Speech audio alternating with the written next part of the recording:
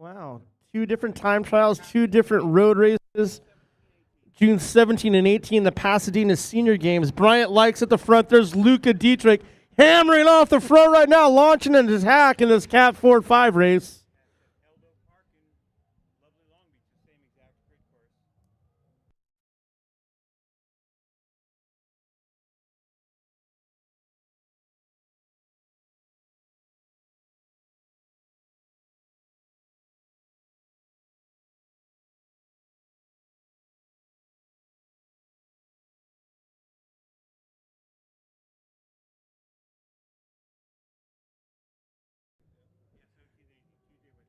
So, you're super busy. I'm super busy. It's crazy what I've done already. I've done 10. This is my 10th race I've announced in 2025.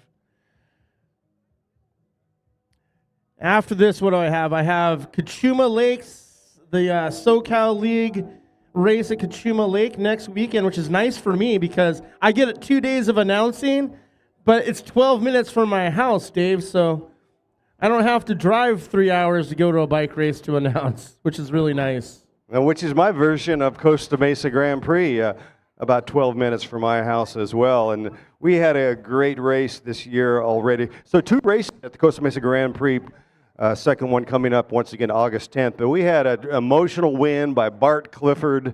The Taylor Elizabeth Clifford Foundation was present, and all the Cliffords came out. It was a huge race of support and love and unity in the community. And salute to Alfie Sanchez for pulling that off. Alfie's really been working with City Council, doing a tremendous job there in Costa Mesa.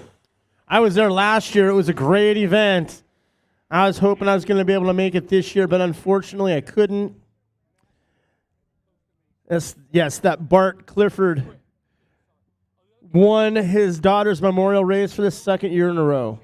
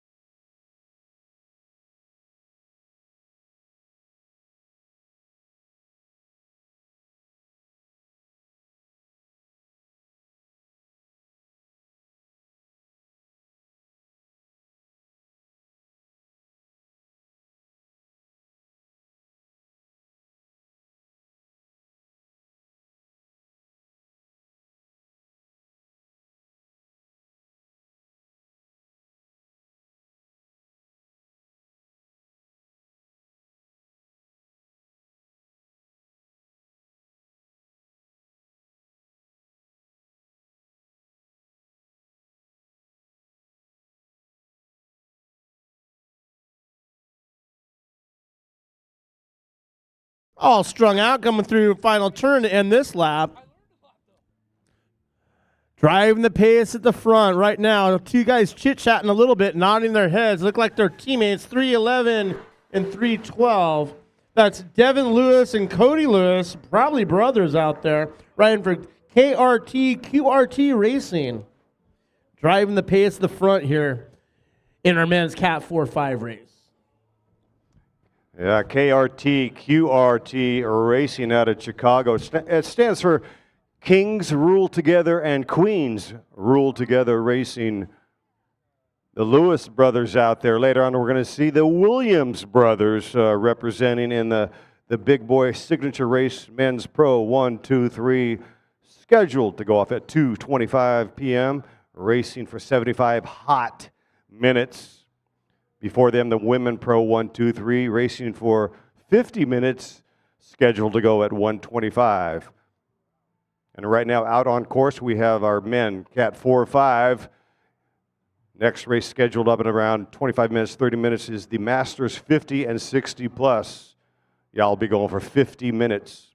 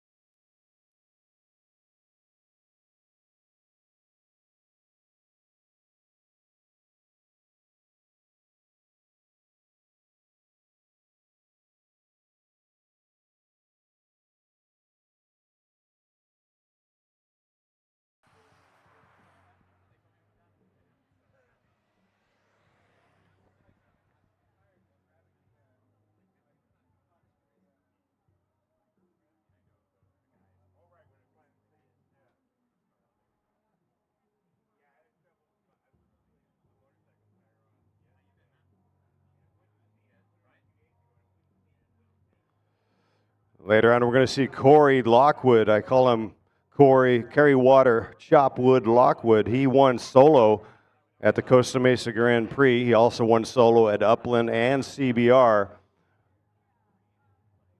Riding for the Golden State Blazers, he's got a teammate, Corey Williams.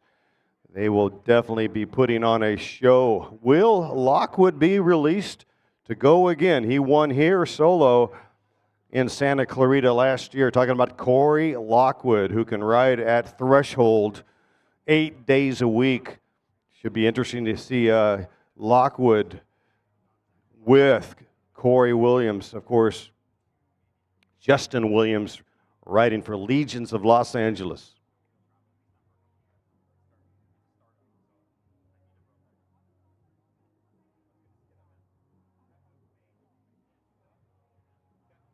Rasan Bahati also on the start list for the Masters and Pro 1, 2, 3. Star-studded field. Those cats are tough as Naugahyde steak.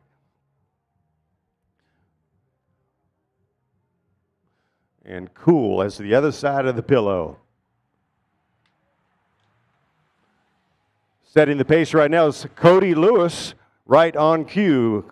Cody Lewis at the point.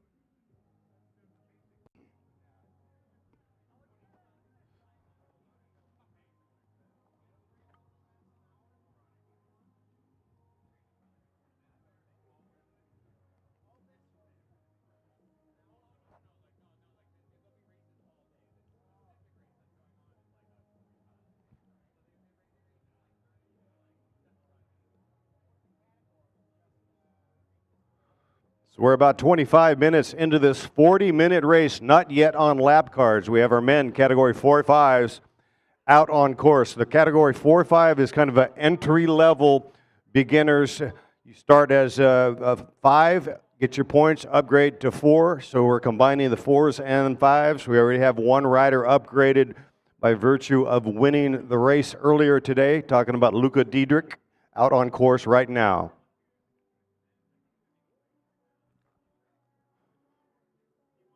And one of the cool things about this sport is we also have a lot of age divisions. We have at 9:45 the 50 and 60 combined.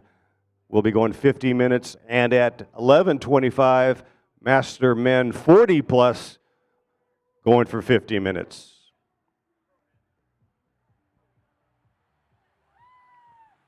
And once again, Cody Lewis at the front.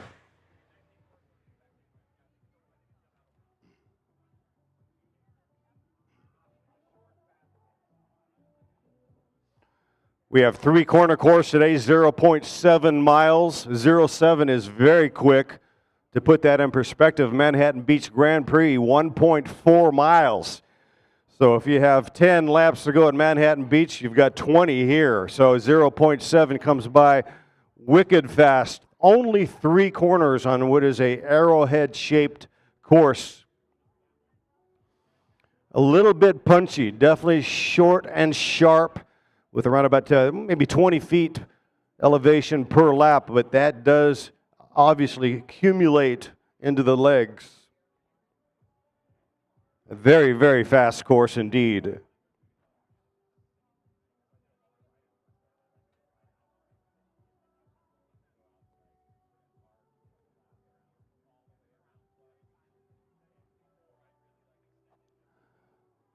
Another reason why we love criterium racing like this, well, by the way, it's born in the USA, the criterium racing where you do short laps, technical courses, a lot of drafting, but a lot of attacks, very tactical. The strongest rider does not always win in a criterium. Team tactics indeed come into play, as does the art of non-cooperation, gambits, 3-dimensional chess at 30 miles an hour. as they are hotting up the speed right now out on course. I like to say if two riders are roughly equal in capability, the tie often goes to the most experienced.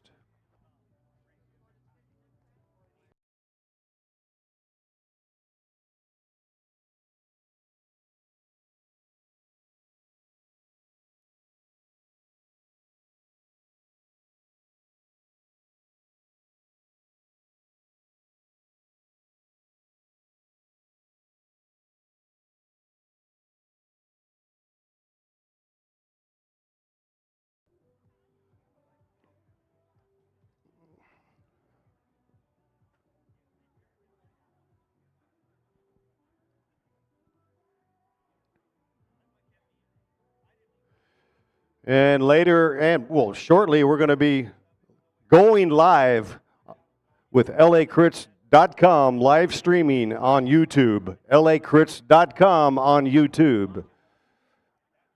Directed and produced by Ray Mars.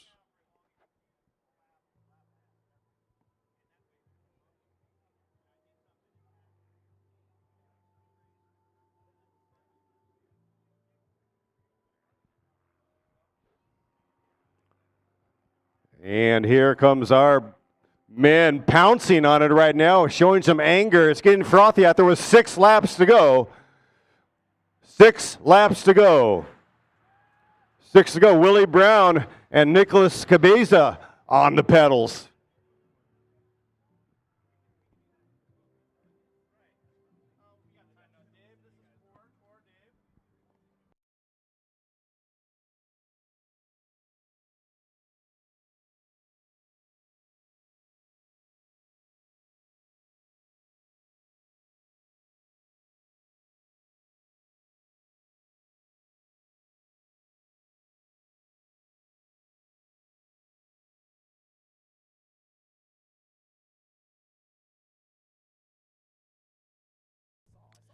So we do have 2 of our sponsored or race-sponsored team riders out there for Go Fast. It's Pete Brissett for Go Fast, and the other rider was Sal Davila. Am I saying that right?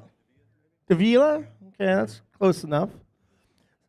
So, this is the Cat 4-5 men's race happening right now. Our next race up on the schedule is our Masters 50 to 60. Cat 1, 2, and 3s at 9:45, which is in about 15 minutes. There may be just a tad delay in the start of this because we did start our race that's happening right now started a few minutes late as well, so it's just to be expected that will trickle down through the schedule. 5 laps to go to these 2 riders off the front, Bryant Likes and number 307, Joshua Cagney. They don't have much. 5 laps to go, racers, 5 to go.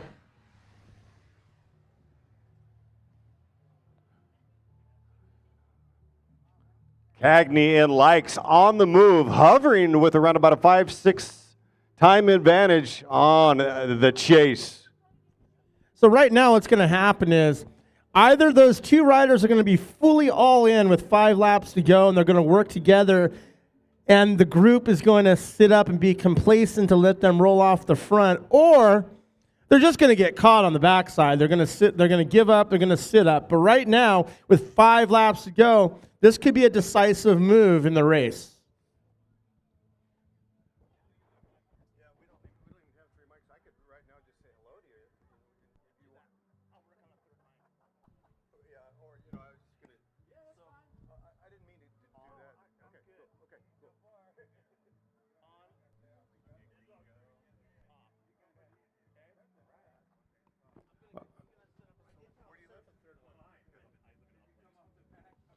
All right, with 4 to go, we have a visitor. We have a guest, Steve Core from Upland, California.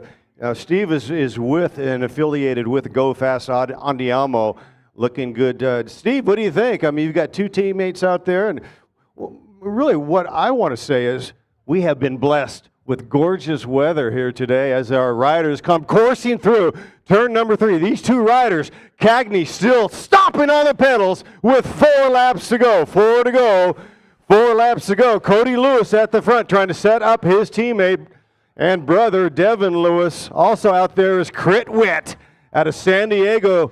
We appreciate your service, Garnet Whitmire. Yeah, it certainly is a beautiful day here in Santa Clarita. I remember the inaugural race was in August a couple years ago, and it was about 158 billion degrees out here. So it's really nice to be sitting here with 65 and sunny, going up to 85 maybe. Great. A great day for bike racing and a great day for all those guys out there, especially if you're doing 1 or 2 races today. You won't be totally shot after race 1. Yeah, I remember that day. We raced on molten lava, and everybody was walking and offering. Pat Carroll's such a great guy. He was offering iced socks, right? And nobody's going to be contemplating the ice socks today, ladies and gentlemen. I mean, we couldn't ask for better conditions. Not real windy right now. Of course, that could change this afternoon. Yeah, those flags aren't doing anything, so it's making for some nice all-around fast racing out there. I did walk around the course, a nice peddler's course here, man. You just never, ever have to get off the pedals, full gas the whole way. Yeah, it's a great open course, and hopefully everybody stays safe out there, and we see some good, fast, tight racing today. Well, I think our rule is take a couple risks, be safe, have fun. And the rule number 2 is see rule number 1. I agree. I mean, we take a risk every time we get off the couch, and that's what life is all about. It's about 3 to go right now, ladies and gentlemen, with 3 laps remaining. The Lewis brothers at the front. I want to say that's usually a little too far out. 3 to go with the 2 brothers. The Lewises representing. You want to kind of fold back if you're trying to keep that powder dry for 200 meters. This is kind of cool because we're seeing an actual Grupo Compacto first of the day, where it's going to get down to a nitty-gritty. To me, 0.7. We've only got about 2 miles of racing left. It looks like it will come down to Grupo Compacto unless we see a flyer move. Yeah, absolutely. Coming in, they're going to see 2 to go. If you're going to make your move and try to have a go, here's your last chance. Otherwise, I think we're probably in for a nice bunch sprint here. It looked like they brought back the Lewis brothers on the last lap, and we'll see who wants to make their move, or if they really believe in themselves to go for that group sprint. Yeah, bike racing, criterium racing is not for the nervous. In these riders, there's only one way to get an experience, and that is to participate, to click in. And if you love this sport, you've got to support when they come through 2 to go. And by the way, ladies and gentlemen, it's wheels in, wheels out today. The pit is across the desk of the start-finish. Driveway number 1. Mike Hecker sporting the Cavendish T-shirt, blowing that bubblegum. San Remo, who's it going to be? Matthew Vanderbilt with 2 to go. All right, 2 laps remaining. 2 to go. Welcome everybody to Santa Clarita, California. Somehow, I don't know how he's done it, Lewis holding on to wheel number 2 for at least a lap and a half. Hey Dave, I forgot to tell you, they don't have straight coffee. They can do an Americano for you. Okay, that'll work. I'm probably going to be lit up like a Christmas tree. Hey Steve, 2 guys off the back. It's their very first race they've ever done. I'm leaving them in. Cool. Good. Yeah, I'm leaving them in. I was talking like, just go have fun, man. They look like they're riding pretty hard. I don't want to ruin it. Right? I don't want to be the guy. Check. We have a 3rd mile. All right. 2 laps to go, racers. 2 to go. Yeah, it looked like the Lewis brothers full control on the front of that group from QRT Racing. It'll be interesting to see when they come back here from the backside if anybody's going to try to take a flyer as they come in with 1. They're going to hear the bell, and then all heck is going to break loose for 0.7 miles, and we'll see what happens. I think there'll be a little bit of chaos. You got to embrace the chaos. You have to embrace it. If you're gonna get that biscuit, you've got to risk it. They're on the back stretch right now, making that a little bit of a climb. There is a pitch on the back stretch. Once again, 3 corners today, which makes this course very intriguing and not unlike racing in the velodrome. These laps come fast.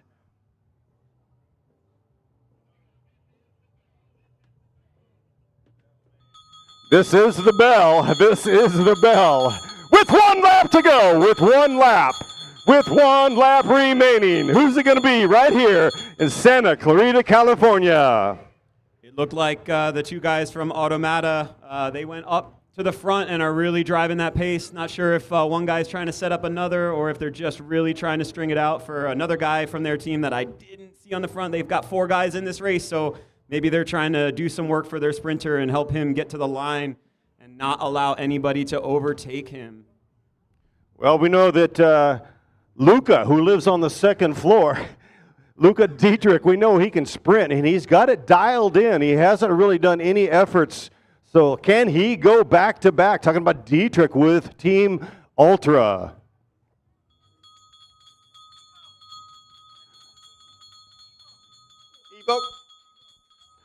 With 1 lap to go, 1 lap to go. 1 lap to go. My money's on Dietrich with Evoke bringing it 4th. Racing for Team Evoke. Watch out for Bart Clifford and his boys. Sean Bagley, 3rd place in the 40-plus here last year. And it looks like there's one guy that got some space, and it is coming down here to the sprint. We've got one guy off the front, and they are not going to get him. And winning all alone. Number Congratulations. 321. Job well done. Chad King, the king of Magic Mountain today. Chad has done it.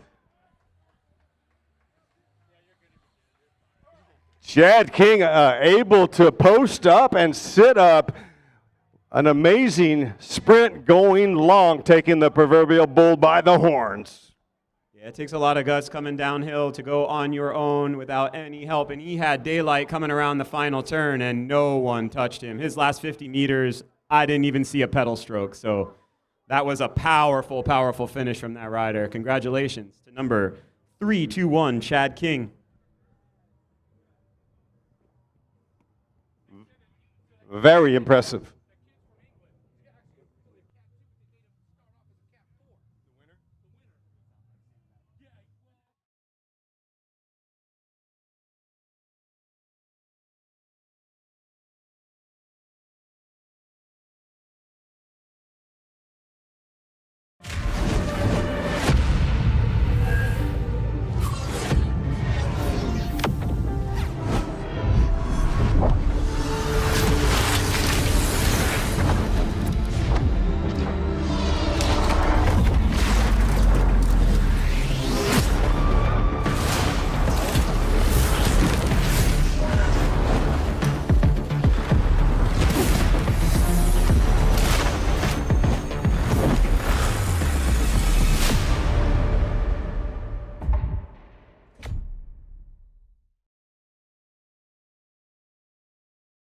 This is a 9:45 race. It's the Masters. 50 and 60 plus 1, 2s, and 3s.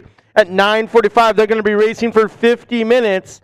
We're just about 5 minutes from their race start. Riders, just hold tight until our officials let us know to call you up. So just hang tight until we call you to the line. We need to have everyone finish up their race first and get off course. I want to remind all our riders, please do not go opposite direction of the course, anywhere on the course, but especially right here in the start-finish line. If you need to go backwards, get on the sidewalk, or just do one more final lap of cool down. Thank you for that PSA. Oh, there's Dennis King, the legend.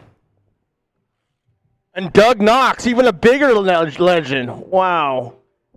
Good to see Doug Knox. He's he's going to be setting his flag in the caboose. That's his space, man. Hey, man, you know what? Tail gunning, there's a lot to be said for that. No judgment whatsoever. Doug Knox, he's been around forever. Good to see him out supporting. That's definitely a man after my own heart, either off the front or on the very back.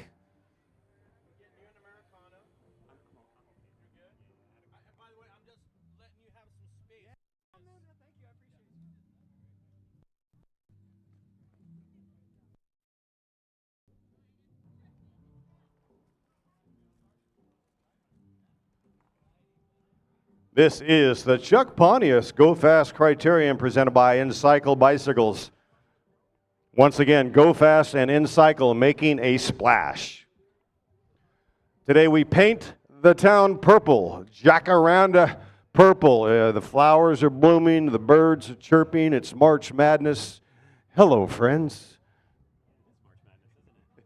Have you finished your brackets? UCLA, on a clear day, you can see UCLA, unfortunately, they lost to Tennessee last night. They are eliminated. It is one and done in March Madness. UCLA women Bruins, number 1 in the nation, the number 1 seed. And USC, they were hovering at number 2 seed in the nation. Good to see Anthony Freeman. He's a man from the podium last year here. Freeman posting up, riding for Big Orange.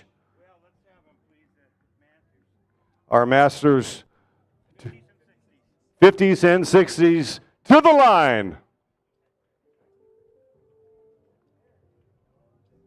This is always one of the most competitive races of the day at any bike race. These guys go hard and they are competitive. Good to see Scott Redding Racing Team also here on start list. Last year's winner, Ludo Hilde, a very special rider that can go Han Solo and make ribbons of the field. Also David Morrison, second place here last year in this race. Taking third, once again, Anthony Freeman, also on point. Good to see Bart Clifford coming from the north. Cat's Hill yesterday, he had a nightmare with the derailleur. He's not the first to have his derailleur munched, spewed out, and spat, fried, died, and laid to the side at Cat's Hill. My goodness. Good to see Team Evoke out here. Good to see my man Jimmy Robbins. Oh, man, this is going to be a special day. It's already colorific here in Santa Clarita, California. And now over to Chief Official Stevie Sachs.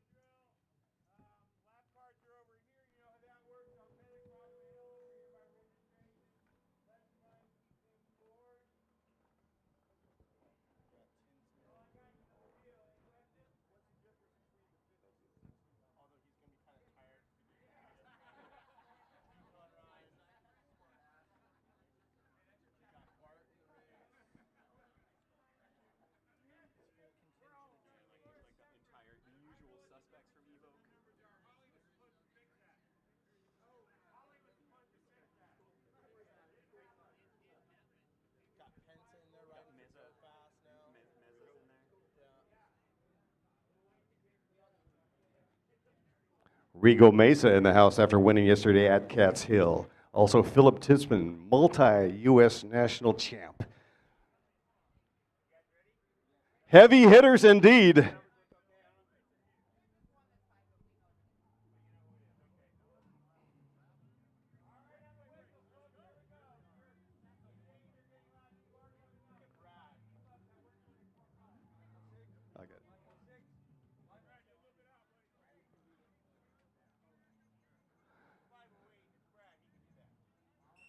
Andiamo! Sepparti! 50 minutes to go. All right, here we go, ladies and gentlemen, our Masters, 50 and 60 plus on course right now. About 50 guys taking it to the line in this race. As I said, it's almost always one of the most competitive, hotly contested, and biggest fields at any bike race. You know, I'm sure by the time they come around for the finish of their first lap, they are going to already be full gas, and we are going to see a lot of people trying to get off the front, making everybody work hard. There is a stacked field with a lot of strong guys here. So this is a hard one to call. Strap in. 50 rider field here in our Masters 50, 60 plus, 1, 2s, and 3s. We should see them shortly. I suspect you're right, Corin. We're going to see a strung out field going through this first turn right now, or this final turn, turn number 4. This course isn't flat. There's a couple little rises on it. Those will take their toll in a 50-minute race.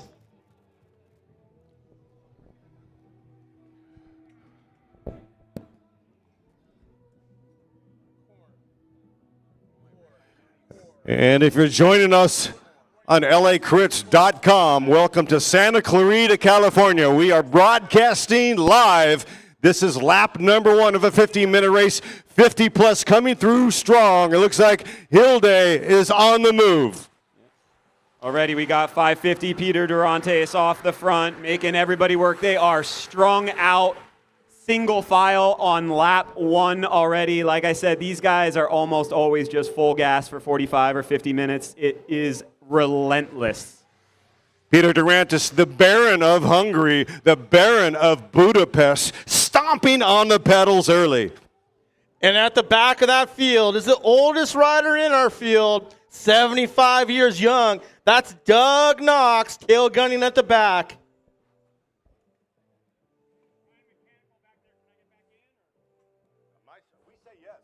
I vote yes. Yes. You came with the right color bike today, so you can get back in the race. But it's up to the officials. Hold on a second. I'll pay the 30 Swiss francs for my boy. We got you covered. So when you puncture or if you have a mechanical, you do get a free lap until we get down to what I believe, I'll have to verify, it could be 6 laps here. A shorter course, so sometimes that rule changes depending on the distance out on course. This is a 0.7 mile course, 3-corner, shaped as a arrowhead triangle. Game on. And as we see one rider coming solo off of the last turn. Riders up. We got Peter Durantes still off the front. Beautiful. The Baron of Budapest showing you what is up. The man from Hungary, he is hungry. He did not come here to pick strawberries. The man, Peter Durantes, looks like he just came off a bread line. Boy is hungry. By the way, for you geography types, Hungary is bound by Austria and Slovenia to the west, by Croatia and Serbia to the south, and by Romania and Ukraine to the east. Worthington, how right do here you in the know notes. that? How do you know that, Worthington? It's right here in the The notes. capital city is Budapest, population 2 million. They are separate cities on the opposite sides of the Danube, if I'm not mistaken. I did spend 3 amazing days in Budapest. I highly recommend it. I don't remember it all, but it was lovely. If you remembered it, you didn't have any fun, right? I agree. If you don't remember it, that means you had a good time. Also, a walking distance to Slovakia. Back on action. So this on camera right now, you are looking at start-finish stretch, which is around about 400 meters. Back stretch also about 400 meters. And then the final corner, that final stretch between 2 and the final corner, which is turn number 3, that's about a 200-meter setup for what is a ballistic 200-meter sprint. Let's get our top 3 riders in the Cat 5, top 3 Cat 5 finishers to the podium so we can do your awards ceremony. Looks like Michael Spangler out the front, taking care of business, trying to reel in that move, riding for Stage 2 Cyclery. Remember, Stage 2 Cyclery will be hosting the Tour de Murrieta, April 5 and April 6.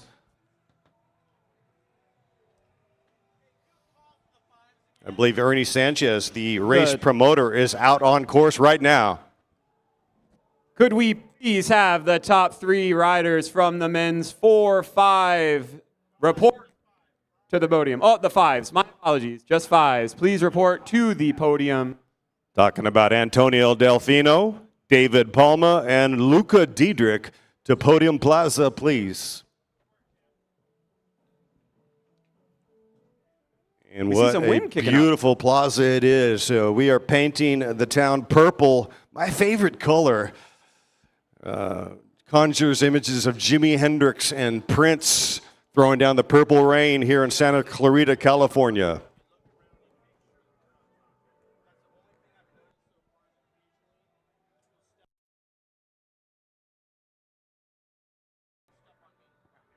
And there you can see the pictures on Livestream.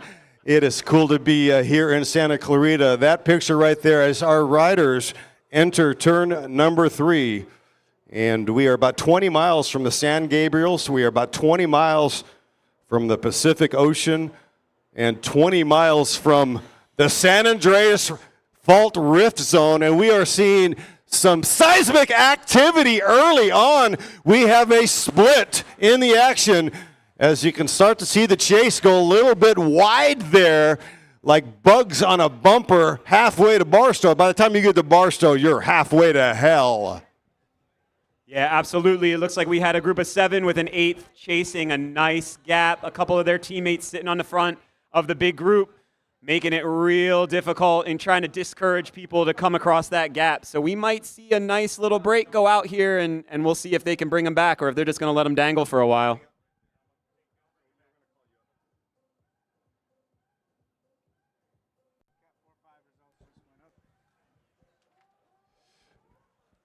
Pretty cool. Had a short, brief conversation with Philip Tinsman. He and his lovely bride, Shelby, also made the trek up here to Magic Mountain Country. Always cool to see Tinsman light it up. You can bet your bottom dollar, you can bet all your crit coin that Tinsman will be animating this field. Now, he did have a 6-hour ride yesterday in the gravel. But you never know. That could open up the legs.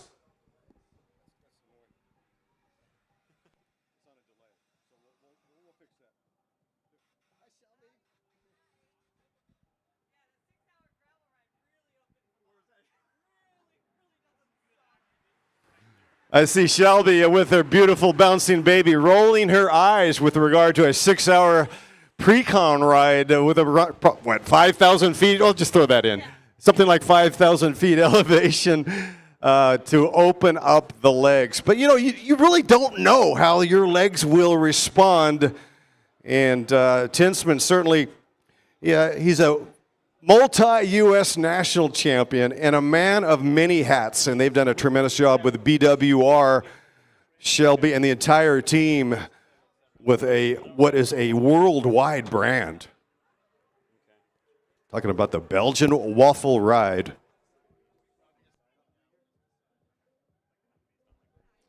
Hey, Dave and Steve, I just went and got the preem list from Holly. We do have 2 preems in this 50-plus, 60-plus race. We have some Envy bar tape and an InCycle T-shirt and Specialized taillight. Those are our 2 preems. How far into the race are we now? What, 20 minutes? Oh, 8 minutes. Well, let's wait for another few minutes before we give away one of those preems, but we do have our preem list now. We're ready to go. Beautiful day here in Santa Clarita. What do you say, Steve? Yeah, absolutely, 100%. Perfect bike racing weather. Barely wind in the sky at the moment, sun shining. Perfect day to work on your tan lines. And here we got one rider going off the front here, number 533, Michael Spangler, making the peloton string out once more after they had just come together on the last lap. So, again, the attacks just never stop in this bike race.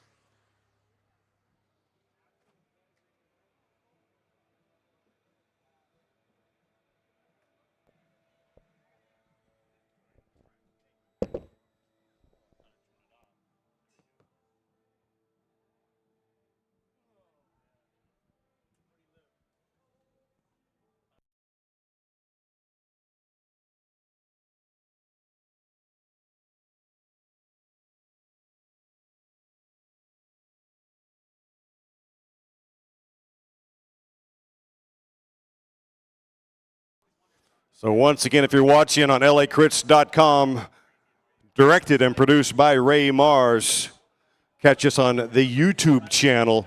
We are in Santa Clarita, California. We are about 20 miles from the Pacific Ocean, 20 miles north of Los Angeles, and this is the epicenter of criterium racing today. It is an absolute beautiful, gorgeous day here in Santa Clarita. I think last year we raced this later in the summer.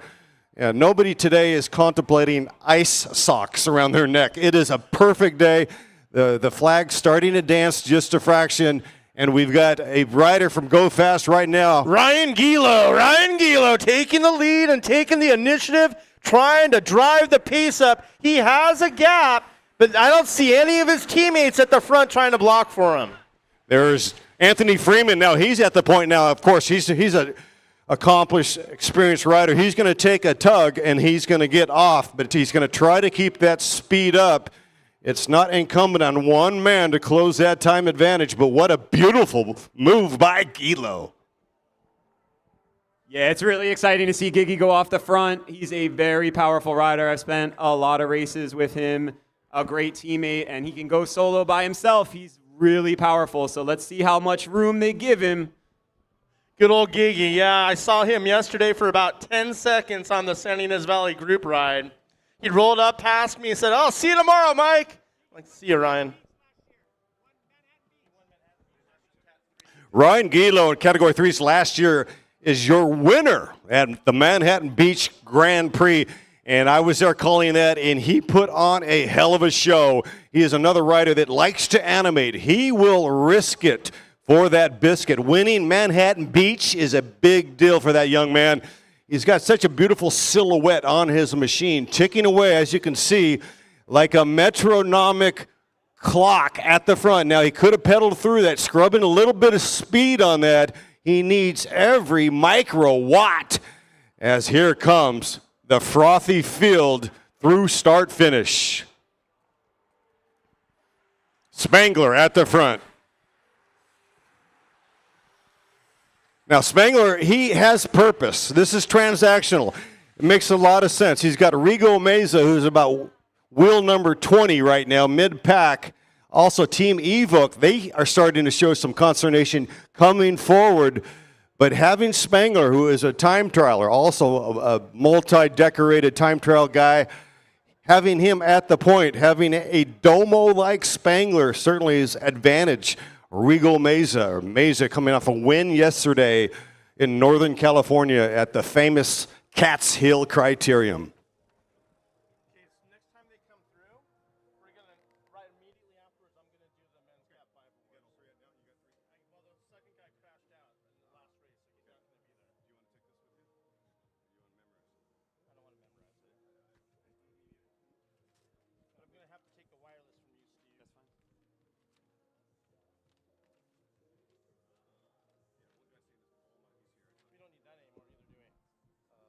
We don't need that anymore either, do we? No, we don't.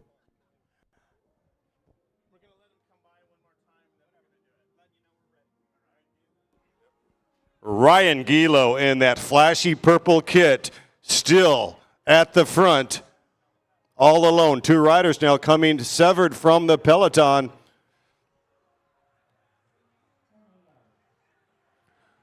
That's Team Evoke on a giant move, and that's Hilde now. We've got Hilde on the pedals. Last year's winner in this bike race. Yeah, and there is total chaos. Everybody's trying to sort themselves out. They see two more riders going off the front to try to go up and get with Gilo, and you get three real powerful riders on this course. You might not see them again, so everybody's really got their tails up at the moment. Gentlemen, I'm going to interrupt here really quick so we can get the awards podium done here at the Chuck Pontius Memorial Criterium for our men's Cat 5. In third place, riding for Team DMR, let's welcome Antonio Delfino. In second place, Team DMR's teammate David Palma. And your winner, riding for Evo Green, upgrading from the Cat 5 to Cat 4 later today, your winner, Luca Dietrich. Oh yeah, I called you Antonio Delfino. David Palma. Yeah, you guys are getting excited for no reason. Relax. All right, there we have it, ladies and gentlemen. Your winner of the men's Cat 5, Luca Dietrich. By the way, Chad King, are you over there? Chad King in Podium Plaza. Where's Chad King? Well, I'm going to have a brief word with Chad King if he's over yonder. As our riders still hiding up there, Evoke at the front, trying to share the load. This bad boy is strung out. What a beautiful sight to see here in Santa Clarita.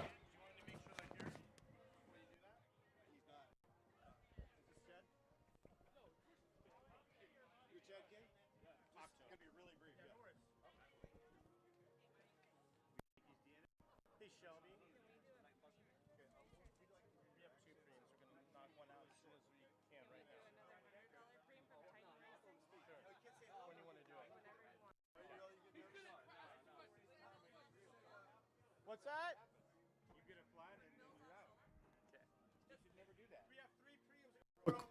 Really quick, I'm with Chad King, the winner of that race, the category 40. Chad, what do you think of Santa Clarita, California? You're coming from where, the UK? The UK, man. It's a lovely place, great weather, and great racing.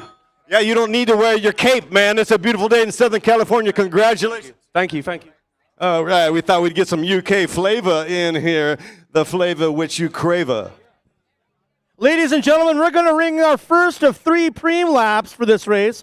First one's going to be a set of NV bar tape. A package of NV bar tape is going to be on the line for the winner of this. Not this lap. We're going to ring the bell right now. This is a preem lap, preem lap, preem lap. Ring that bell, Mr. Official. Preem lap, preem lap. NV bar tape to the winner of the next lap. NV bar tape to the winner of the next lap. Preem lap, preem lap, preem lap. So that last lap was the fastest lap of the race so far, doing about 1:33 around this 0.7 mile 3-turn course. So these guys are really ripping out there. That corresponds to something like 28 to 30 miles per hour. These guys are going nonstop for 50 minutes. It is on fire here in Santa Clarita at the Chuck Pontius, brought to you by Go Fast on Diamo Crit. Ladies and gentlemen, this is our awards podium for our men's Cat 4-5. In third place, riding for QRT Racing, Devin Lewis. In second place, riding for Swisher Speed, Jean Paul Napa. Winner of the men's Cat 4-5, Chad King.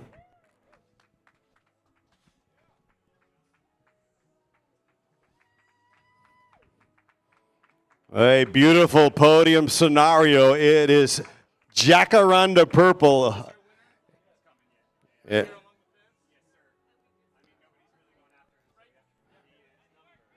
That's Peter Duranis, the Baron of Budapest, once again bracketing his own moves. There goes Durantis on a jailbreak.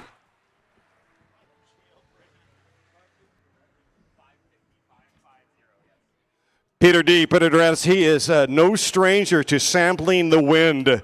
He likes to take wind samples. He loves block headwinds. The dude is gritty. And once again, congratulations to Lewis, Napa, and Chad King from the UK. Devin Lewis really fought hard riding for Kings Ride Together, Kings Rule Together, and Queens Rule Together. I believe they are stationed, I could be wrong, out of Chicago, Illinois, but a team making an impact on the course and off. Kings Rule Together.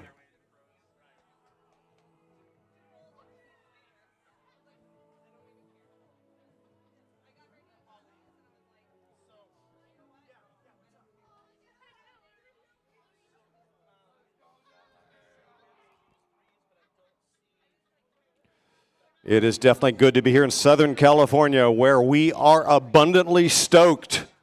Live streaming provided by LACrits.com on the YouTube channel.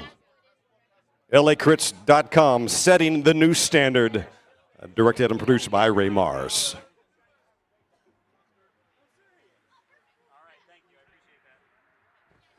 Looks like Philip Tinsman now kind of working his way up. Wheel number 8. In that splashy green kit. There he is, and you can see the stars and stripes on his cuffs as a multi-U.S. national champion on road and criterium, and all-arounder, a bit of a Swiss Army knife. He can win in a break. He can win out of a bunch. Tinsman on fire, representing.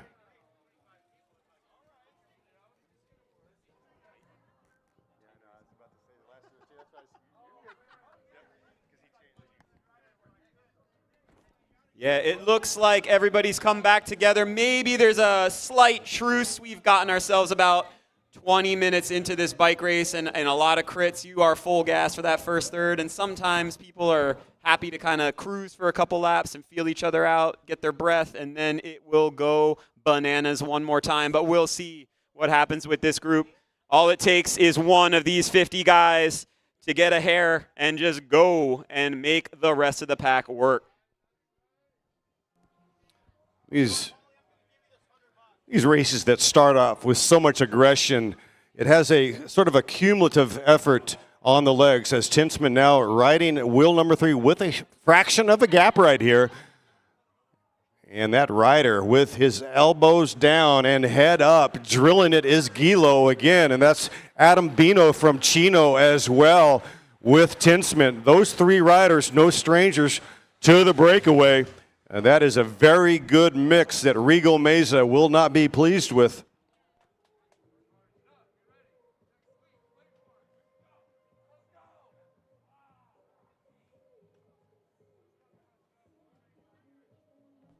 It also looks like very quickly Evoke put a rider on the front to monitor those 3 guys going off. They don't want those guys getting too far up the road. It was Giggy again off the front with 2 helpers. So that is not a group that they want getting up the road. They pulled him back once, and it looks like they're going to monitor him and try to bring him back again.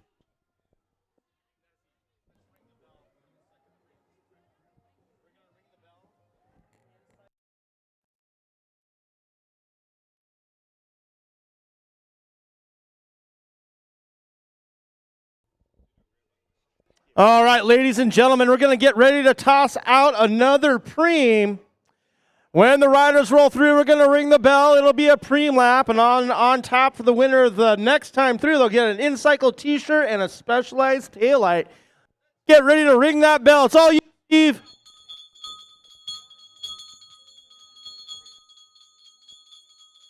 Here we go. Everybody is looking at each other, sizing each other up, and there we've got 533 going again. It's Michael Spangler setting something up for Ruben Meza most likely, but we'll see if he goes off himself. And this next time through, we are going to have that InCycle t-shirt and Specialized tail light. Right, we have InCycle as a major sponsor of the Go Fast team. They've got everything you ever need for your bike, your body, and your protection. Please check out an InCycle near you.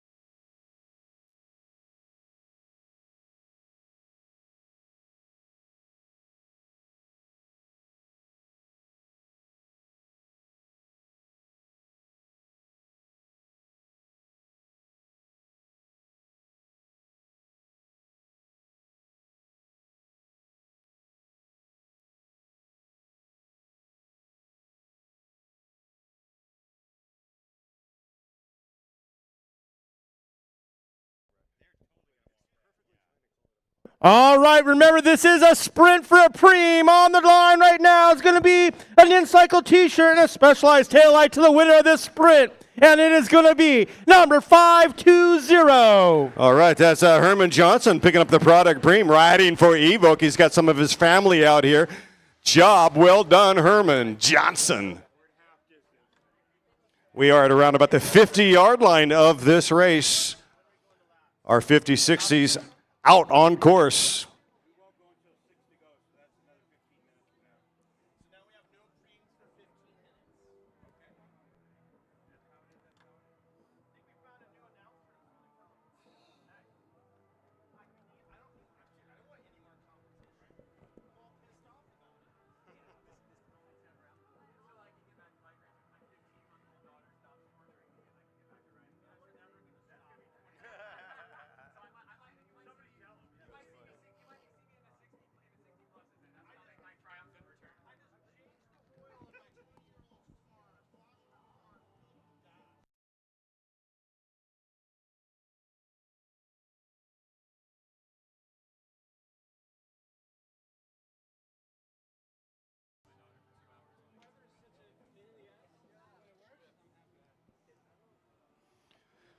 Oh man, it is so good to be here in Santa Clarita, California. This race has been around for multiple years, and it's always a great turnout. Chuck Pontius used to work for the city of Santa Clarita. We tragically lost him decades ago in a bike crash. By the way, the Santa Clara River is right behind us as these two riders, Spangler now with one, as Ryan Gilo at the front. So the Santa Clara River connects the dots from Acton, which you may remember, the Acton Road Race, also a district championship event there in Acton, which I used to call Tough Acton to Acton Road Race. Well, that's where the Santa Clara, the watershed of the Santa Clara River begins, and it travels westward 83 miles through Santa Clarita, this city, and all the way to Mighty Blue there in Ventura, California, the Santa Clara River right behind us.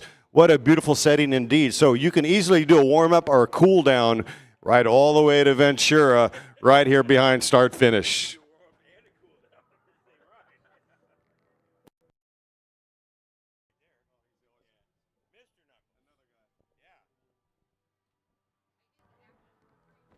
Andrew Bare Knuckles now, he's punching tickets as he's famous to do. Knuckles will not ride a race without making a few attempts at shredding the field.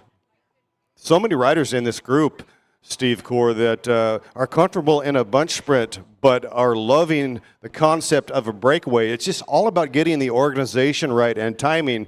Spangler now, he's done and dusted for the moment. He's going to try to get back in that slipstream so he can recover. Grupo Compacto, but what a beautiful sight indeed. It looks like that could be Dennis Grabo now making a move. Indeed, Grobzilla on the inside, riding for Team Evoke Racing. There he is there on the pictures. Sean Bagley, he will hover to the front. Same team bringing it forth in Santa Clarita, California. Yeah, and you said it, there is a stacked field of guys that can finish this off for their teams, and I think you're seeing a lot of these teams not wanting to let anyone get too far off the front, trying to bring it down to the end and deliver their sprinter for the win. But here you see Evoke, we have a big team in this race, sending a guy up the road, making some people do some work to bring him back, and we all know what Bart Clifford can do at the line at the end of a race. So we might be seeing their tactics starting to play out here as we are venturing into that last third of this bike race. Bart Clifford coming off a red-hot emotional win at the Costa Mesa Grand Prix. The Taylor Elizabeth Clifford Foundation did a tremendous job with Alfie Sanchez, the king promoter for Majestic Cycling. Majestic Cycling going to have another race at Costa Mesa August 10th, and the Victorville stage race June 7th and 8th. April 5 and 6, Tour de Murrieta. Patrick Caro, the race promoter extraordinaire today, is your reigning champion in the Masters. He won the general classification at the Tour de Murrieta. Talking about Pat Caro. April 5 and 6, we'll see you in Murrieta.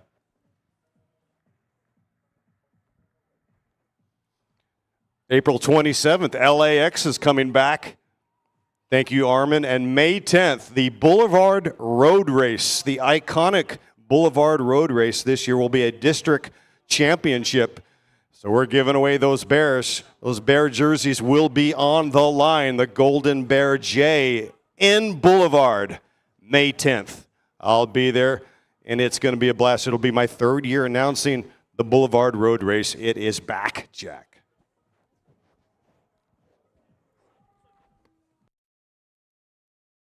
So Dave, talk to us a little bit about announcing a road race. How different is it announcing a road race compared to announcing a criterium? I would imagine you have a lot of time to rest your voice.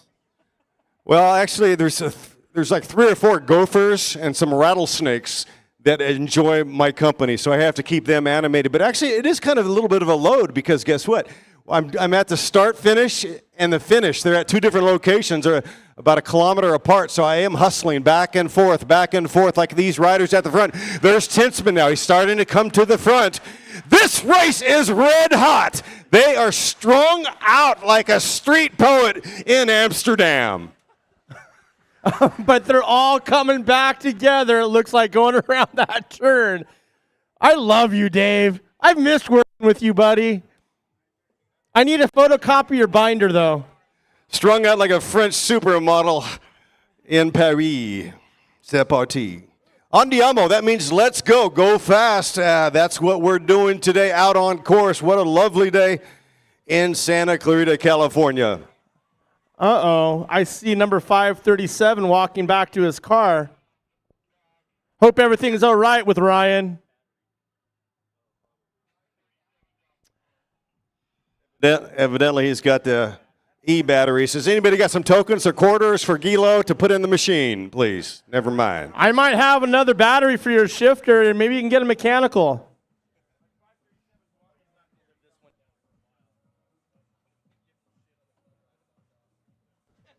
Very unfortunate for Giggy to be out of the race at this point. He was looking strong. So one last go fast rider in the race. Let's see if his other two teammates out there, Hans Wilhelm. We've got more than two. My apologies. Got Hans Wilhelm out there. We've got Michael Penta out there. Maybe that is it. Two. Sorry. All right, you got to love Hans. Man, they are A and elbows at the front. Tinsman holstering his blade, hovering around about wheel number 12. Right, he's on a good wheel there. He's on Adam Bino from Chino's wheel. You know, Phil was telling us that he went out with a bunch of his BWR mates and did a little bit of a recon for BWR San Diego yesterday. A little bit of recon probably means like 120 miles of the route. A little activation for today's criterium. Dave, what do you think? Well, it's going to take yin and yang for him to pull it off, but we've seen him do some spectacular things.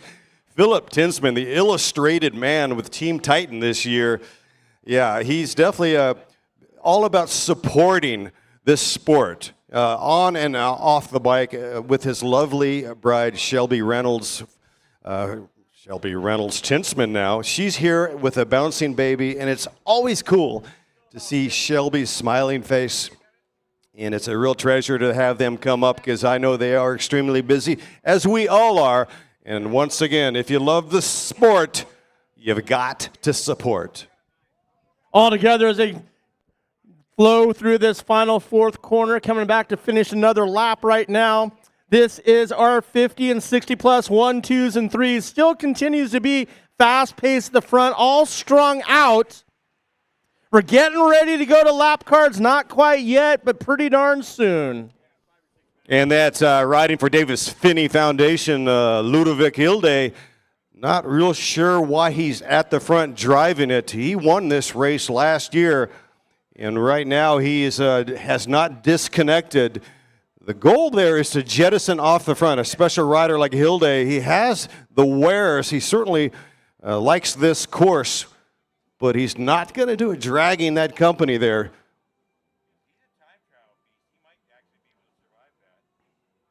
Corey Lockwood will be here later on today. You talk about a man who can ride solo. He won this race here last year all alone, making ribbons of the field, as he did at the Costa Mesa Grand Prix.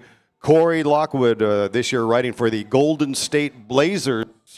He will have another Corey teammate in Corey Williams this afternoon. Our men Pro 1, 2, 3 signature race going off, scheduled at 2:25.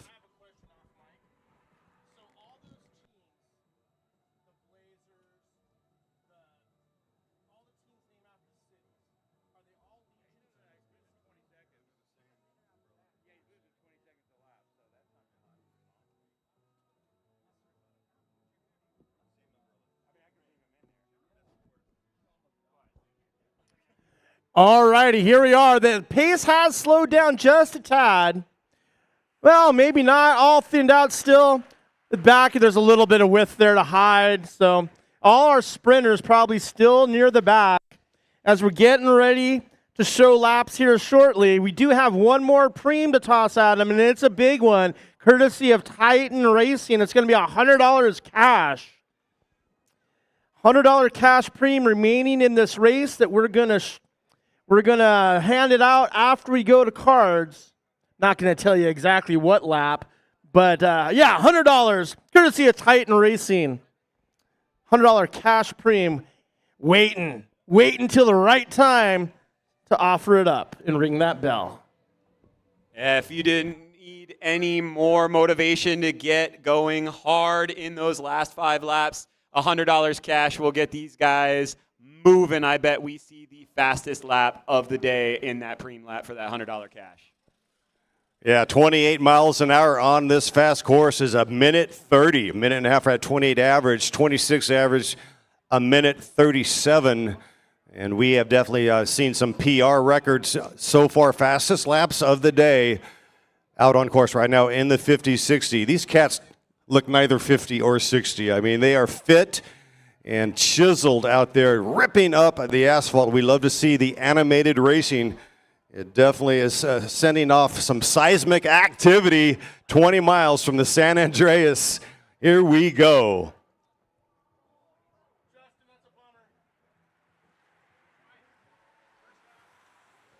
Jorge Hernandez with Evoque starting to mix it up, having a conversation, trying to get Bart Clifford to the front. And by front, I don't mean front. I mean towards the front. It would be a grave error for your sprinter to be at the point. It's very important to bring that payload at the right time. Keep the powder dry. He's got plenty of deputies monitoring the front. Team Evoque in very handsome condition right now.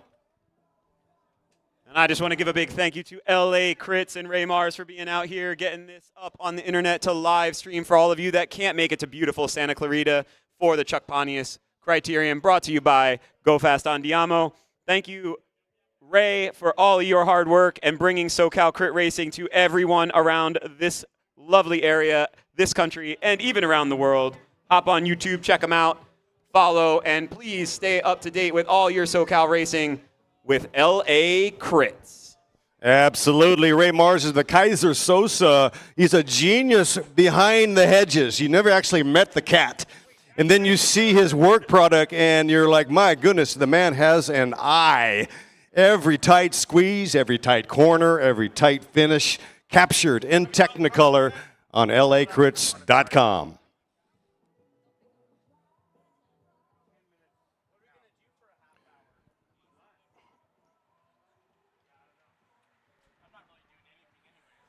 And by the way, watching live right now, recovering, my man, Lance Coburn. I've been talking to Lance Coburn, and he is on the mend. Costa Mesa Grand Prix, there was a bit of a mix-up on the barricades. No fault on Lance Coburn whatsoever, but he is an absolute warrior supporting the sport. I believe he's rooting for Philip right now as maybe he's on the trainer. I like to think that Lance Coburn will come back very quickly. We certainly like to see him out on course, hanging out with us here at the start-finish. So, Lance, get your butt healthy, my man. We are thinking about you, and you are one stellar human being, my brother. You know, I can second that. Lance Coburn, one of the nicest and most generous persons I know in the world of bicycle racing.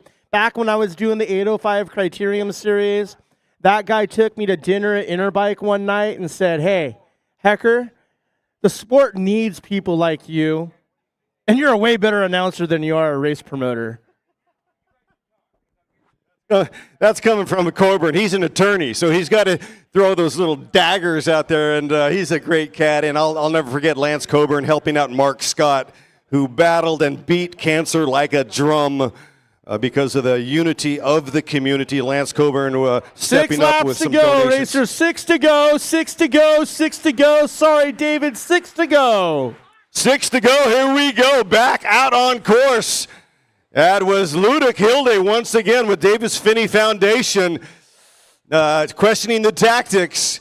It looks like we could be boiling it down to a Grupo Compacto finish. We've got so many excellent riders out there that are wanting to get away, but so far have not found the right mix.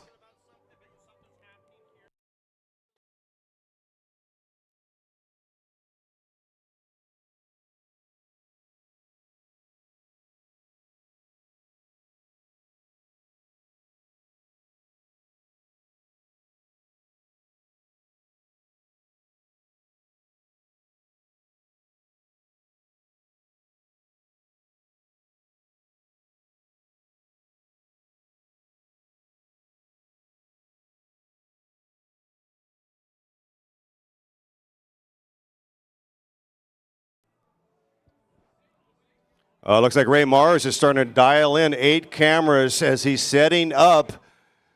And you can see the beautiful San Gabriel Mountains. What an amazing backdrop. Some of them snow-capped right now. We've had a few snow slur. We've had a few rainstorms. We have weathered the storm. And a majestic backdrop. What a beautiful day in Santa Clarita, California with 5 to go. 5 laps remaining. 5 to go, gentlemen. Stampede through with 5 to go. Hilde at the front. All right, so I'm going to take this time, when next time they come through, I'm going to do the $100 premium. Okay? Just watch. No, you're doing great, though. Yeah, Hilde and Bino have been all over the front in this bike race. I do not know if they are going to have anything left. They have been animating this race, keeping these guys strung out, keeping them working, making the teams work hard. So we're going to see here in the next 7 or 8 minutes how this unfolds, and we might learn more about what their tactics were and who they were really working for, if it was themselves or another person out there on their team. Yeah, Steve Core. I mean, they do have a sprinter in Tony Brady with the Davis Finney Foundation. Brady, no stranger to the podium, won Boulevard. Oh, my goodness, I got information from Chief Official that Brady is out. Also, John Hatchett with Davis Finney Foundation. Not sure if Brady had a mechanical spot of bother with his machine, but this is perhaps, it will be Tinsman. I mean, Tinsman he's only been in cover mode. I mean, he's coming up here to wreck his legs. He's going to fold it up like a lawn chair. He's going to do 2, maybe 3 races today. Watch out for the Tin Man hovering towards the front. Preem lap. 4 laps to go. $100 cash preem, courtesy of Titan Racing. $100 cash preem to the winner of the next race. $100 cash preem to the winner of the lap, courtesy of Titan Racing. Racing, compliments of Titan Racing. Will Tinsman try to grab that full biscuit? Benjamin on the line. Tinsman wheel number 3. Yeah, you're right. Tinsman has just been sitting at the front of the bike race. A few guys back, keeping his legs fresh, but staying out of trouble. Just looks unreal comfortable on the bike right now, like he's barely even breaking a sweat in this beautiful, sunny Santa Clarita afternoon. But starting to see discombobulation. 3 riders detached off the front, not organized. Perhaps this is all about the 100. I think this is Flotsam and Jetsam. I think these 3 riders are going for the 100, and it's good night, Irene. I agree 100%. We shall see what's happening. It looks like they're in turn number 3 on the backside right now. We still have those 3 riders slightly off the front. Either they're going to take that $100, or it's going to come out of the field and they're going to catch them here on this last half lap.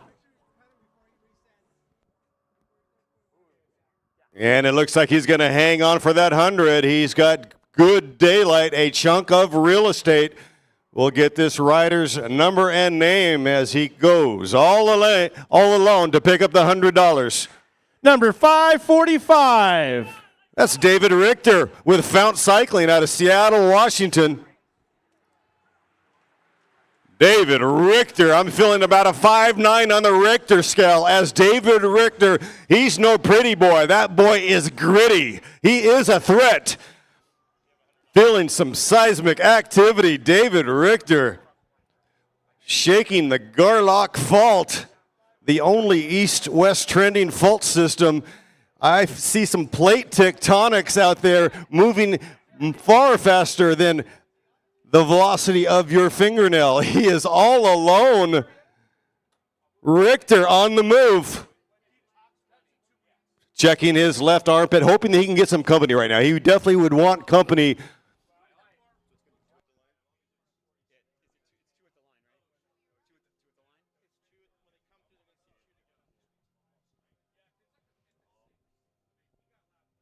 All right, ladies and gentlemen, hang on to your hats when they come through. Be looking at 2 laps to go in the 50-60 with Richter all alone racing for Fount Cycling Guild. Richter using that preem lap to get off the front. He's got some daylight, and he just kept his head down, and he is trying to hold on. You can see him looking over his shoulder, over his shoulder, over his shoulder. Not always the best sign of someone that's feeling comfortable on the bike. But let's see if the group can come get him. And Peter Durantis now trying to latch onto that move with 2 laps remaining. With 2 to go, Bino at the front, lining up for Team Evoke. My goodness gracious, if Richter and Bino could get together, I think it's too late for waiting on anybody, as we're looking at only around about 1 mile of racing on a 0.7 mile course. You know, Dave, I don't think it's going to work. I think they're going to get caught on that last lap. The gap just doesn't look quite big enough to me. We shall see, though. Looking on the LA Crits live feed here on our screen in the announcer's booth.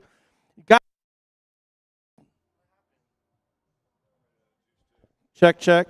Got that one rider off the front, the other guy in second sitting up, and there's third. They're going to catch.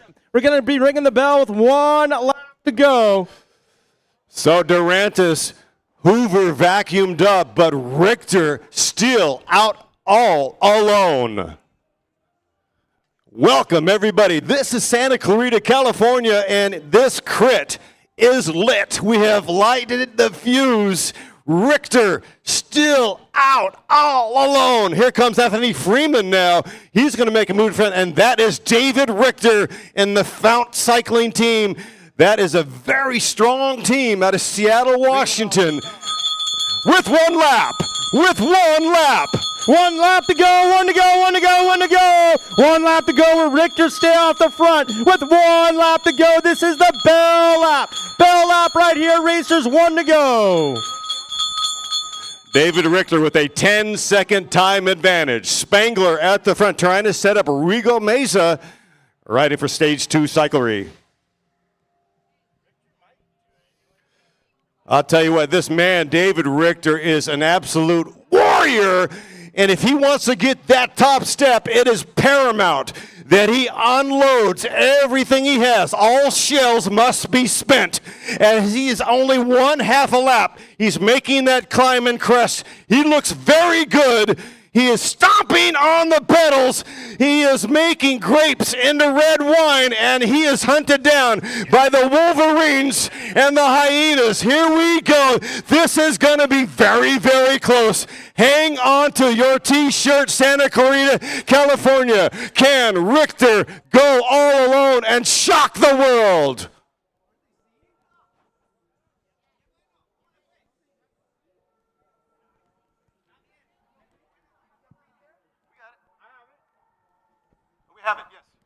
All right, ladies and gentlemen, this is our sprint right here. Richter has been caught. And looks like Philip Tinsman's in pretty good condition. This is a battle royale, and it is indeed the Illustrated men getting second, maybe first. Tinsman was right there, but on the battle was Ryan Doris.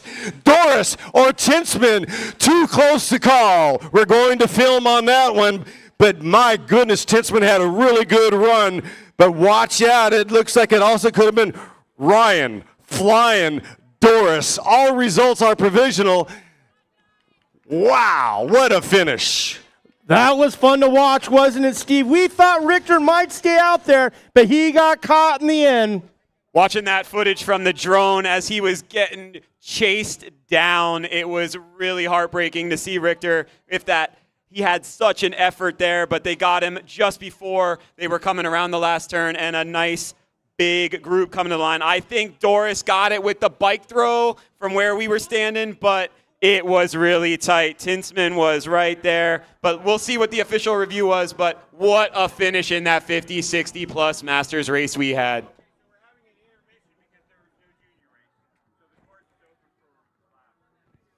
All right, racers, our course is open for pre-ride. We do not have a junior race, so we have a little bit of an intermission. So we're just going to play some music. Guys, go on out there. Ride the course, know where all the bumps and potholes are. We'll see you for the next race on the schedule, which is our Masters 40 plus at 11:25.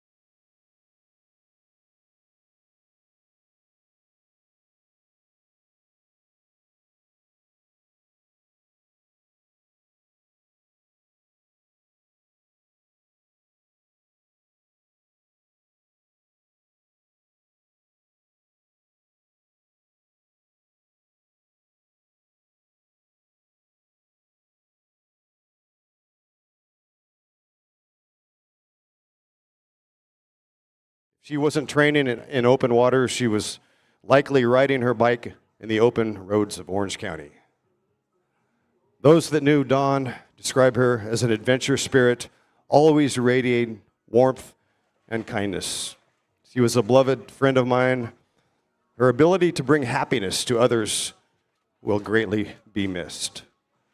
Delta Dawn will forever be remembered for her adventure spirit, her resolute spirit.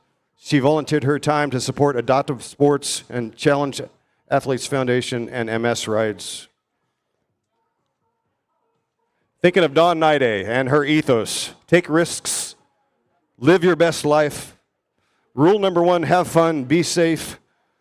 Rule number 2, see rule number 1. Because the star that burns twice as fast shines twice as bright. So let's go, andiamo, Dawn Niday.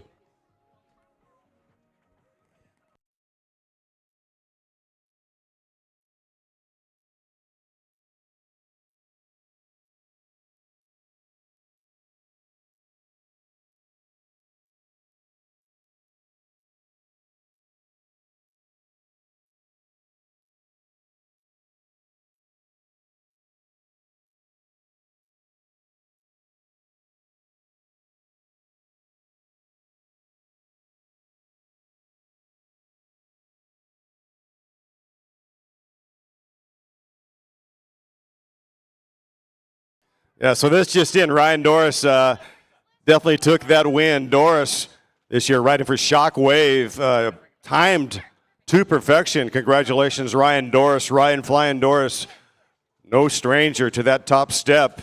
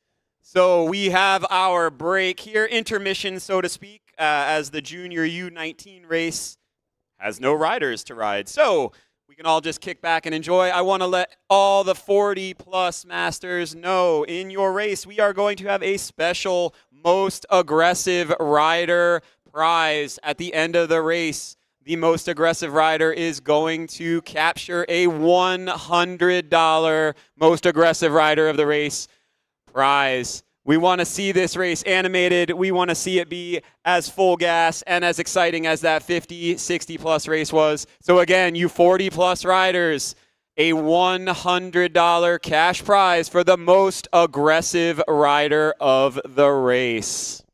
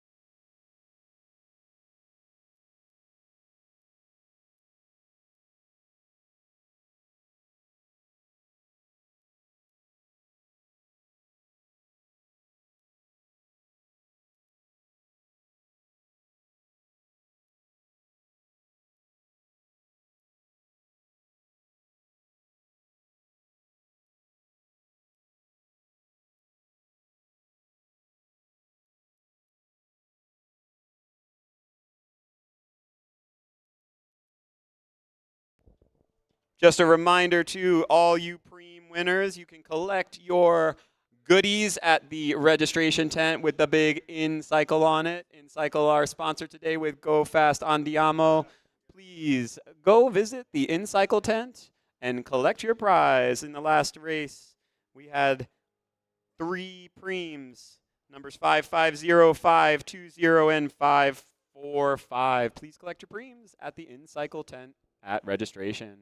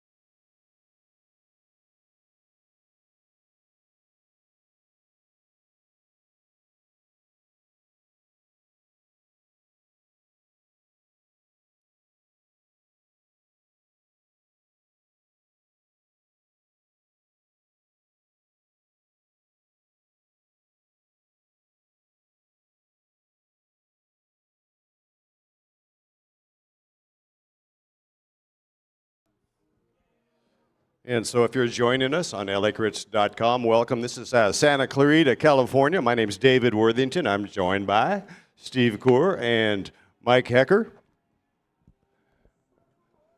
Santa Clarita, located 20 miles northeast of the Pacific Ocean and 20 miles southwest of the San Andreas Rift Zone, the mighty San Andreas Fault, which moves at a slip rate equivalent to the growth rate of your fingernails. Not sure about the toenails. Back in high school, I had an ingrown toenail that I think I had 3 surgeries on that thing. It turned purple, black, and many hues of onerous colors. It was horrific, but I never missed a Friday night football game playing down in Texas at 5A school, Clear Lake High School. So Santa Clarita, it's moving. It's heading to San Francisco at that rate of the fingernail. And Palmdale is going down to Baja, California, south of the Gulf of Mexico.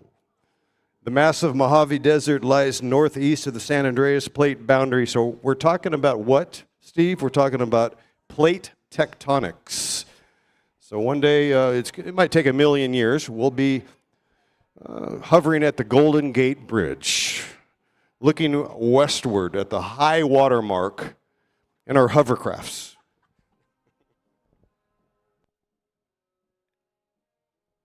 Yeah, I think I'll be hovering along with the plate about 6 feet underground at that point if I'm still lucky. Or at least my ashes will be going along with the rest of the world as I've turned to nothing but carbon and added back to the system. We are stardust, yes, indeed. The cycle of life, that's what's cool about bike racing. It gives you perspective. And it also, I think what it does also is it breaks down space and time. That's what's cool about it, whether it's a run. I mean, today you could probably grab your surfboard, grab your bike, go for a hike, and then hit some tasty slopes. You know, up in Wrightwood, we have snow in the mountains.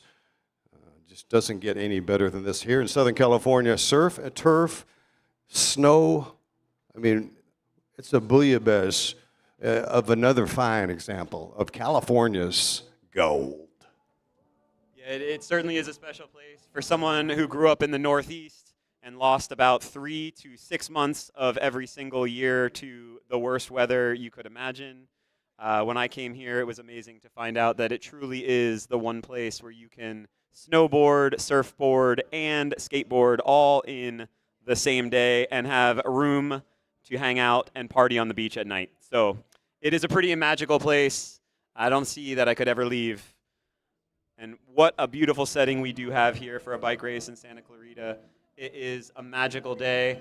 You can see our wind is causing our Mr. Patrick Caro some consternation as our tower has fallen over here at the start-finish line. One of our towers has fallen over, but hopefully we'll get that back up and operational.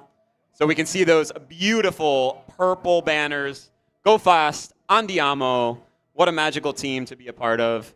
What a great guy Patrick Caro is, bringing cycling together and trying to bring some races back to the SoCal crit scene. Yes, and you can see those purple flags on the picture here on the screen, and they are certainly dancing right now as a gust is picking up from Ventura as it pipes up the Santa Clara River Valley. 83 miles from here, Ventura lies.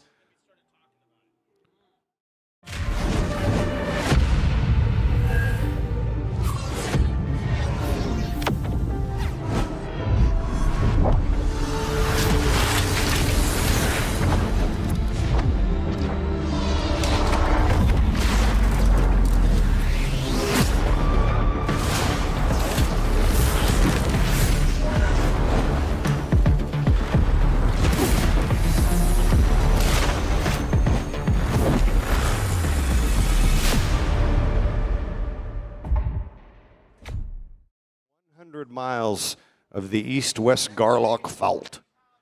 The Garlock Fault ripped the Pacific Plate in half and sent the San Jacinto Mountains to Palm Springs.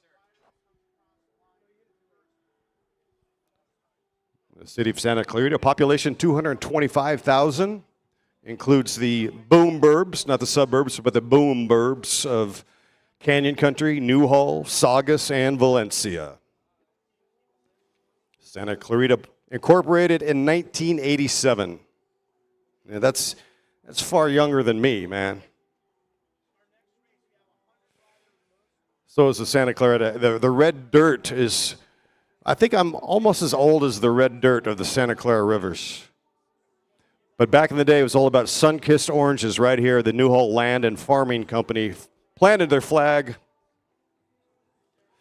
And wait for it, Santa Clarita today has 77 miles of bicycle routes, many of them in and around Santa Clara River. The Santa Clara River flows 83 miles from Acton to Santa Clarita to Ventura and to the mighty big blue Pacific Ocean. Santa Clarita is the gateway to the Angeles National Forest. This indeed is Canyon Country. We've got Mint Canyon, Bouquet Canyon, Santa Clara River Canyon, and Lake Piru to the west.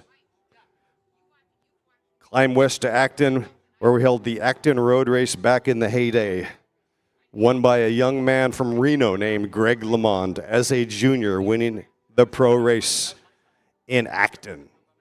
You can also roll up to the Agua Dulce Vasquez Rock, sacred land of indigenous peoples, not to mention sci-fi movies, movie sets, ad sets for Ford, Chevy, Dodge, Ram truck TV spots. Such lush land here in Santa Clarita, California.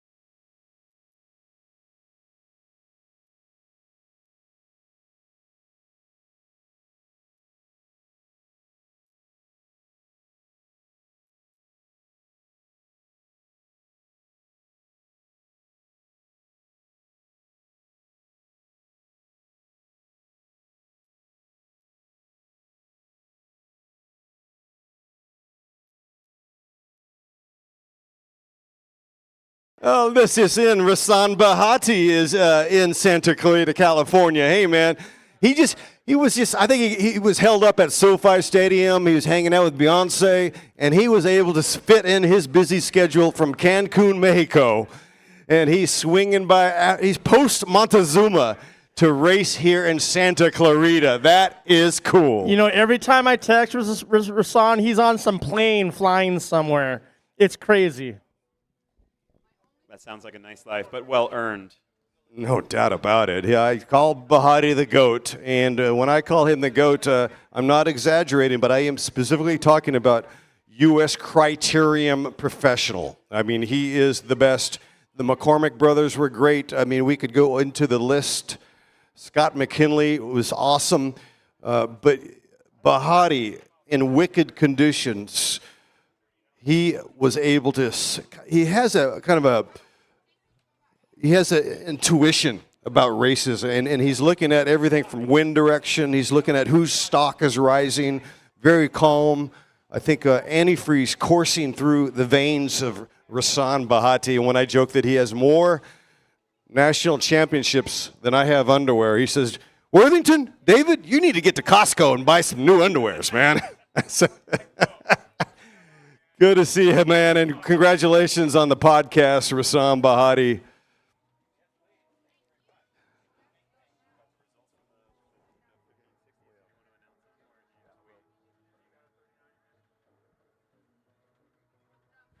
Fear the fro, hug the bro. Holly Breck, also appreciate Holly Breck being here, riding for Legions of Los Angeles. Holly Breck winning at Costa Mesa with bombacity and electricity. What a close that was. Ken O'Ryan unfortunately had a situation there at Costa Mesa Grand Prix, brought to you by Majestic Cycling. Holly Breck going long, which seemed to be the sweet spot at Costa Mesa, around about 400 meters. Taking it long. Bahati even commented that that was a good crit to come out of final in first. Holly Breck taking a huge win at the Taylor Elizabeth Clifford Memorial Criterium in Costa Mesa.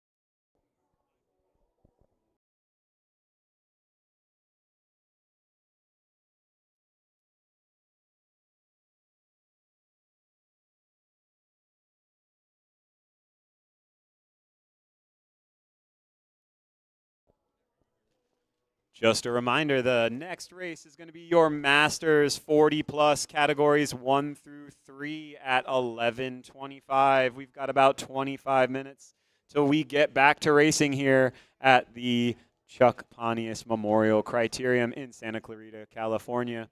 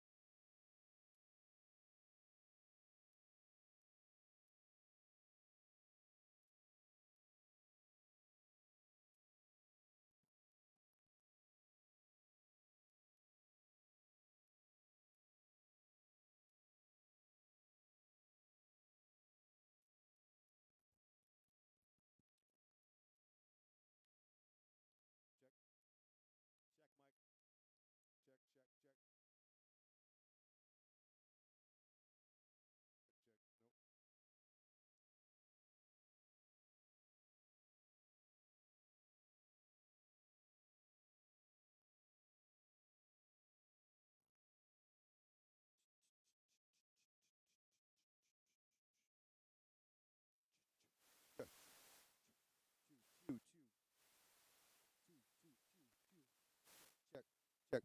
Check.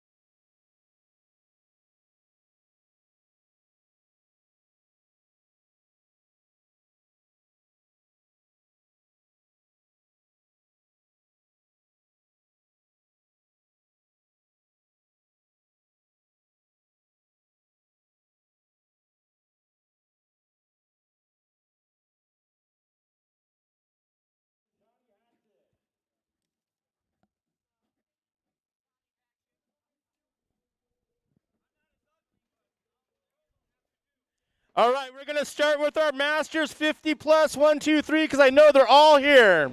In third place, riding for Evoke Racing, let's welcome Bart Clifford.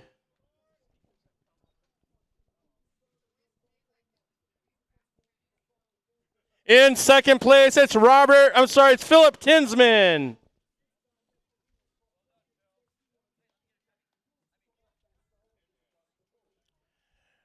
And your winner in the Masters 50 plus 1, 2s, and 3s, Shockwave Racing, Ryan Doris.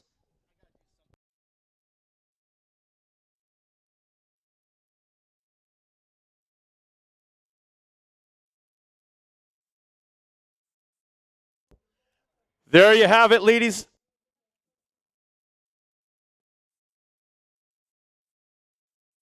All right, there you go, ladies and gentlemen. Your top 3 riders in the Masters 50 plus. Clifford Tinsman and Ryan Flying Doris. Job well done.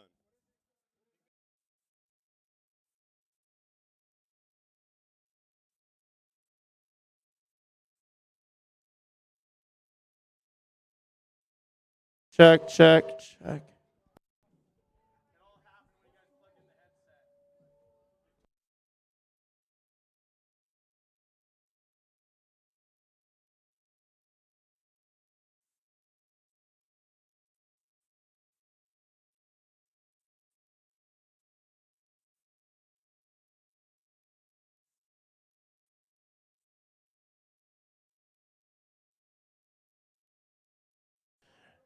All right, let's go with our Masters 60 plus 1, 2s, and 3s. Third place, Johnny Hatchett.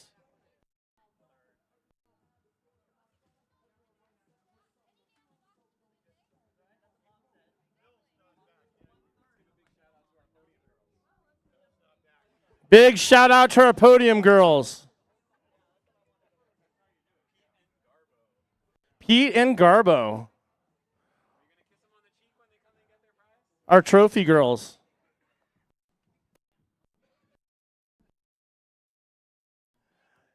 Bill, just roll on over here. We're just going to take care of you.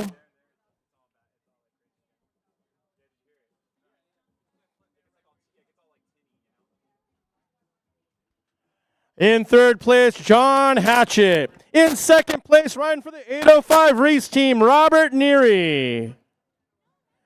And your winner of the Masters 60 plus 1, 2, 3, riding for the 805 race team. Let's give it up for William Lupo.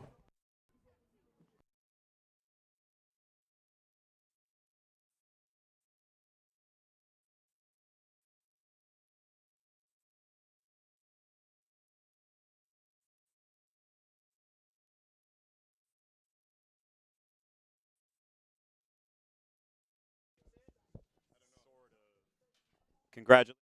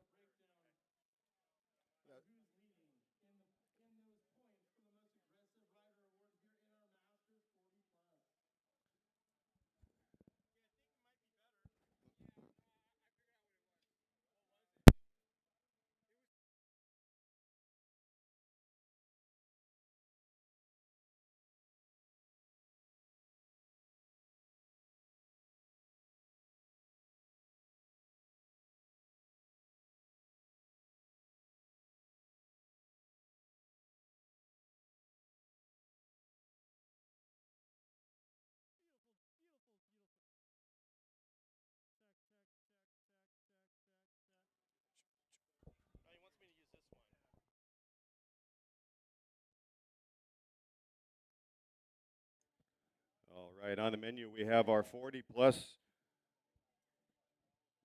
take a couple more laps to dial it in, but we should be going off here shortly, moments away from sending off at the 40 plus. Check, check, check. How's that? Is that better? I'm looking at Ray. Ray, is that better? Does it look like it's working now? It still has a little feedback somewhere. Oh, my antiquated soundboard. Don't you love it? Yes, we're getting ready for our 40-plus race that's coming up here shortly at 11:25 in about 10 minutes. We may have fixed our microphone issue. Good job, Ray March. You figured it out, man. You should be a professional sound guy.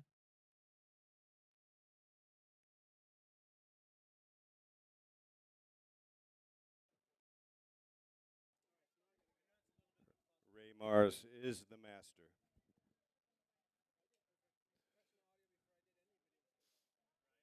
Juggling chainsaws all day long.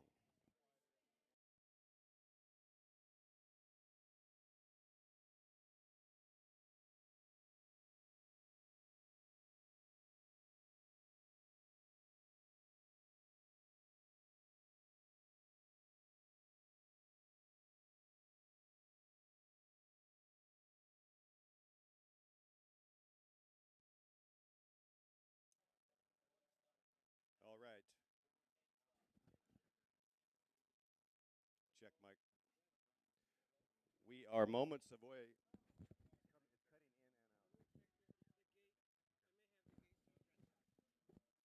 Moments away. Moments away. Check, check, check, check, check. We're going to check the gate. Masters 40 plus.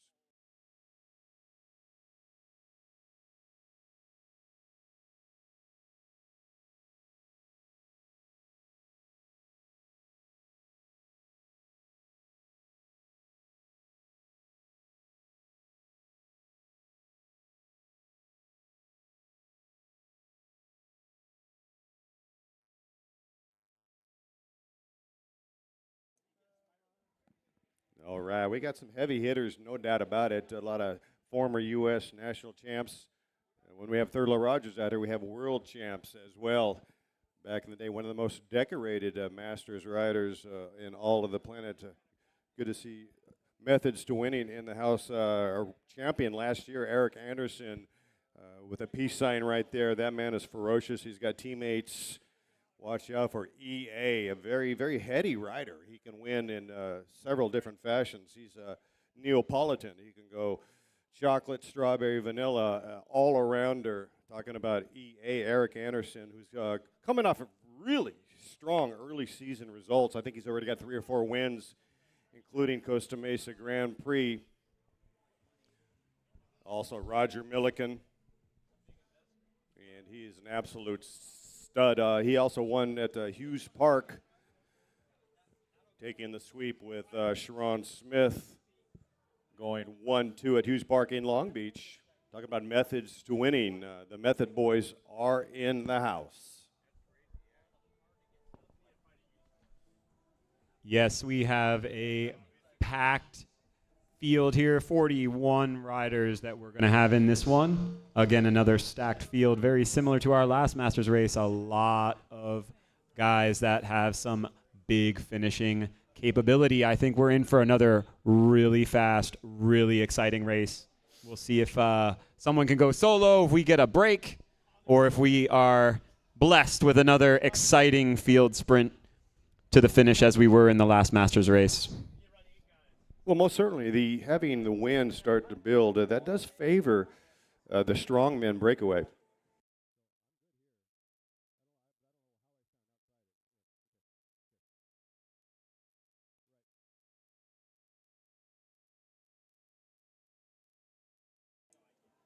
And our 40 plus will be racing for 50 hot minutes here in Santa Clarita, California.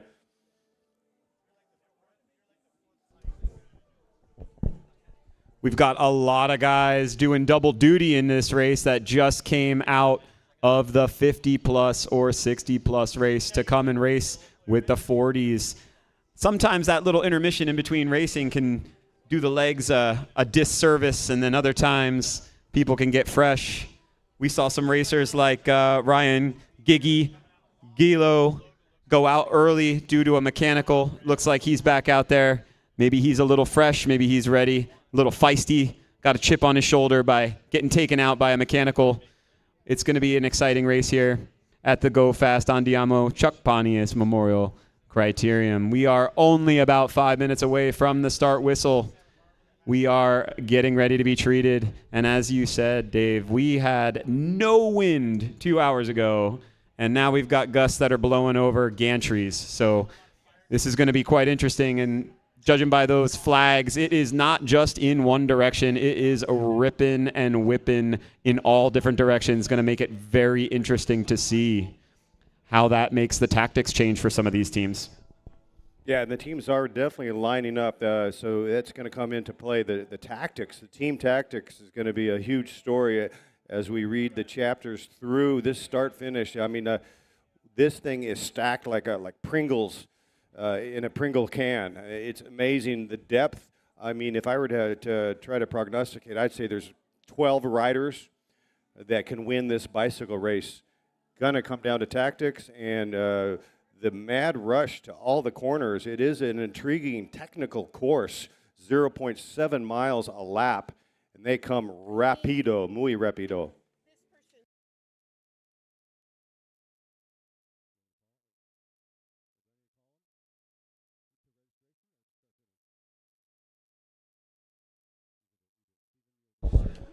Can we please have rider number 421, Mr. Stephen Mule? Please come see us here at the announcing table. Okay. All right. Okay, again, that's Stephen Mule. Please come back to the start-finish line. Help is needed.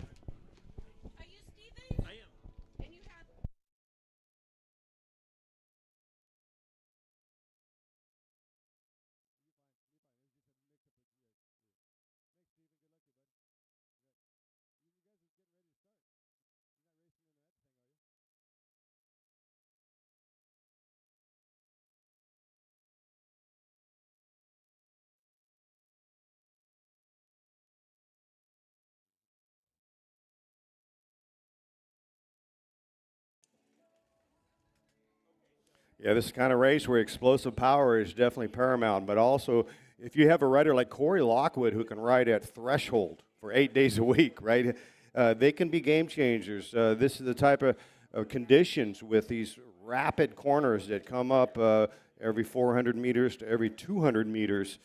So if you think of a normal Manhattan Beach Grand Prix is 1.4 miles, this is a 0.7.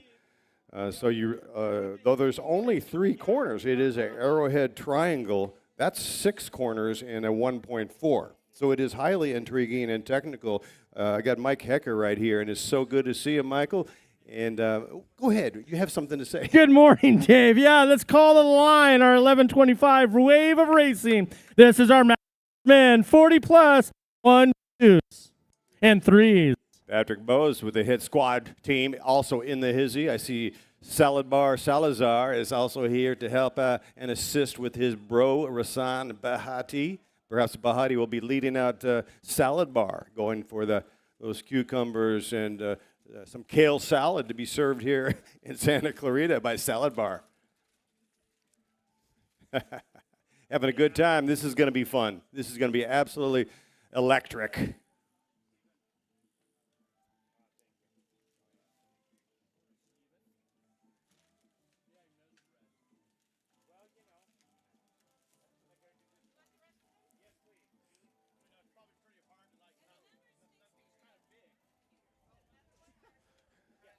Criterium Racing at its best. And it's here in Southern California at Santa Clarita, California.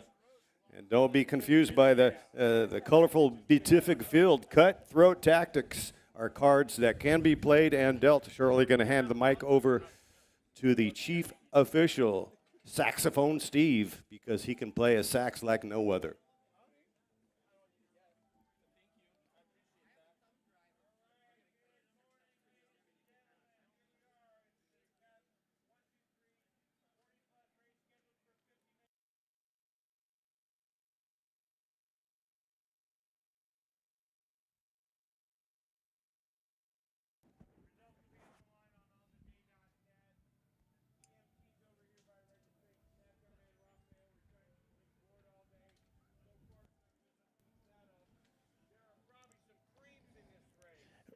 We do have some creams in the race. How many are there? There's 3. But on top of that, we have a most aggressive rider award, Steve. $100 to the most aggressive rider. And the way we're going to keep track of that is you have to cross the line. We're going to keep track who goes across the line first every lap. And the rider with most times across the line first is going to get that $100. Does that make sense? No tiebreakers. The last guy across the line, if he's ahead on numbers. I think the tiebreaker should be whoever's willing to share the biggest piece of it with us. The There you most go. congenial award Right. will win the tiebreaker here at Santa Clarita. Oh, and I have one more question. Did everyone charge their batteries? You got any quarters or nickels there, guys? Good times. All right, we're about to light it up here. This crit is about to be lit. And here we go, racing for 50 hot minutes. Welcome, everybody, to Santa Clarita, California. This the Chuck Pontius Memorial Criterium. There's nothing like that sound of everyone's computer going bleep, bleep at the very beginning of a race. It means we are on, and I bet by the time they come around after lap 1, we already are going to be full gas racing. I expect these guys to average 28 to 30 miles per hour in this race, doing lap times of about $1:30. So they're going to be in it. Yeah, there's nothing like the clickety-clack sound of cleats snapping into pedals. And they're going through the gears already. And look at the size of that field strung out. A beautiful sight to see. Colorific indeed on what is an absolute beautiful day here in Santa Clarita, California. We have weathered the storm. It is nothing but blue skies here during March Madness. I don't know if you got your brackets filled, but I can see the azaleas blooming. The birds are chirping. The jacarandas are bright. Magnolias the size of cantaloupes. It is a beautiful springtime day here in Santa Clarita, California. Did you just mention brackets, NCAA brackets? I mean, all I really care about is whether or not the Pittsburgh Steelers are going to have a quarterback next year. Yeah, I don't think Aaron Rodgers is available. He's doing the ayahuasca in a dark room right now. I think whoever their quarterback is could be in this bike race because they are definitely going to be 40 plus. Oh! Little barb there. Well, I got Brock Purdy there. He's a young man. Go Niners. We got a rider from Stage 2 Cyclery pouncing on the pedal. That's Ricardo Alcina. Phil Tinsman monitoring the front, and there's Eric Anderson, wheel number 4 in that splashy red kit this year that Sharon Smith unveiled. Team LEL looking good in the apparel.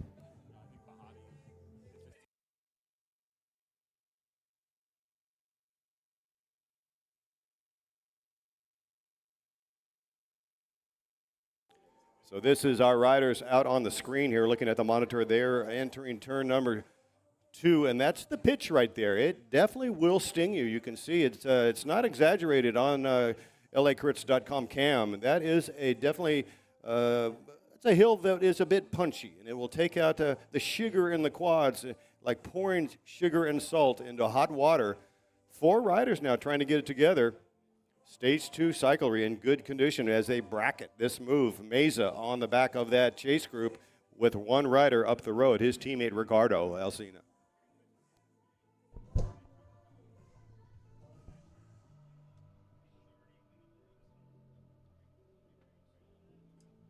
And looking forward to LACrits.com also covering the Tour de Murrieta, April 5 and 6. That's going to be a throwdown. Patrick Carroll won Masters there, I believe, in the 50-plus. Patrick Carroll busy today. Man, he is juggling chainsaws all day as Alcina is still stomping the pedal all alone. Definitely getting some TV time. Good on you, Ricardo. And there goes Anthony Rios. Tony Rios. I've spent a lot of time on that guy's wheel in training rides, and he is a monster. And 15-second gap already after only 2 laps. It's hard to tell whether Ricardo's going after that $100 and he's trying to pad his lead for it early, or if he's working for one of his teammates, or just feels that good that he can go off the front for 50 minutes and just make it happen on his own. But we are going to find out as the laps tick away in the next 45 minutes of this race. But certainly it is animated, and people are stomping to try to get their position. Yeah, one of those stompers is Team Evoke trying to get across. That's Dennis Grobzilla coming through the top, and Tony doing a good job of monitoring the damage done. He's going to sit up now. He sees that he is going to be absorbed, and it's all about the reboot, re-attack, counterattack, and that'll be going on all day long. The cumulative effects of these attacks can really pound the legs into submission. I don't know how Ricardo is doing it, but he's hanging on up there, riding all alone. He looks like Pujols. He looks like Alberto Pujols, stomping on the pedals up the road. Here he comes right now through start-finish. Job well done, Ricardo Alsina. Muy bueno.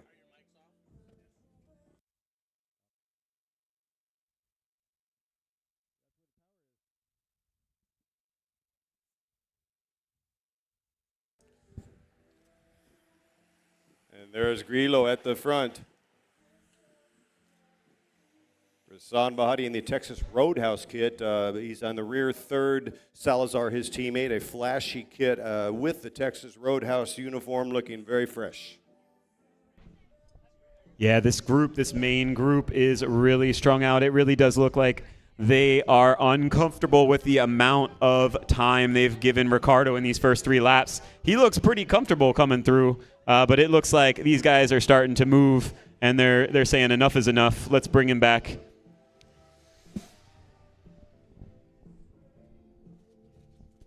Yes, indeed.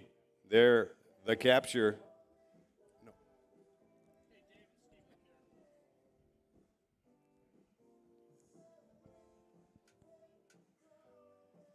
Ricardo all alone. He will not be sutured together. He will not be spot welded. He is all about defiance right now.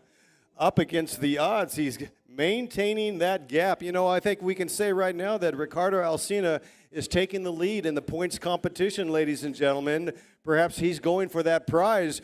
Ricardo, he is picking up yet another hot lap. Alsina on the move.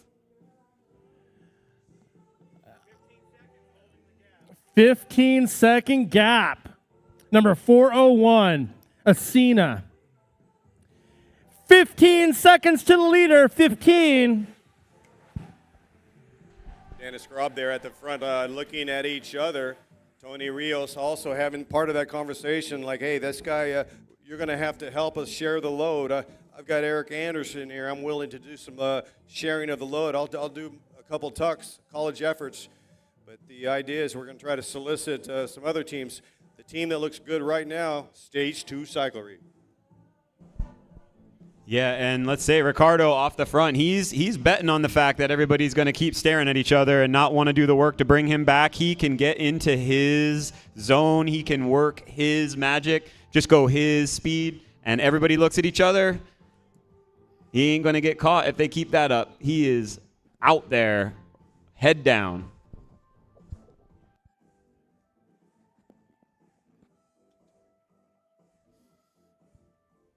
I'll tell you what, 15 seconds is real. I don't think that anybody is under the impression that he's going to solo for 50 minutes. But you never know if you're going to have company, if you develop a break by being out there alone. You certainly don't have to attack to get up to the break because you are the break.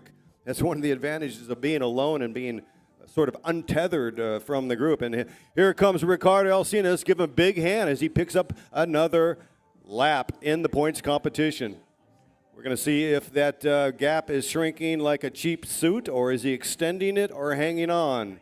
20 seconds, so we are extending the time advantage. 20-second time gap, 20 seconds. Alsina is at the road, and here comes another Stage 2 Cyclery rider. Spangler now on the move.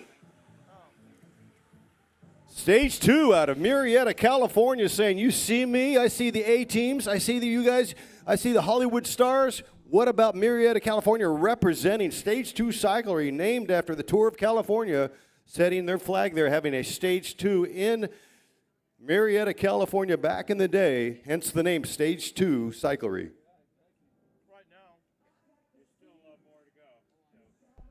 Yeah, Spangler, he was animating the 50-plus race about an hour ago, and here he goes in the 40-plus race. Maybe he said enough is enough.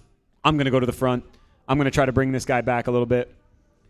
But certainly, right now, the man sitting pretty is Ricardo Alsina, looking comfortable, looking happy, and definitely putting his name on that $100 cash most aggressive rider for the 40-plus Cat 3, 2, and 1 men.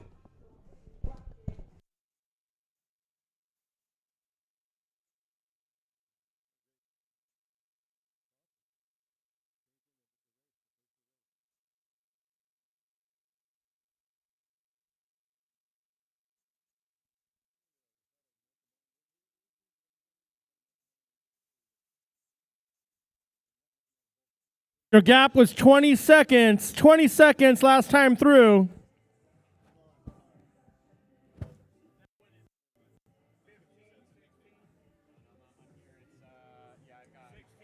"15-second gap, guys. 15 seconds.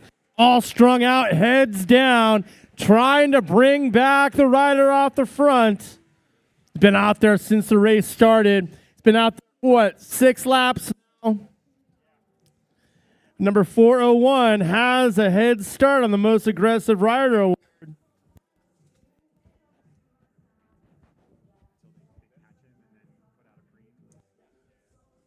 Yeah, definitely. Alsina definitely picking up the points for the most aggressive jersey. I think he's got a solid lead right now. Ricardo Montalban, Alsina, the wrath of Khan with about 16 seconds. The cat had 20 seconds so early in on the race. He is, no matter what, right, ladies and gentlemen, Alsina is impacting this race and just absolutely stomping on the pedals. And there he is on screen as he comes up to the approach of turn number 3, checks back. He's looking to the east, camera facing east. You can see the San Gabriel Mountains. That's turn number 3 as he takes that apex. I like to see those riders try to pedal through that to try to get any kind of micro benefit through that corner.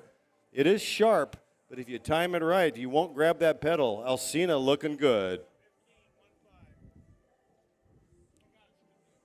That time advantage still hovering at 15 seconds, and you can see Ricardo, he's starting to show grimaces and the face of pain. Yeah, I think it's pretty telling. We saw him look over his shoulder for the first time coming through the line here. That almost is always a telltale sign that you are feeling it and you are trying to make sure that if your legs are burning, that you're still holding that gap that you had, and you're starting to get worried because you are starting to feel like you're running out of gas. Oh, his legs are burning for sure. He's been out there now for 7 laps, out there on the 8th one by himself, fighting the win. I know for sure his legs are burning.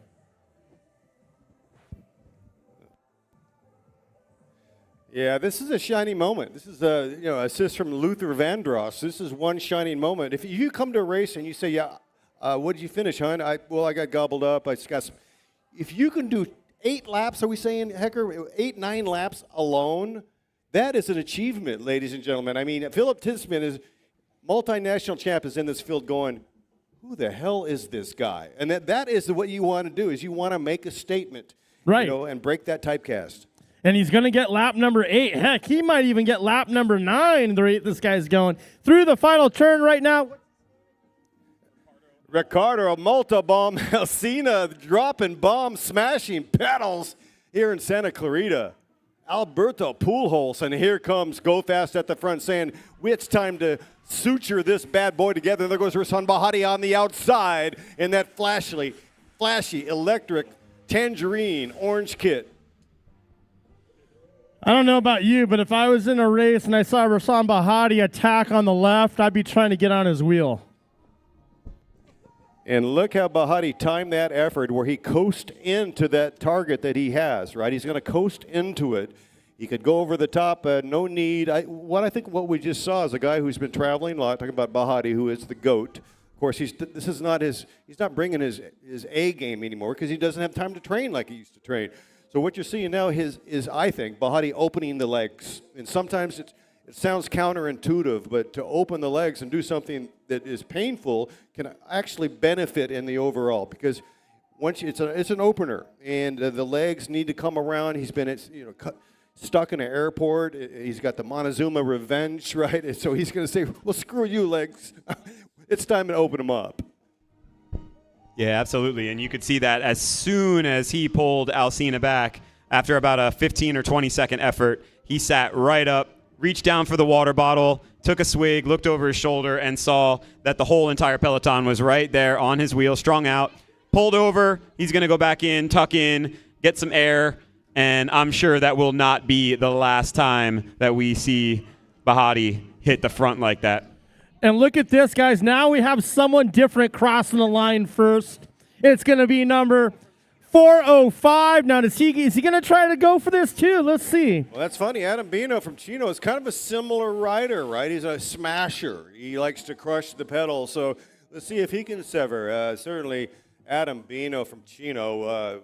Hey, it's not a nickname. It just rhymes. He's from Chino, California, and he likes to tear it up. He is a sampler of the wind. He's like, you got headwind? Let's throw it in there, man. Like a block headwind, a wet newspaper to the face. Let me sample that. And there goes Bino.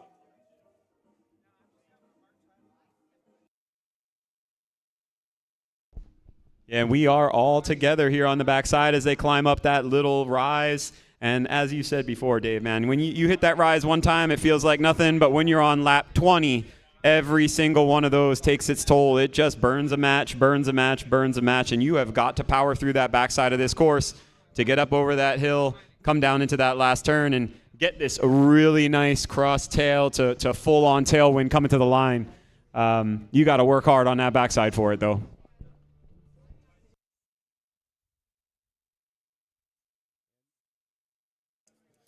Yes, and Bino still all alone, bracketing the early moves from Alcina. Bino imitating Alcina.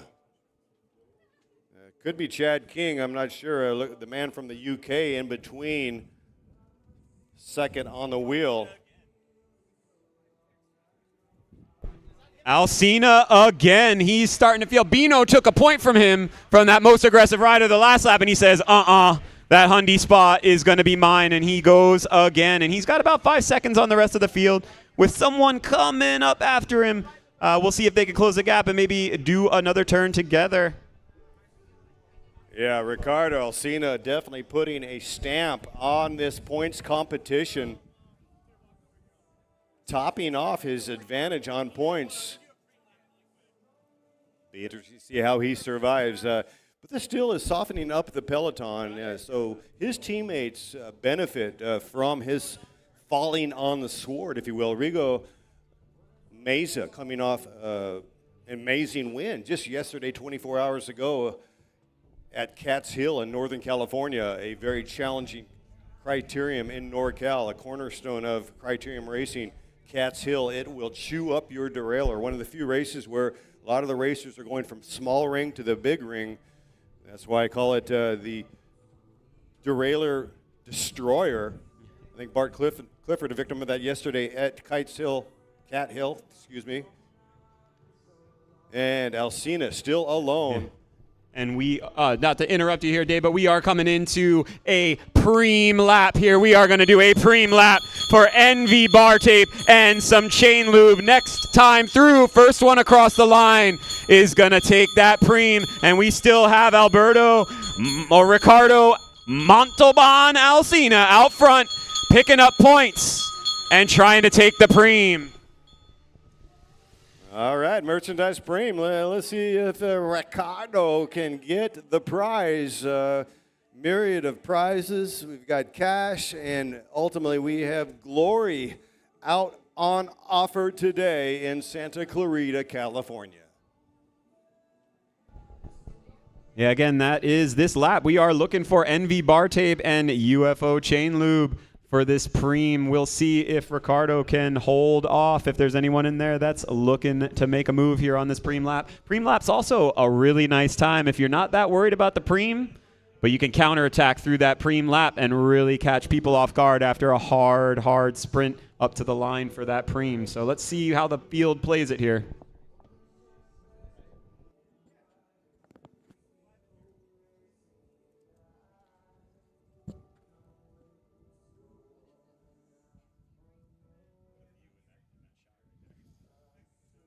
What a beautiful panoramic indeed as we gaze to the east, the San Gabriel Mountains, towering over the city of Santa Clarita, population 225,000.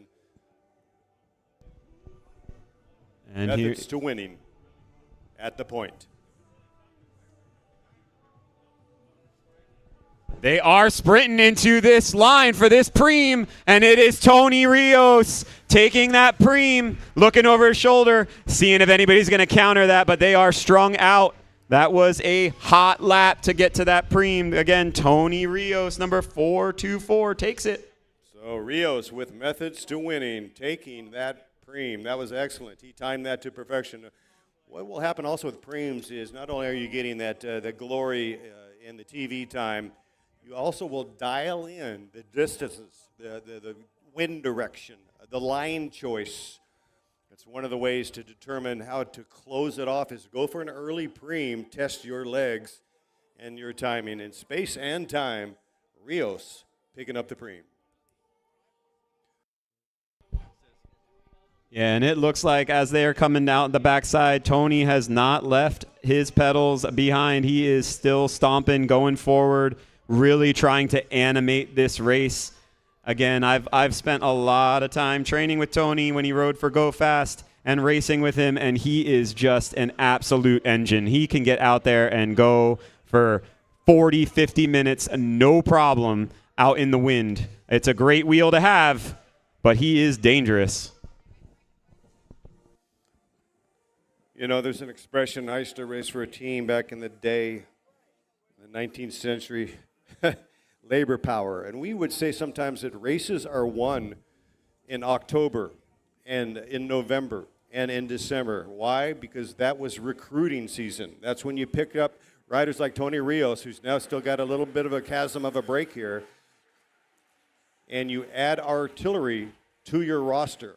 You don't settle on the fact that you're already the New York Yankees, right, or the LA Dodgers. You always want to develop new guys, bring new additions. It also brings kind of a freshness to the tailgate meetings before and after the race to have new guys rotate in. Loyalty is a big thing, but you always do want to have an eye on patching up any holes of weakness. Certainly Sharon Smith and his guys did that with adding Rios. Another rocket in the tubes.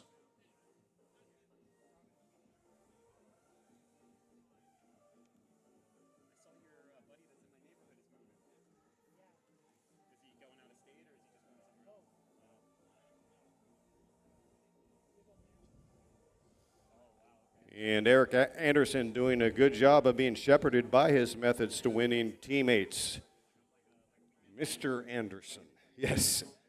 Mr. Anderson has been killing it this year. Early season wins already, multiple wins. Hughes Park, Costa Mesa Grand Prix, the Taylor Elizabeth Clifford Memorial Classic, Hughes Park, Major Motion, Roger Milliken, CBR. The man has really collected some wins. Talking about Eric Anderson.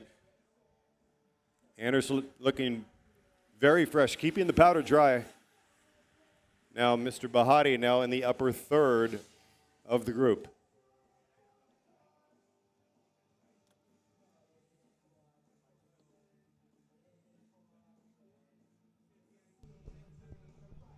So, yeah, we can see them all together, but they are really single file. Going on to the backside here, it looks like there's a little bit of jockeying for position. You know, we may be reaching that point where everybody just kind of needs a blow, needs to get their self collected for the next attack. But, you know, we can see they are strung out. When you're single file, that's usually an indication that they are all going hard.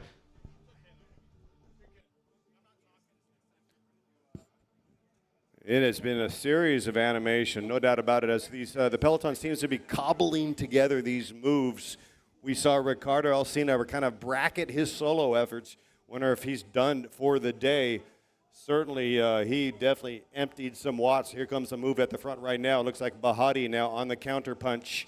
He is mixing it up, coming right up the middle, the throat of the boulevard as he approaches that climb on the back stretch, and he is absolutely smashing it, crushing the pedals. Is Bahati riding for Texas Roadhouse, ripping through this corner. And we are in for our second preem of the day, and this is a special preem brought to you by Dynamic Automotive, a $50 gift card to Dynamic Automotive, courtesy of Pete Dewhurst. Dynamic Automotive in Laverne, California, where you can get all of your car needs taken care of by a really nice guy. Dynamic Automotive preem here on this lap. Absolutely. Well done, Steve Core, my co-announcer with Mike Hecker. So you see Bahati moving up to the front, then trying to get a conversation. The man who covered it brilliantly, in my opinion, is Eric Anderson. We just mentioned that Anderson was kind of holding back. Hadn't seen him come to the fore, but we certainly did. When a guy named Bahati makes a move like that, Anderson covering, and that could serve to shut down. These riders are still, the three of them do have daylight. Looks like Adam Bino is in that move of three. Bahati going to take a break back in the field. Did not like the mix. Yeah, so this move by Rasan Bahati has definitely mixed it up. It is making some guys work. It is shuffling the deck. There are a lot of people trying to get across to this move. Guys are flying from left to right, right to left, trying to get people off their wheel. It is a real burner out there in this beautiful Santa Clarita sun. And here they come for the preem. There is a guy with some daylight. He looks over his shoulder, but I don't think they are getting him. Here comes your preem winner of the $50 gift card to Dynamic Automotive, number 402. That's our reigning champion, Mr. Anderson. The reigning champion. Eric Anderson, the man who's got about 4 or 5 wins already this year. And he found that moment, came up to the Bahati move, kind of checked himself, and then he did a double pump to pick up that preem. Now he finds himself in no man's land, all alone. But look what he's doing there, ladies and gentlemen. He's easing off the gas just a fraction, knowing that he doesn't have a design to go all alone so far out. But the peloton starting to resemble a serpentine snake as they kind of go left and right like windshield wipers. Anderson monitoring himself. Bino coming across.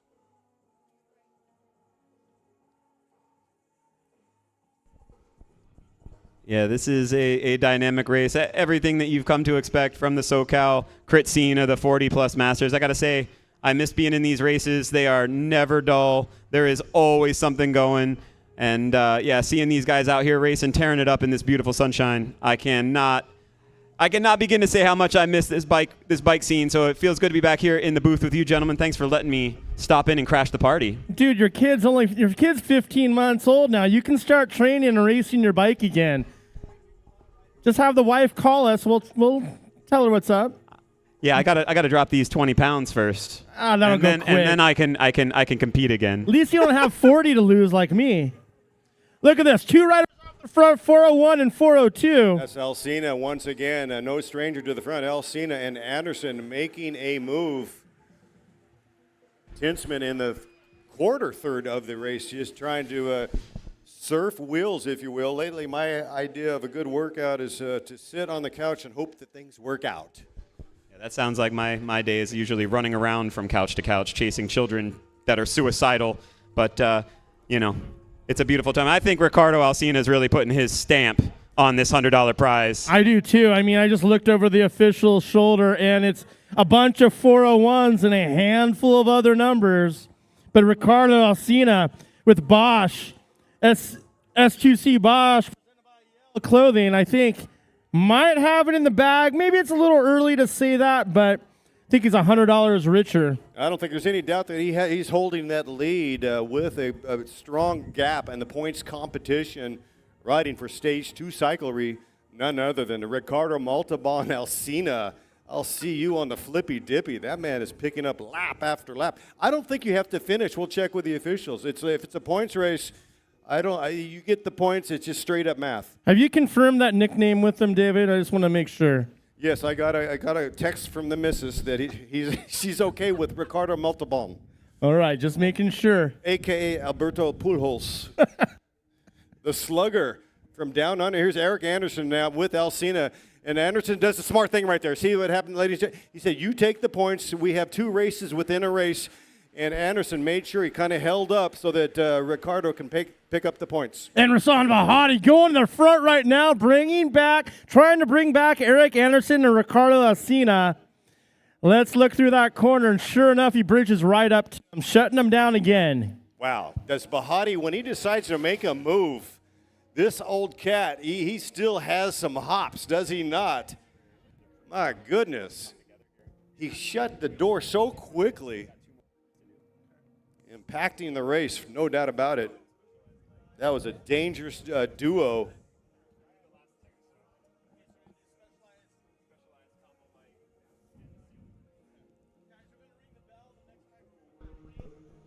Yeah, we see Rasan Bahati the second time today going into that same exact stretch of road where he just lit it up, closed down a gap, and made the deck reshuffle again. So it does look like Rasan is on it today, and he is trying to test his legs and see what he's got.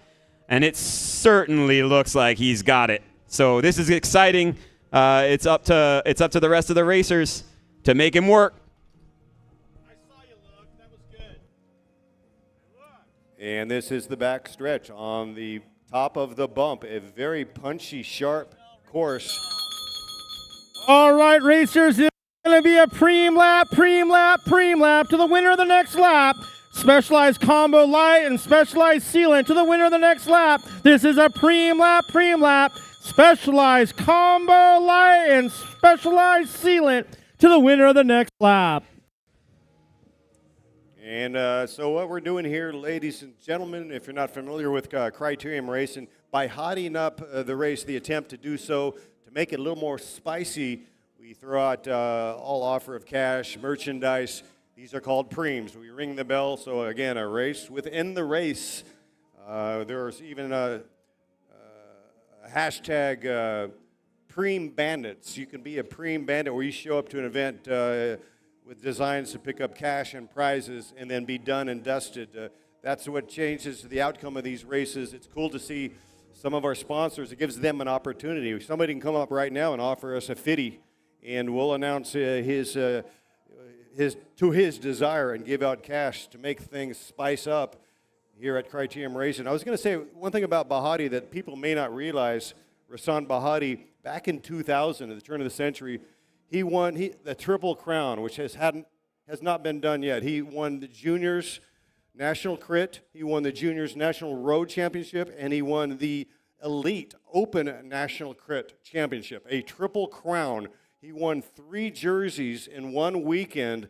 No other rider in American history has done so.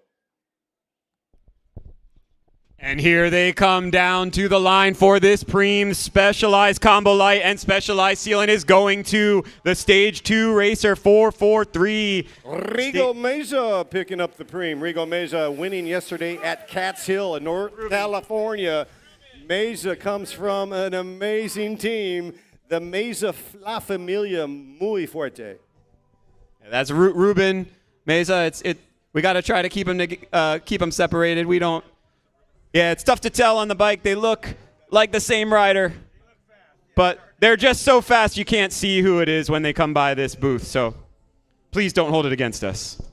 All right, yes, Ruben Meza. There's so many Mezas. Miguel Meza was the fastest dude in the Meza family back in the day, raced in Europe, one of the fastest dudes from Mexico, and that entire family is very much into the sport of cycling. They support this sport. They do a lot of traveling. It's cool to see them racing south of the border. Back in the day, I did some of those races as well in Guadalajara. Had a really epic time down there, stage racing. And the Mezas representing Yesterday, Northern California. Today, Santa Clarita. Right here, right now in Southern California, and a beautiful day. Blue skies, the birds are chirping, and the azaleas are blooming.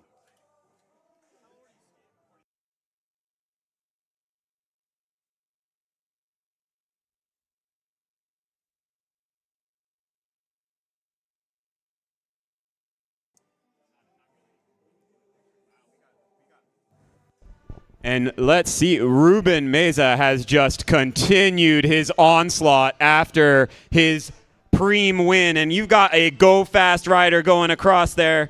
Looks like number 440, Mr. Johnny Sapp is after. Johnny Snap putting some snap in his pedals and going and getting on Meza's wheel. That's a good wheel to have. And I noticed another go fast rider at the front doing a little bit of blocking there.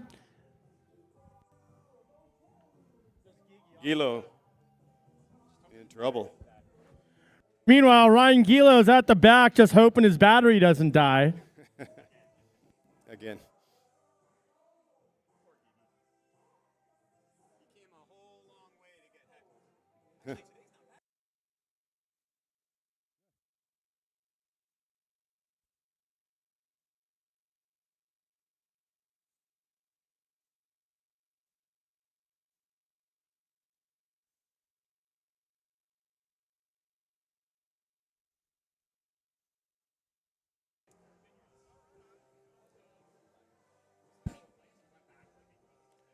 Stage 2 and go fast. The host team at the front.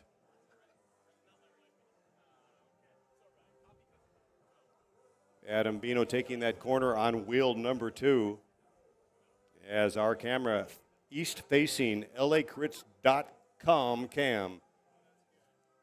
That is turn number 3 on a 3-corner 0.7 mile course. They're clawing out a little bit of a gap here, Dave. These two riders working well together. Meza and the Go Fast rider, number 440. Mr. Snap, those two guys definitely are dedicated, but here comes a chase strung out on the right side. We have a Methods to Winning rider on the left.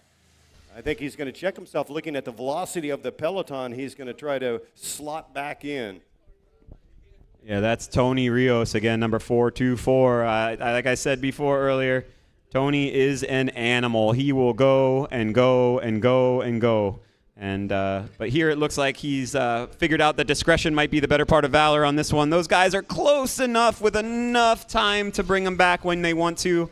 You got Ruben Meza out there. He's a strong rider and a real strong finisher. You know, maybe leave him out there a little bit, especially on the backside going into a headwind. Let him work. Don't bring him back too soon and let him take a break in your slipstream. So some tactics being played out here as we come into this last 10 minutes of this race. We're about to go to lap cards soon, so these guys are all going to be jockeying for their spots and starting to get together for the big finish. And we do have one more preem. We have a Blackburn toolkit we're going to toss out. It's going to be a little while, though. We're going to wait till we go to lap cards on that. Probably do it with 4 laps to go. I think that's a good call.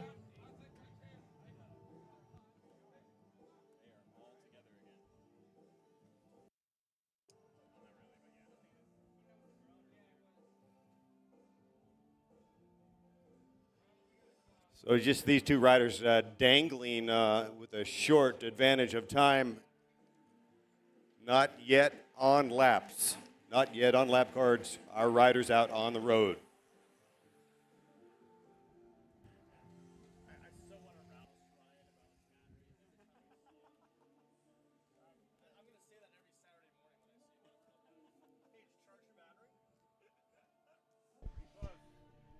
And we can see here, as they come through that first big sweeping turn, Meza has gone back to the group. He's going to tuck in, and he's going to wait for the big finish now. Maybe that was him opening his legs, doing a few laps, going hard. Maybe that's what works for him. Everybody's different, and we can see someone taking a flyer here. They are not going to be happy with the group together. That might be Tony Rios again. He just does not stop hitting out. Yeah, how about Rios going again? You are correct, Mr. Kors. They say fortune favors the brave. Certainly, Rios is showing some courageous moves. Perhaps that will be in benefit of Eric Anderson. who gets to surf wheels. A bit of discombobulation at the front right now. This could be a critical moment in this bike race.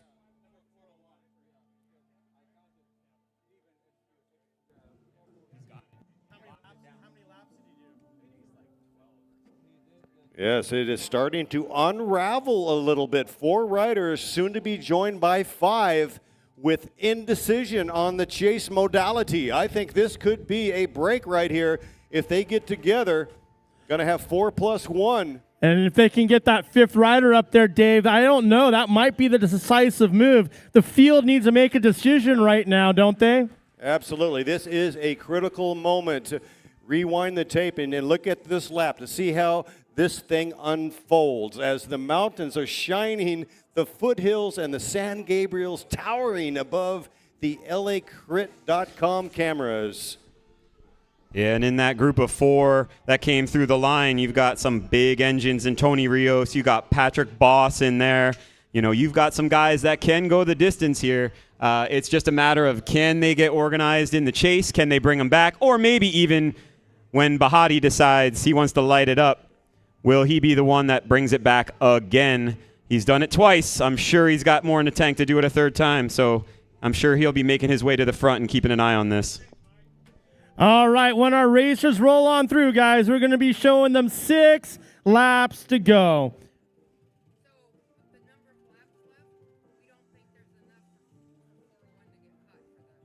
We believe that we have a winner of our most aggressive rider award, and it's going to be number 401, Ricardo Acina. There's not enough racing left for anyone else to do the 1-lap finish more than he did. He went across the line 12 times. And here's our breakaway, gentlemen. Good job to Robert Alsina, and here comes the break right now. High drama with 6 laps remaining. We've got high drama in the high desert. 6 to go. Mesa goes off the front, and it looks like Grobzilla is fried, died, and laid to the side with 6 laps to go.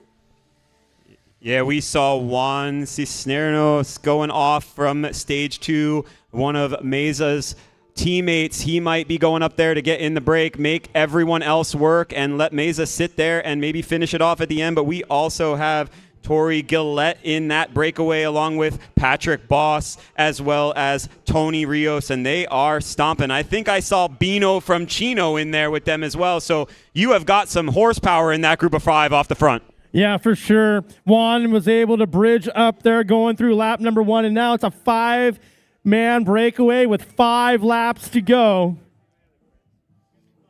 And you can see a big swath of Southern California daylight between the break and the pack. If it's in Las Vegas and you're waging, is it 50-50 on the over-under here at March Madness? And if so, do you set your crit coin on the break to succeed, or do you pick the pack? I'm picking the pack. I like the pack right now because you do see some velocity, though you see the interruption of that chase. I think that goes to advantage break, and quite frankly, I'm not going to gamble. Here comes Bahati. This is anybody's race right now. High drama here in the high desert of Santa Clarita, California. Yeah, absolutely. You could see it was Bahati who animated coming out, forming that second group that's on the chase right now. 5 seconds behind. There's some big firepower in there, and it almost looks like they are trying to bring back the Bahati group, but it is not organized in that 3rd group, that main peloton on the road. I think we've got 2 groups, and, man, I'd love to see them come together and have a little mini bunch sprint coming to the line with some big power. We're going to have 4 laps to go when they roll on through. Will it still be 2 groups? We have a preem. We're going to ring this bell for one more preem. Our final preem of the day, Blackburn Toolkit. That's what's going to be up for grabs here with 4 laps to go when they roll on through. We will be ringing the bell. Will this entice the group to come back together, or will this keep the breakaway out in front? We shall see. This is the Chuck Pontius Memorial Criterium, and we are in the Masters 40-plus 1, 2s, and 3s, and it's down and dirty time with 4 laps to go. It is absolutely hectic out there. This breaks and smashes all the blueprints of what we thought we might see out here. Even though the peloton has been somewhat off and on, these guys are starting to get organized with 4 laps to go. Riders out on course. Preem lap, preem lap, preem lap to the winner of the next lap. A Blackburn tool bag to the winner of the next lap. This is a preem lap, and the one group is now 2. Preem lap, preem lap, preem lap. 4 laps remaining, 4 to go. 10 riders up the road. 4 to go. And my hope has come true. Those 2 groups off the front have now formed, and they are one group. But I'll tell you, credit to the peloton. There is no quit in those guys. They are strung out, single file, trying to get back to that last wheel, and it looks like they might do it. I mean, we might see them come through in a total Grupo Compacto situation again and hit that reset button for some real flyers in the last 3 laps. You're right, indeed. It is definitely a reboot time. It seems like all moves are on a short leash right now. Well, looking on the backside here on the LACrits.com stream, it looks as though it's coming all back together, gentlemen. It's going to wind up being a field sprint, I think. It looks as though that group off the front was just too big, not enough cohesion to work together to stay out there, and now it's all back into one group. Oh, my goodness. It is absolutely cracking out there on the course. This is the Tête de la course, the front of the peloton. And now we have yet another move by Bino. And it looks like a stage 2 rider. Could be a Meza brother also on that move. It is absolutely pandemonium with 3 laps to go. Alcina at the front, 3 to go. Stage 2 has 2 riders up the road with 3 laps remaining. 3 laps to go, racers. 3 to go, 3 to go. So it wasn't enough for Ricardo Montalban Alcina to take home the $100 most aggressive rider prize. He said, I'm coming back for that Blackburn toolkit, and he takes it as well. So we've got him and his teammate Ruben Meza up the road, and everybody chasing. Oh, my goodness. Alcina has had a ferocious... We got to get him on the velodrome. That guy, a kilo guy, Alberto Pujols, he is an absolute beast on his machine riding through the pain. I don't know, but I can't believe this guy in between us. This is the first race he's ever been a commentator at.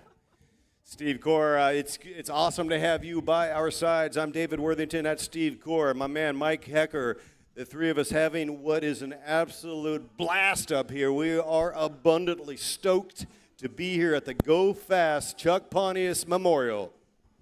Well, thank you, guys. It's my pleasure to be here between you 2 guys and learning from you guys. And this is, in fact, my first race. Hopefully, maybe the first of many. This is very entertaining and very, very fun. A great way to watch the race and stay engaged. Quite exciting. So thank you, guys. And thank you, Go Fast, for letting me come and make a special appearance. Well, every bicycle club needs to have a race announcer in their midst. It helps keeping those costs down for the race promoter. Are you saying that promoters are notoriously cheap? No, they watch their P's and Q's with 2 laps remaining, everybody. You better hang on to your hats. Grab the barricades with 2 laps to go. Rios at the front, 2 to go. 2 laps to go here in Santa Clarita, California. Yeah, 2 to go, and you can see the guys, the favorites for this race, kind of moving to the front, getting themselves in position. I don't think we're going to see anyone get too feisty here. I maybe one flyer will pop out, but I think these guys have realized it's going to come down to a big bunch sprint, and they want to save those legs for that last 15-second pop. But you can see some of the favorites. You can see Bahati there sitting in about 7, 8, 9 position maybe. But yeah, this is going to be an exciting finish. These last 3 minutes are going to be hectic. Hectic is just a word, and you're seeing it on full display out here. As legendary Tour de France broadcaster Paul Sherwin would say, I am officially excited, mate. Good heavens, would perhaps Phil Liggett might counter with. It is about to get grippy. Yes, when our racers roll on through here, they're going to be given the bell lap. It'll be 1 lap to go on the cards. And it is getting down to the nitty-gritty here in our Masters 40-plus 1, 2s, and 3s. They're going to have 1 lap to go.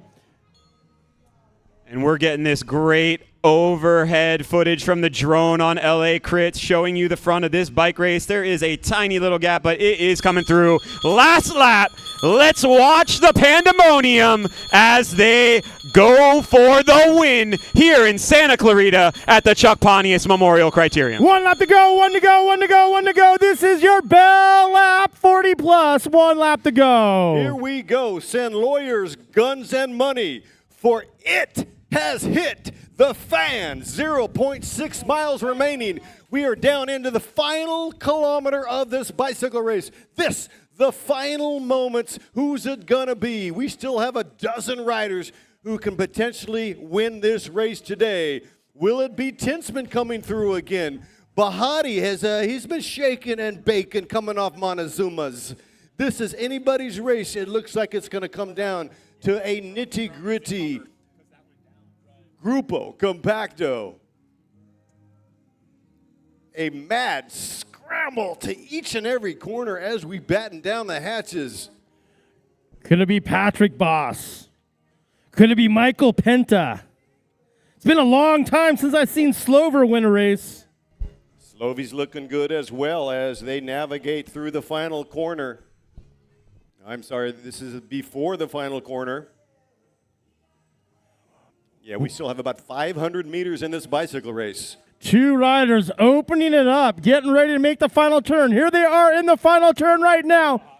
This is for the win, everybody, with a huge turn of speed. Eric Anderson does it again. Boom! That is the proper methods to winning. Anderson strikes gold. Time to perfection, and he keeps that streak alive. Mr. Anderson, again, another V out of the matrix and into reality.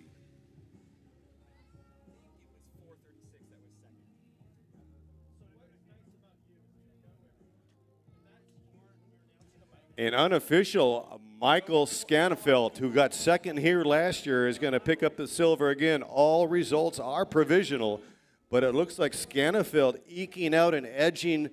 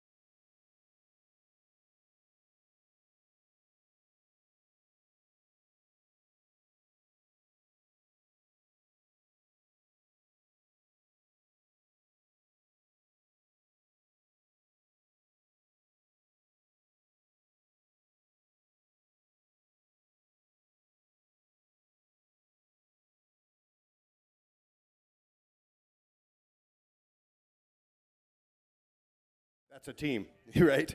You're not going to see 6 guys on the same team in these open fields. All right, we do have one rider soloing off the right here. That's 202. The field doesn't look like they're very encouraged to go chase them down. They're just kind of cruising, going to long race. Where's this guy going? Yeah, that's Sebastian Afshari picking up the points on that early lap riding for Hit Squad Racing.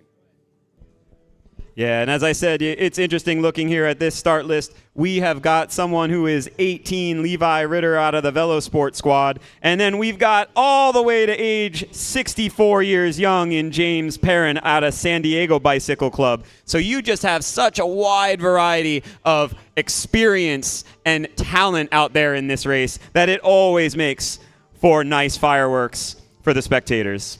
One of these riders, Edgar Munoz, another rider that's pretty well accomplished, riding this year for QRT out of Chicago, Illinois. That's Kings Rule Together and Queens Rule Together. It's all about unity in the community here in Santa Clarita. Feeling so much unity in this community. Steve, we can open a Unitarian church we can open up right now. I love feeling all the fellowship in the bike racing community. It's great to be back out here and to maybe not be racing my bike, but being reconnecting to this community and seeing all these friendly faces again after a little bit of a hiatus from the sport as my wife and I welcomed an addition to the family. Hopefully I'll be back here racing this race next year. But again, 202, Sebastian Afshari starting to put some daylight between him and the peloton. It looks like some people are a little uncomfortable with it, so they're going out on the chase. Yeah, Bernard James Zuclare, also a rider, no stranger to the podium, riding for Big Orange Cycling. Big Orange also has Will Patton out there, the general with 5 stars, 26 years of age. Jose Mata with Albici Racing, also here today. Kachin Lee also has results this year, riding for Team Endure. Yeah, and I want to give a shout out to the host club here. We have a big Go Fast contingent here in this race. Always great to see these guys. I raced with a lot of these guys as they were, coming up through the 5s and the 4s, and now seeing them all race here in the 3s together. It's been great to watch them grow into this category and race together and be successful together under the guidance of Mr. Patrick Caro, the boss of the Go Fast Andiamo Club, always willing to bring this community together and to teach his riders everything that he's learned over his years as a professional and semi-professional bike racer. Yeah, Pat Carroll, he will regale you with wisdom. He's not, unlike Steve Corey, he's not loquacious. He doesn't, I'm not saying this, I'm not throwing you under the bus, but he doesn't waste bullets, right, verbally. The man is, he carries a stick, right, but he uses a carrot rather than a stick. A great guy, Pat Carroll. We thank you so much for making it all happen. Crit Wit now at the front. No, that was Marcus Fitz. Fitty out there shaking and baking with the E-Kip racing out of Conduit Road. I like that kit, that white and red with the graffiti splash. I think that might have been King's Rule Together kit. Very fascinating. Elijah Baker's also here. Watch out for Mr. Baker. As we gaze through the paperwork here, as it starts to fly like a salad spinner, that wind from the Pacific Ocean hotting up.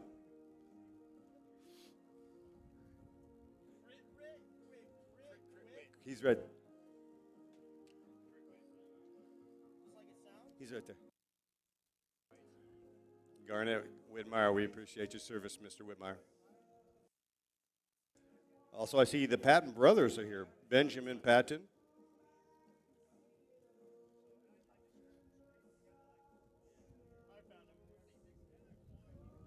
And his brother, Will Patton.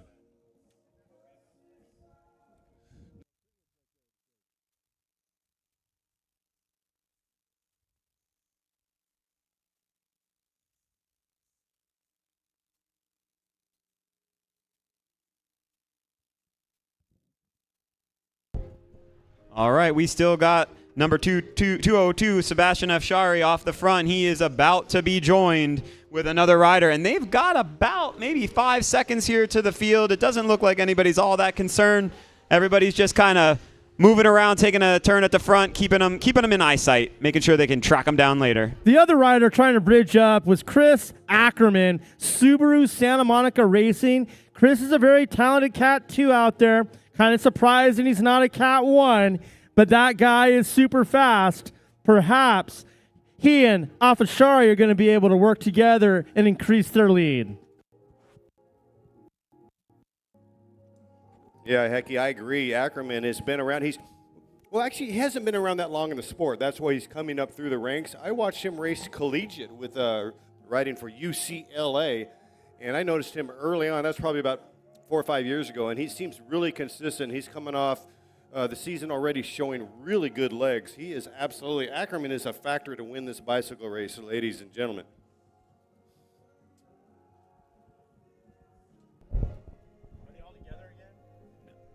Yeah, I'm pretty sure that my time racing in the threes that I've been on the wheel of Chris Ackerman, and he's been on my wheel a few times, and it is certainly some work to hold that wheel when he decides he wants to put a dig in on you. So it's good to see him out here. It's good to see he's risen to a Cat 2. Is he in the mix to try to get himself upgraded, or are we looking at a field coming back together? No, that gap is increased. Is increased by a couple seconds. Now that Ackerman's bridged up, the riders are working well together, trying to increase that lead. That's Christopher Ackerman and Sebastian Afashari. Afashari riding for Hit Squad, and Ackerman represents Subaru Santa Monica Racing. And Marcus Fitz, once again at the point, doing the work at the tippy point of the spear. Ackerman and Afshari, well organized.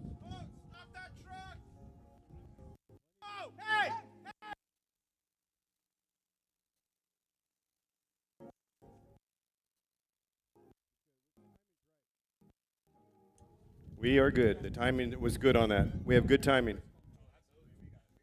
Absolutely cool. As these winds are kind of changing direction a little bit. It was coming from due west, prevailing winds, and now they're coming a bit from the north. Swirling winds here in Santa Clarita, which is not unusual. We are in a giant river valley that goes 83 miles, the Santa Clara River Valley, all the way to Ventura.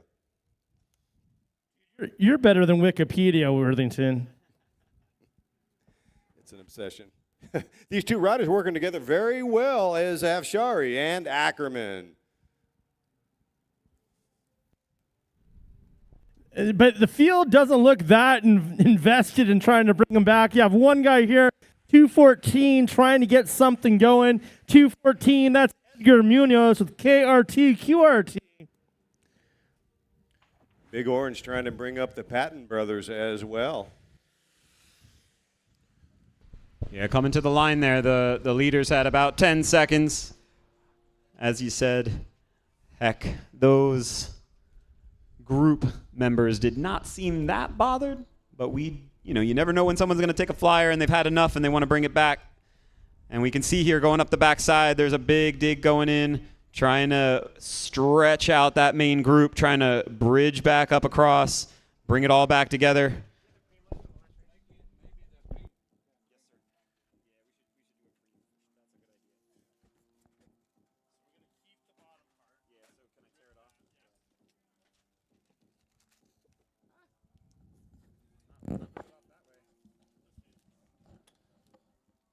And so if you're joining us on lacrits.com right now, out on course are 2 3s, and they're racing for 50 minutes, 2 riders up the road.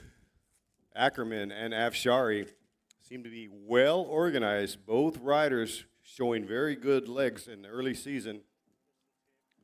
As they come through now, Seabass, Afshari, and Ackerman.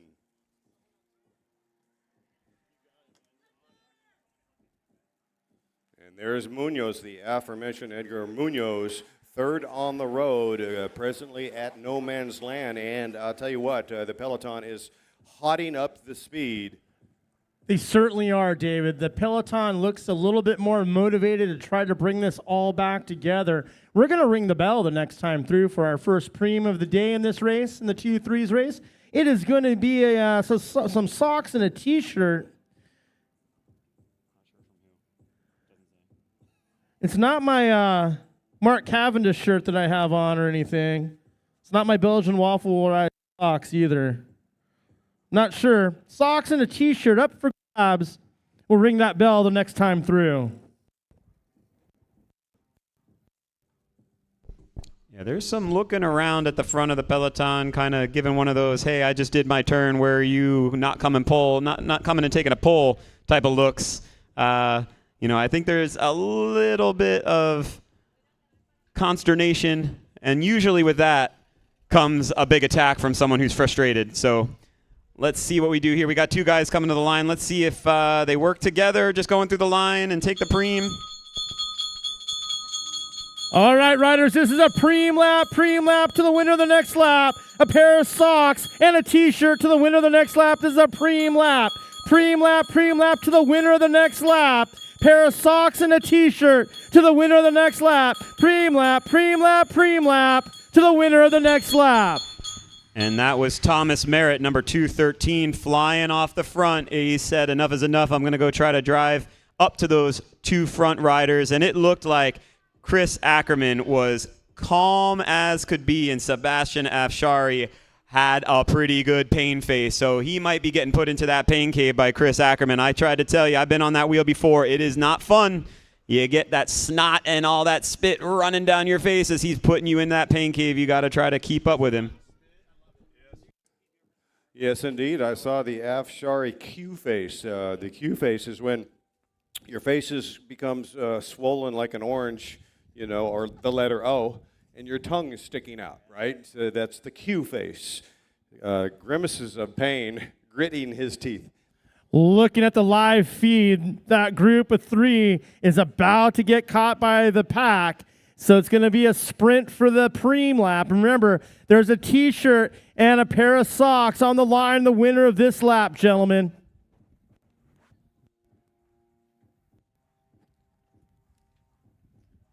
And here we go. Who wants the socks and the T-shirt? Come the line right now. Are they sprinting for it? It's going to be the guy in blue. Indeed, it is Christopher Ackerman picking up the preem after drilling it through all corners, taking laps and merchandise is Ackerman. You can see the pace is getting hard out there. A couple riders struggling at the back, trying to close that gap. That's probably because those guys, I'm sure, have done at least one race prior to this, and they have some lactic acid building up in those legs.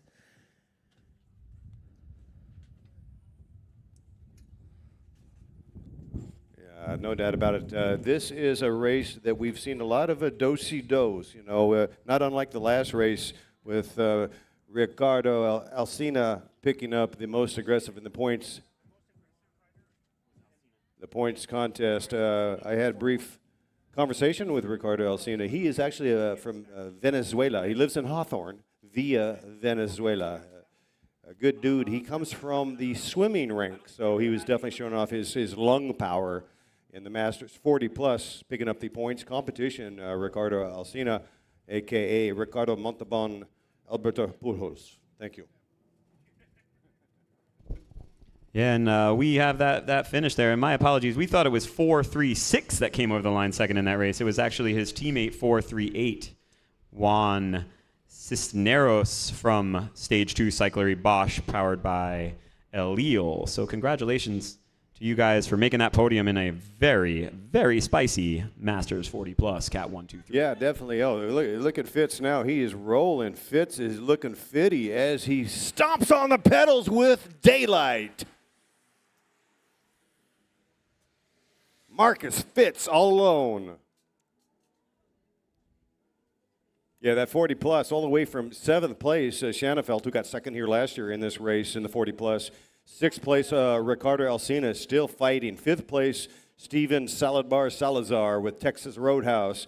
4th place, it's a who's, right? Philip Tinsman taking 4th. In third place, the GOAT back in the day, Rasan Bahati, riding for Texas Roadhouse. Second place, the aforementioned Juan Cisneros with Stage 2 cyclery top step today on a roll. His 5th win of this early season, riding for Methods to Winning, Eric Anderson. How about Ricardo Alsina?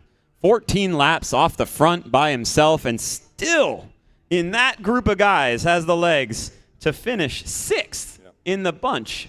Pretty impressive day. Indeed.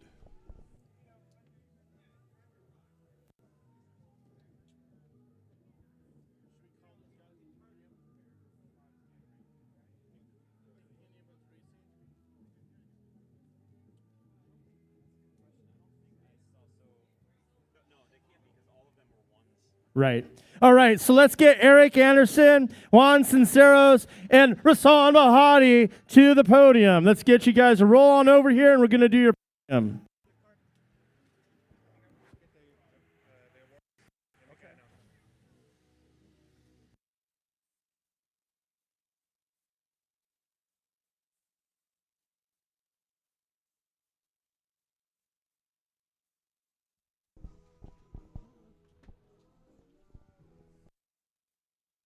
So we have got 2 guys off the front here. It looks like 206 Marcus Fitz from Equip Racing, and it also looks like 213 Thomas Merritt from Terran Racing. He was bridging to that original group of 2 and now has joined with a different rider, and they've got some pretty good daylight on the backside here. We got a group of 3 in pursuit, 4 in pursuit with a 5th coming across. But I don't know. It just looks hectic. It looks like attack after attack. This is classic 2-3s racing. Classic 2-3s racing. And we are going to have a second call to the podium. Mr. Eric Anderson, Mr. Juan Cisneros, and Mr. Rasan Bahati, please make your way to the podium.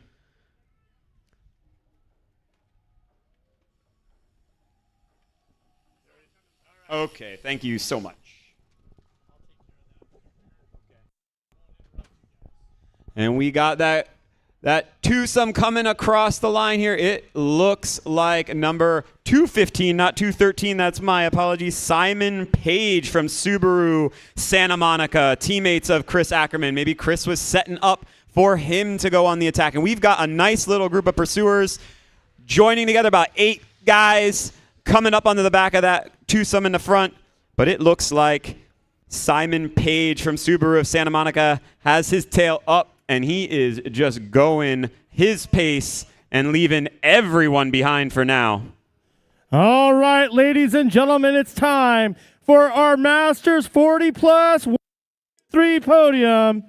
In third place, riding for Texas Roadhouse Cycling Team, let's welcome Rasan Bahati.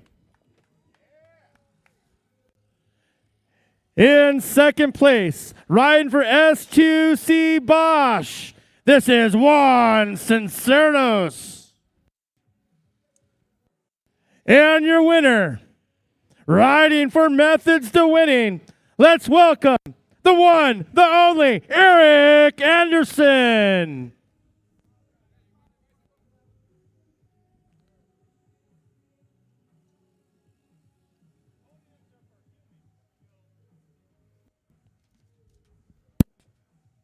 A photo op for sure. Bahati, Cisnero, and Anderson. And picking up the points competition in the 40-plus, Ricardo Alsina. Alsina, the Venezuelan who lives in Hawthorne, California, taking the most aggressive rider competition today.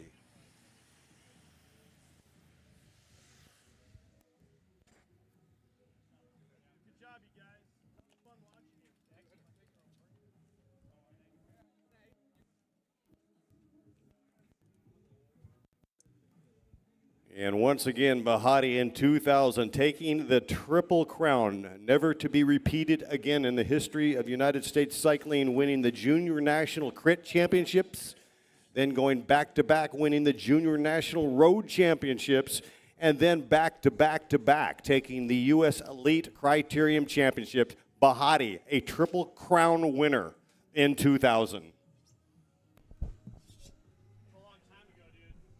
That almost compares to his podium here at the Chuck Pontius Memorial Criterium in Santa Clarita, powered by Go Fast Andiamo.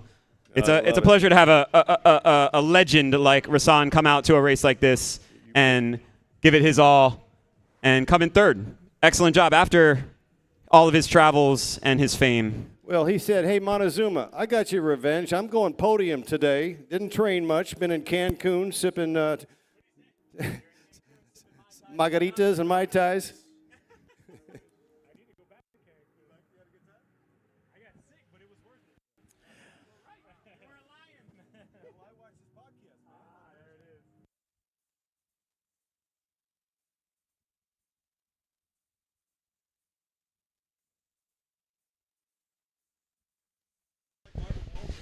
We have got a big group that is formed off the front of this bike race with a bunch of stragglers trying to desperately get across. It seems like this might be the split that sticks today, and we might be getting a selection here unless these last 15 riders, 20 riders in the second group get themselves together and work together to get back to that wheel. We have a big split here. About 10, 15 seconds. It is going to be a scramble. If you have not made your move, it is time to do it now. Yeah, this race is going to get away from some of these bike racers, and we may have a race that was started with about 40 riders, and we might be down to 20 off the front, jockeying for the win.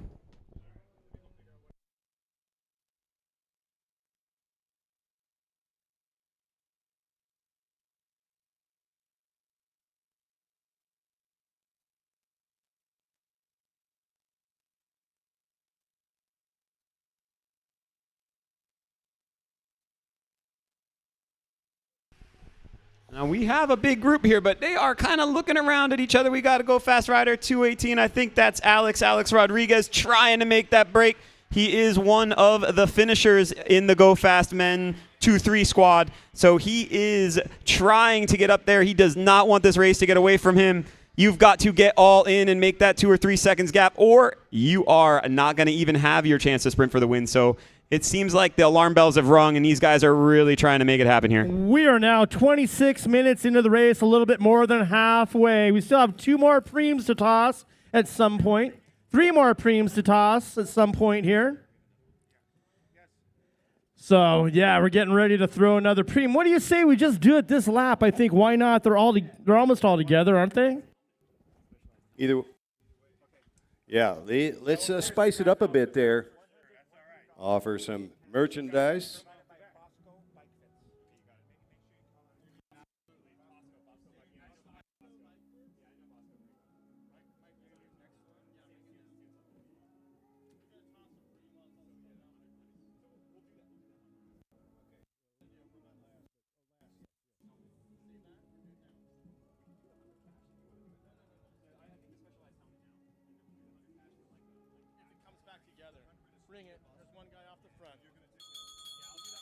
This is a preem lap. We're 27 minutes into your race. Preem lap, specialized helmet to the winner of the next lap. A preem lap, specialized helmet to the winner of the next lap. We're now 26 minutes into your race.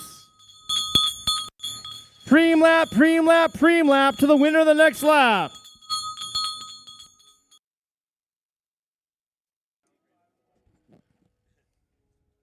Specialized helmet. That's a fortuitous piece of merchandise. I think you have to take out a loan out right now to get one of those helmets. They are very, very expensive. Even their shoes now go for $500, $600. So this is definitely worth fighting for. To try to edge out your opponents and bring home a specialized helmet would be most awesome. Yeah, absolutely. I think I've got a lot of specialized equipment back home, and I think I took out a second and a third mortgage on my property to afford them, and now I don't even use them, so that's sad. But we do have this preem lap here, specialized helmet coming to the line here. And it has definitely caused the group to get animated. It's all strung out. They all really want that Specialized helmet. Here they are, diving into this final corner. This is the sprint for the Specialized helmet. Who's going to make it? Looks like it's Ackerman at the front again. But no, it's going to be taken. Whoa, I can't say. Who took that, guys?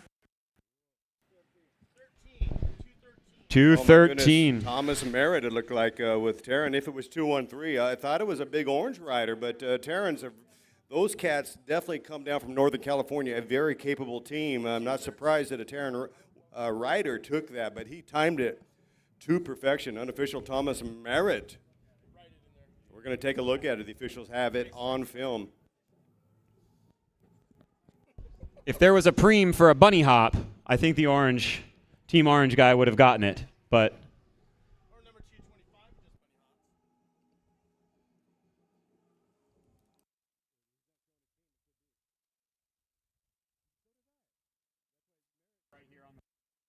just going off what he said. He said 213.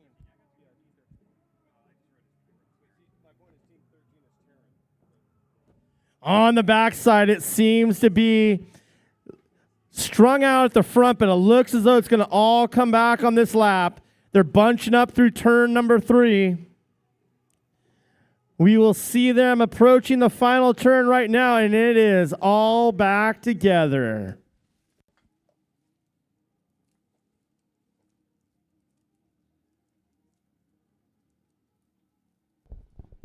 All right, so this was a 50-minute scheduled race. It started at roughly 12:25. I've got 12:55, so they have been out on course battling for 30 minutes. Should have about 20 minutes to go.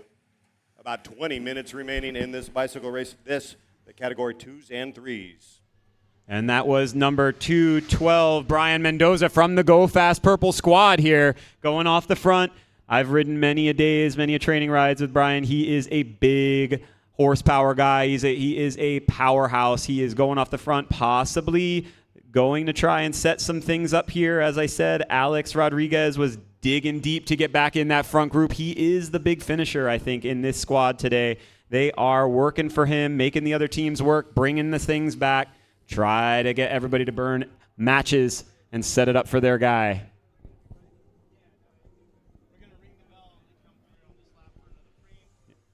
I know we said there were 3 preems in this race. We have had a generous donation for a 4th preem. I'm going to keep that one a secret until we get to the cards. That's going to be the big payoff of the day for this race. But we are going to have another preem coming through here on this lap. We are going to ring that bell.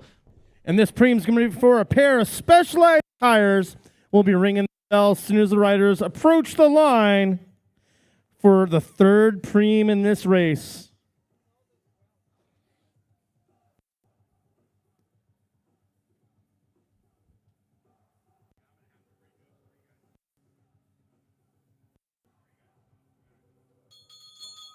Preem lap, racers.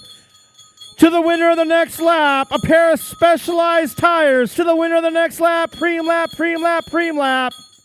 Preem lap to the winner of the next lap, pair of Specialized tires.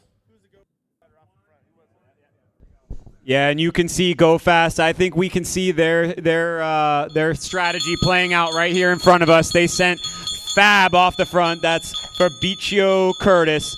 That is another attack from Go Fast, trying to make all these digs, making all the other teams work. They are setting something up here. Yeah, Fabricio Curtis looks good on the bike. He has a good silhouette, ticking away, translating his power into the power drive in that big pepperoni sausage. He's looking at about a 53.13, and he's on top of his gear there. He definitely has really good form. There you can see he's aerodynamic, producing a lot of efficiency into the watts through the legs and into the drivetrain. He's got a good chance of maybe holding on for this lap. He's certainly showing verve and dedication, a courageous move by Curtis. Maybe he figures if he's going to get a new pair of tires, he's going to lay some of that rubber down right now and try to put some distance between him and the group and make them work. setting things up for their sprinter. You can see Fab is working hard to get to the top of that rise, and here he comes with some daylight. Let's see if he can hold on and take these tires. Oh, I think he's got it. Rolling through that final turn. This is Fabricio Curtis. Fabricio head down, elbows in, aerodynamic, smashing the pedals here at Santa Clarita, California. Wearing that purple Tide in pride is boss man's director sportif, Patrick Caro. Big smile on his face, kind of busy right now, but a knowing grin from boss man Patrick Caro and the entire Purple Rain team. Go fast. Andiamo. Andiamo means Let's go in Italian. let's go. And we have a big piece of news here right across from us in the wheel pit is number 201, Chris Ackerman. Big, strong rider, looks to be done for this race. You got a flat, right, Chris? Not a battery problem. Sorry, bro. Very unfortunate there for Chris Ackerman. Strong ride. Always a bummer to see someone taken out by a mechanical. Yeah, he was one of our race favorites going into this contest.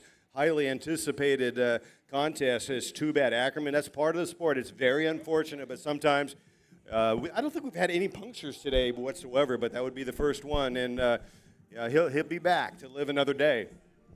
Yes, I think not only have we seen very few mechanicals other than Giggy not making sure he plugged in his batteries last night, we have not had any real major issues for any of our riders. So that's great. Let's knock on wood. Hope that continues. It looks like Fabricio Curtis has been joined by another rider.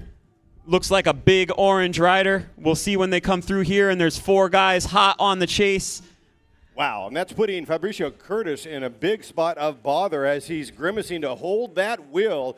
Another critical moment in this bike race, Mike Hecker. Yes, indeed. This is a very critical moment. If those 8 riders can get together and start working as a time trial unit out there, they can ride away from this 2-3s field, no doubt about it.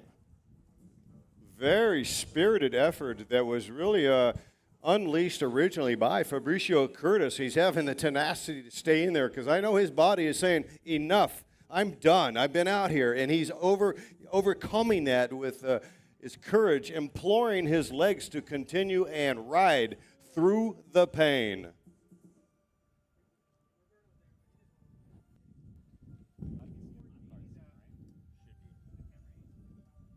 Riders all over the course right now. Absolutely. The Denver omelet, spilled eggs, Tabasco sauce. You can see the brakes. Oh, my goodness, the ceramic is cracking. Man, when the franks are on the ground. It is fracking. Don't forget to tip your waitresses and your waiters. And the heat is on in Santa Clarita. Feeling a little bit of Richter magnitude here, some seismic activity. My goodness gracious. These riders will reintegrate, potentially.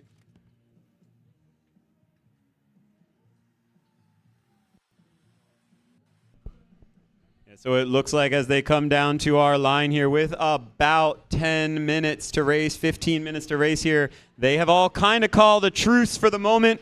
Everybody's going to take a minute to get their breath, but this is a Cat 2-3 race. I guarantee you by the time they come back around again, someone is going to pop out of this group and try to put everybody in a world of hurt. Yeah, I can see some of the big orange riders towards the back trying to regroup and resus. That's Bernard James Duclair, who is a very talented rider, trying to summon his teammate to the fore. With Ackerman out, that certainly puts that door ajar. Not that anybody can win this race automatically. And we've already seen that on display today, that you can have 10 guys that are still in that bubble to win this bicycle race, and that's pretty much the blueprint. You got guys like Philip Tinsman, one of the best riders as a master in his division, coming in second and thirds today. I mean, the depth here is tremendous. Really cool to see some of the top riders. Some of these cats are the fastest masters riders in the world, certainly in the U.S. I mean, Bahati is amongst them. And to have that talent come here to support this race is pretty awesome, and it makes the the racing electric. And at the end of the day, really, it's the racers who make bike races. It's all about the bike racers, and they are putting on an electric show today. Yeah, absolutely. And we have been blessed with some deep fields here late this morning and early this afternoon, and they are giving us a show here at the Chuck Pontius Memorial Criterium in Santa Clarita, California, powered by Go Fast. And the riders are flying through right now. Strung out on the front is that junior, number 236. Just driving the pace, trying to get those upgrade points. From, Velosport Cycling, age 18, good eye. Velosport Cycling is one of these teams that have really done an amazing job in supporting the juniors programs. Velosport Cycling. It's a who's who of riders that have come through that. Patrick Fetzer was one of them. I'm sorry, Luke Fetzer, Patrick's son. But there's so many riders that come through there. Kind of Roy Nickman had that thing going as well.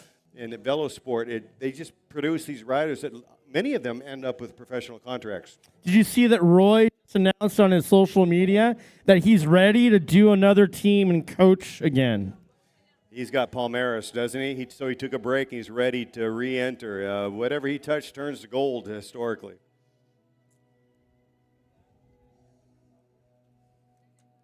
We got Matteo Jorgensen winning across the world right now. Another American, Mr. Potato Head, right? The man from Idaho. Good to see Matteo Jorgensen killing it. You know, I trimmed Matteo's grandma's trees back home in Solvang. That's a true story. His step-grandma lives in Solvang, and I own a tree care company, and that's how I make my living. I don't make my living as a race announcer, trust me. And so I trimmed Matteo Jorgensen's grandma's trees back home, and I give her updates on how he's doing in Europe. Yeah, that's interesting. Another tree trimming service in the cycling community here in SoCal. Not to be outdone by Johnny's Tree Service, a title sponsor for the Go Fast team. They've been around for a long time. One of our riders and his dad owning a tree service. Johnny's Tree Service. If you're in the IE, I use them at my house. They've done wonderful work. We're about to see some lap cards in this race, which means we are going to head to that final surprise preem, and we'll break that out in a couple laps here for the riders.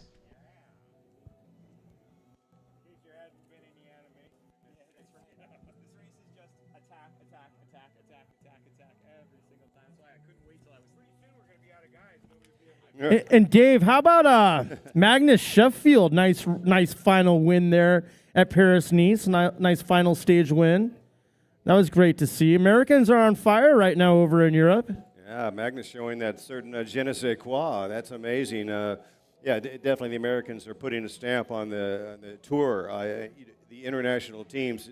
There was a kind of a spell there, a dry spell, but now we're pretty much saturating. Every race there's a contender, it seems like, that comes through the U.S. soil.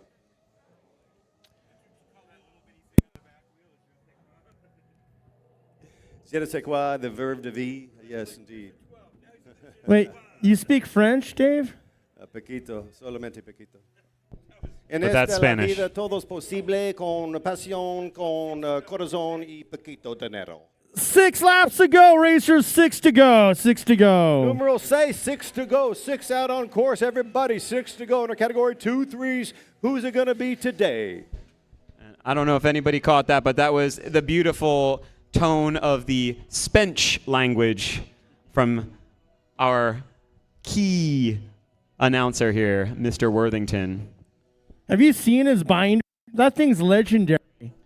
He has quite a thick binder of a lot of facts. I just thought he was like a variable Wikipedia, but he is living and dying by this binder, I believe. He's printed the entire cycling Wikipedia right there for his enjoyment. Yes, it is impressive sitting next to him and seeing him dig into this binder and have these facts. The problem with the binder, it becomes an anchor because there's less parking spaces up in the head, right? So, you know, if you go to LA before a game, you go to your damn Dodger game, you can't find a space sometimes. That's part of the flippy dippy of that. I just park in Chinatown, bro. You know what I do? I ride my bike, brother. I park about a mile out when I go to SoFi Stadium and just. I've never had an issue. Exact same thing. At everybody. Everyone looks at you like you're weird, but you're one guy.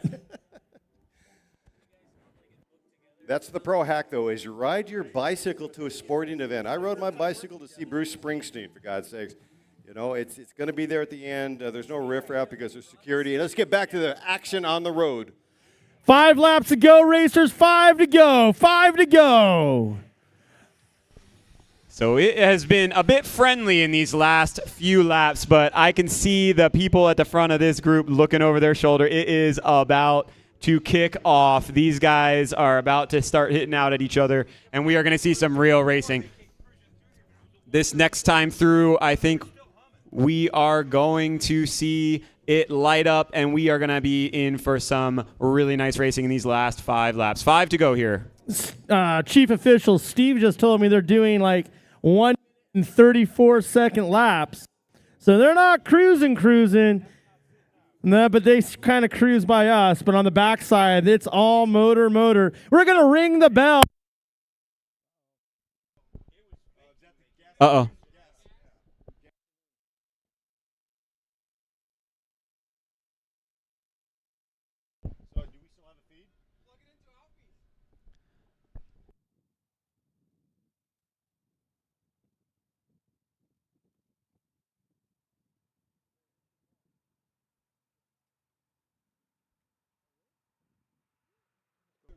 Hello?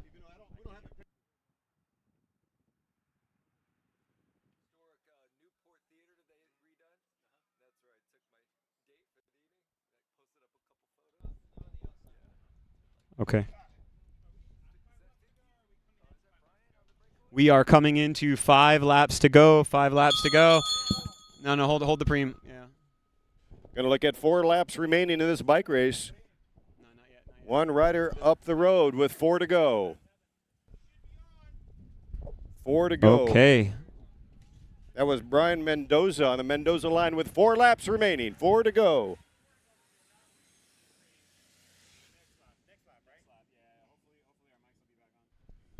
Okay.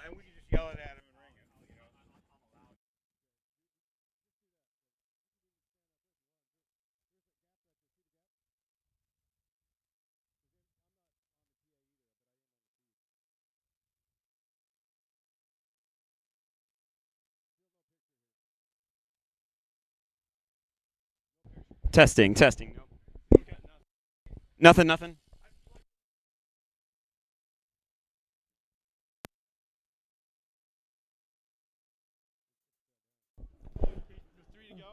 Okay, we had a little bit of technical difficulty, but we are back.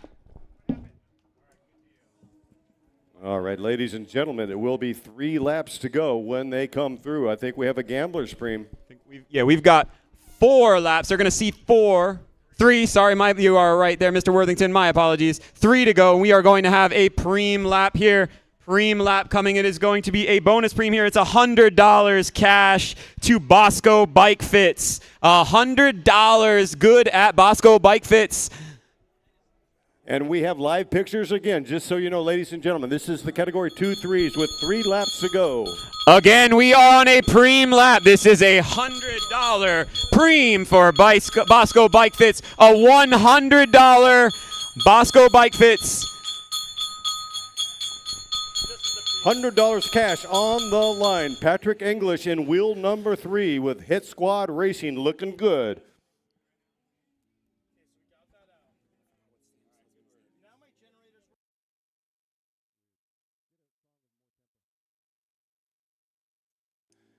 And riders on display. We got 1 and we have 4 trying to join en masse as we approach the final moments of the category 2-3s at the Chuck Pontius Memorial Classic right here in Santa Clarita, California.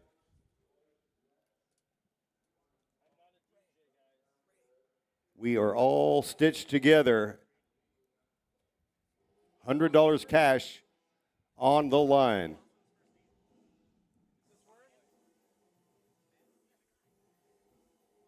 And the eye in the sky does not lie. We got a rider on the left and the right, 2 individuals trying to seek that money and get some distance on the field.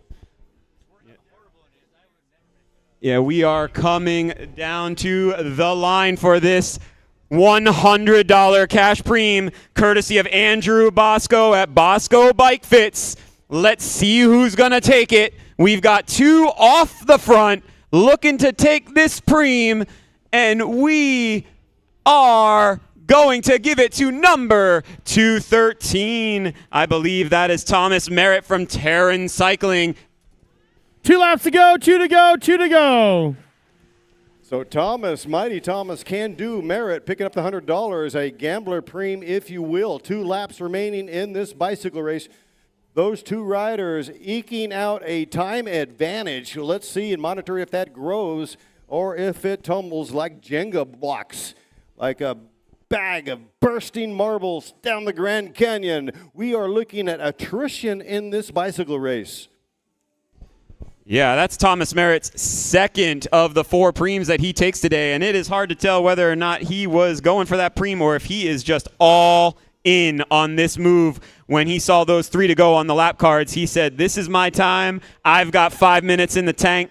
I am going to empty that tank, and I'm going off the front, and I'm going to take this victory. He's got one guy on his wheel, and they have got a massive, massive lead coming into this last 2 laps. The group is gonna have to get it together and do it quick, but it doesn't look like they are.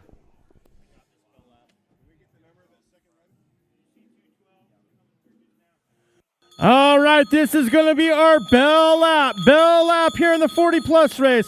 1 lap to go, bell lap, bell lap. 1 to go, 1 to go. There are 2 riders off the front, 229 and 213.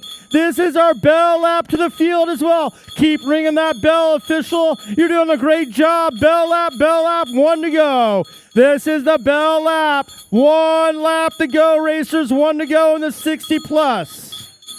And we've got David Kennedy is that rider that has joined Thomas Merritt. Merritt taking that preem, crushing that preem, bursting through the corners and ripping up this course, joined by David Kennedy.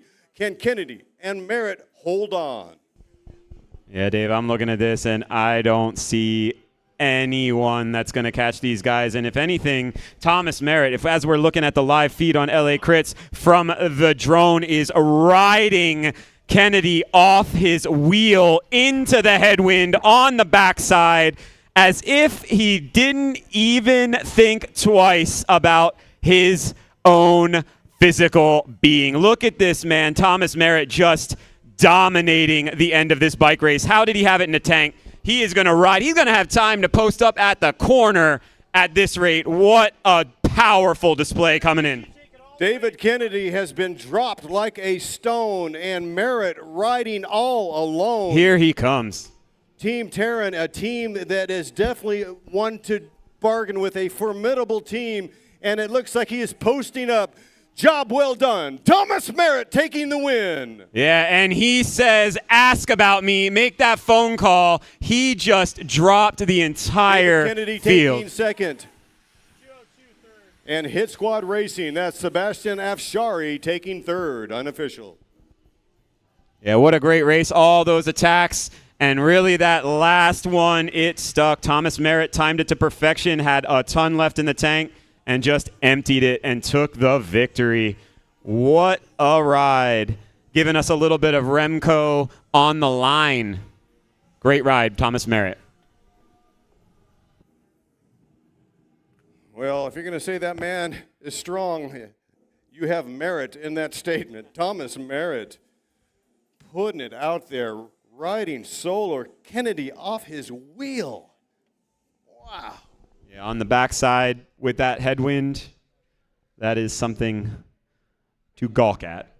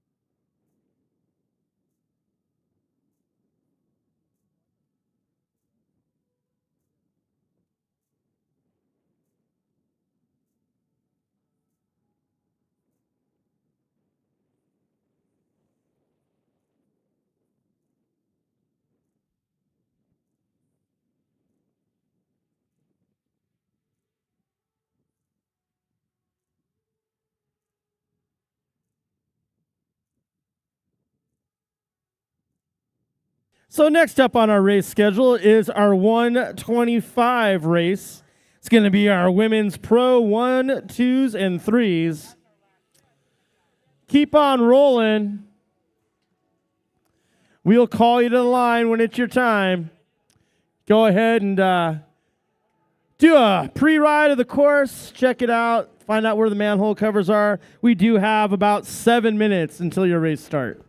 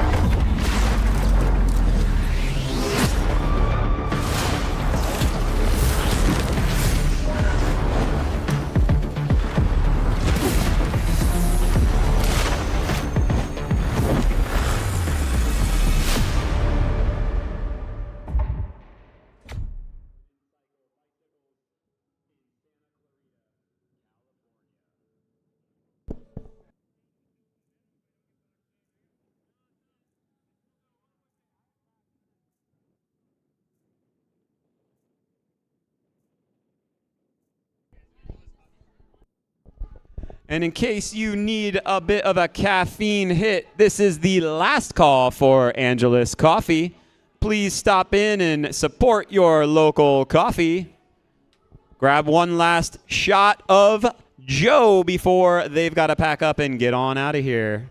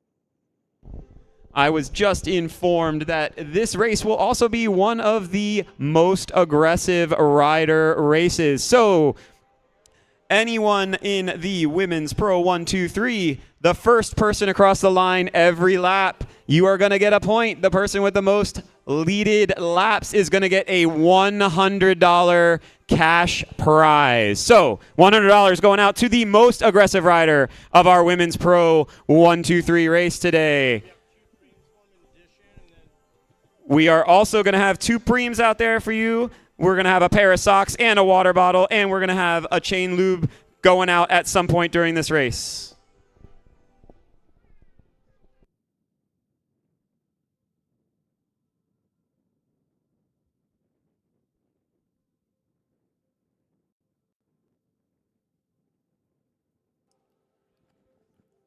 Pretty cool to see Legions of Los Angeles riders. Laurel Rathman is in the house, and she's got Joyce Monton also here. And great to see my friend Priscilla Savord, your current, I believe, current national champion in the Masters division in the Criterium. PC, good to see you. Ride today for Don Niday. Delta Don, we miss you. Y'all be racing for 50 hot minutes. Yeah, and we also have Sam Bosco here in the race, world champion And we also have her as an Olympic medalist in the Paris Games. Thank you, Sam, for being here. The rainbow jersey looks lovely. And it looks even lovelier with "Go Fast" written above those rainbow bands. Andiamo indeed. Tyler Mize, last year's winner, is at the line. Good to see Tyler Mize representing. I know last year second was Sarah Blazik in this race, and Fleen Andres riding for Untitled Mommies, taking third last year. Star-studded field.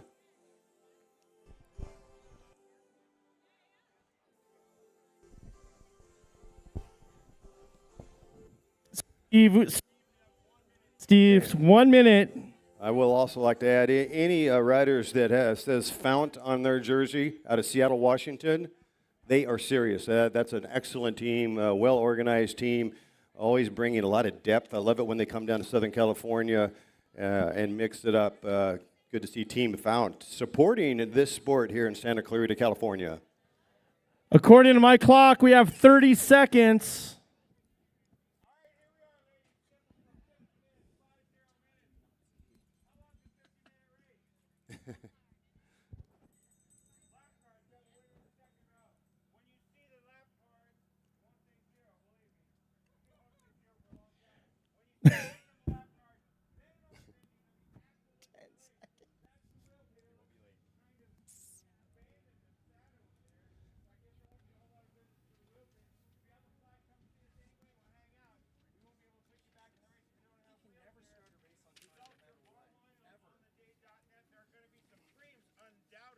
Yes. Yeah, there's 2 creams and a $100 most aggressive rider. Yeah, the most aggressive rider cream. I don't know if you heard that, but it's first place every lap.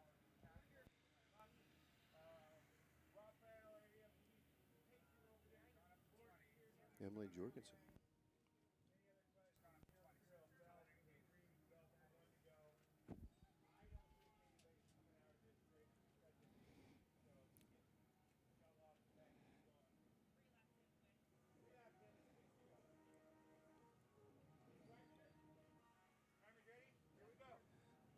All right. And there we go, ladies and gentlemen. This is our pro women 1, 2s, and 3s on race course right now here at the Chuck Pontius Memorial Criterium. Beautiful Santa Clarita. Great day for racing here. The asphalt's in great shape as well. This should be a fun, animated race to watch. They're going to be racing for 50 minutes. We have 2 preems and a $100 most aggressive rider award on the line.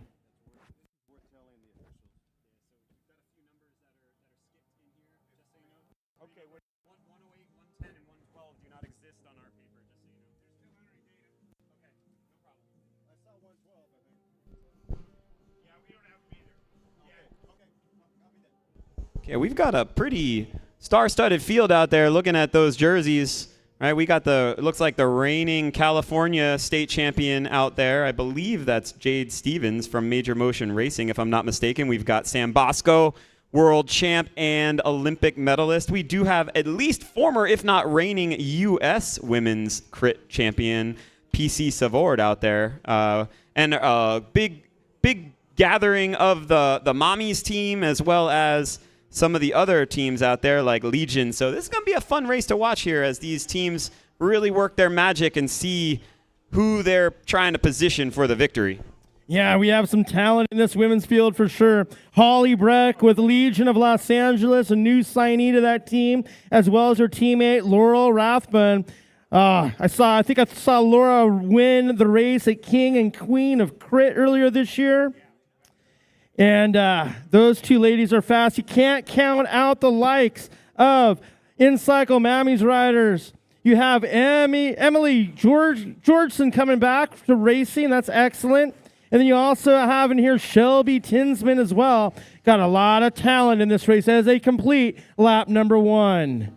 Right on. I see Shelby Tinsman there, and she looks comfortable. Laurel Rathman taking that points, coming through start-finish in the lead, riding for Legions of Los Angeles. check out Laurel Rathbun on Instagram. She's a real adventure rider. Really cool what she does. Very artistic stuff. Traveling the world, riding her bikes. And she also is a former State of California District Championship, if you will. She won at Manhattan Beach Grand Prix. She's won many races. Came up just short at the Bend Classic, the Downtown Criterium last year. Big money race put on by Worthy Brewing Company. Rathbun taking second. I think she's going to be heading back to Bend, Oregon in June, around about mid-June in downtown Bend at the Cascade Cycling Classic Criterium, a nighttime twilight event, which is pretty awesome. Definitely top-heavy in the money payouts. Tyler Williams taking the win in the men's there at Bend, Oregon.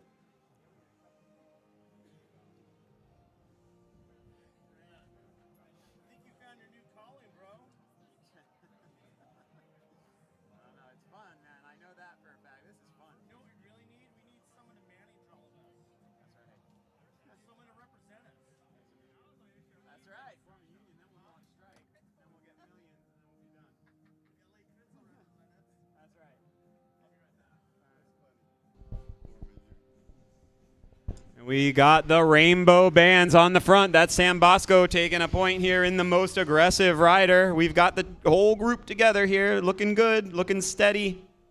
That's Samantha Bosco rocking the rainbow jersey by virtue of the Paralympics, I believe, and she's multitasked, multi-talented, and what a beautiful jersey to display. The rainbow jersey awarded to a world champion.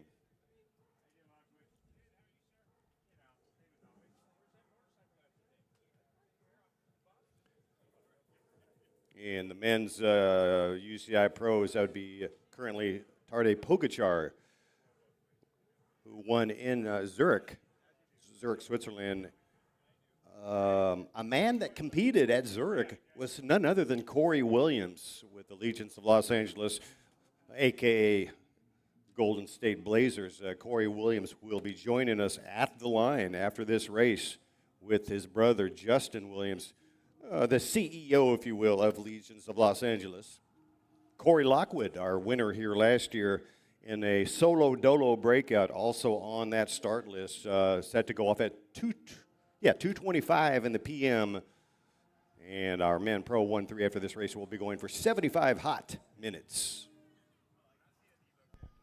Yeah, what a pleasure it is for me in my first race to come out and be a guest announcer with you great guys, to be able to have a field like that and a field like this that we have out there right now with these Pro 1-2-3 women. Man, I couldn't have asked for a better race, a better day. I hope everyone is enjoying themselves out there as much as I am.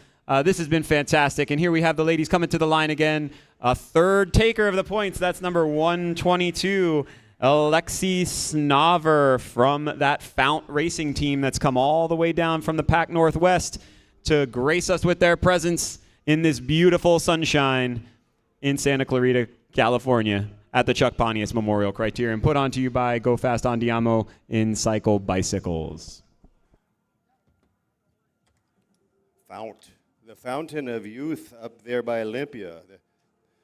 Olympia beer, they say it's in the water. It's not the hops, it's the water. And they get a lot of water from what? Precipitation, that stuff that falls from the sky. So to your point, I'm wondering if it's when it's time to camp, to put in a big block of training to prepare for the season, you come on down to Southern California. We had a lot of European teams back in the day, from Welton to down there in San Diego, Romero, forget the name of that town outside of San Diego. At any rate, you had, U.S. Postal teams from around the world coming to Southern California to train and get in that block. In my mind, this is part of that preparation. And they've come with a couple teammates from Fount, and I promise you they are going to be a strong, formidable opponent up against the Legion Riders and the slew of the In-Cycle Mommies. Team Fount, they are the real deal. Yeah, I think this is a really tough one to call. There are so many strong bike riders here in this Women's Pro 123. They have a good contingent of teams to support them. It is going to be fantastic to see how all the team tactics play out today, see when the attacks start, see who is trying to set up who for the win today here in this race. Again, another Fount rider, same rider, 122, Alexi Snover coming across the line with the rest of the group in tow.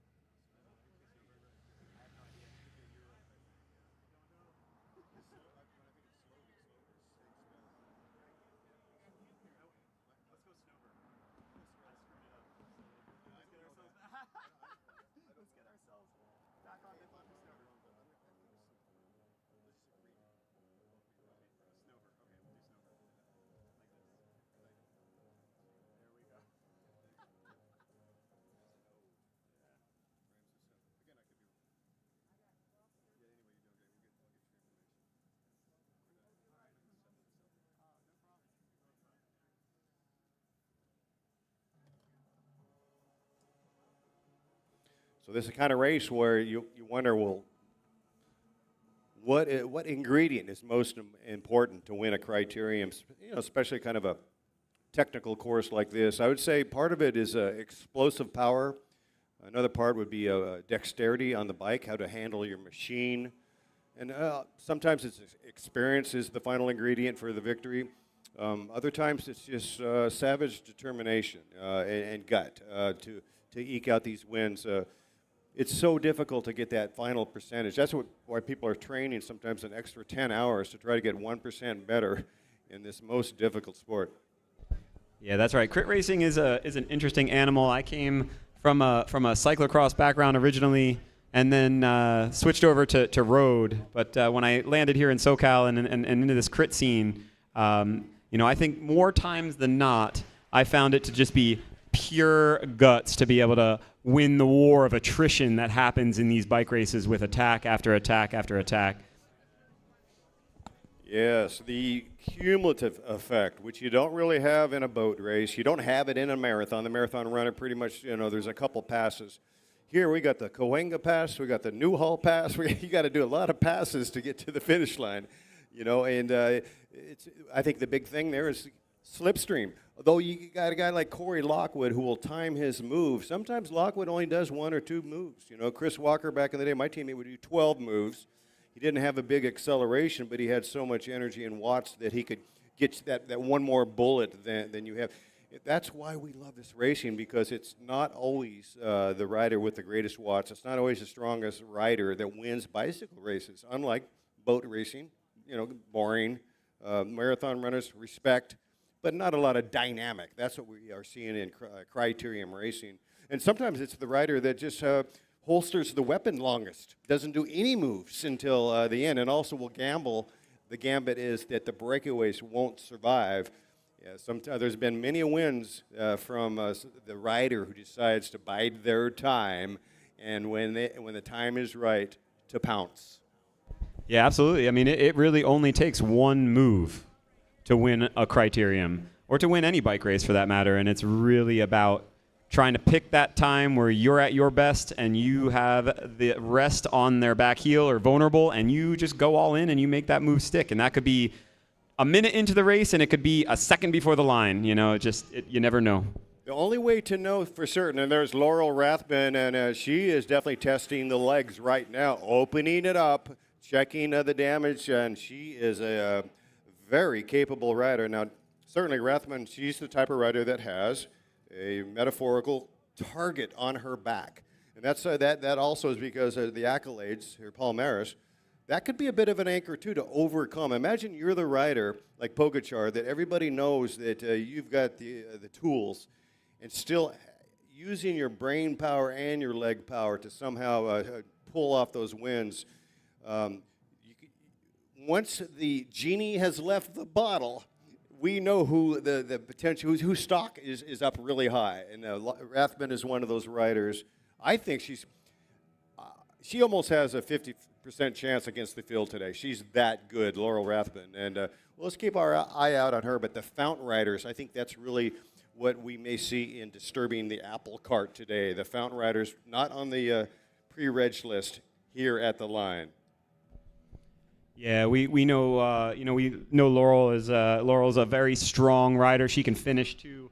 Right here, she's really putting in a dig and letting everybody know where she stands today and making them do the work to bring her back. And so we'll see. Yeah, I think, I don't know about 50%, but I can tell you once she gets going, she is going, and she looks comfortable right now on the bike. She looks composed.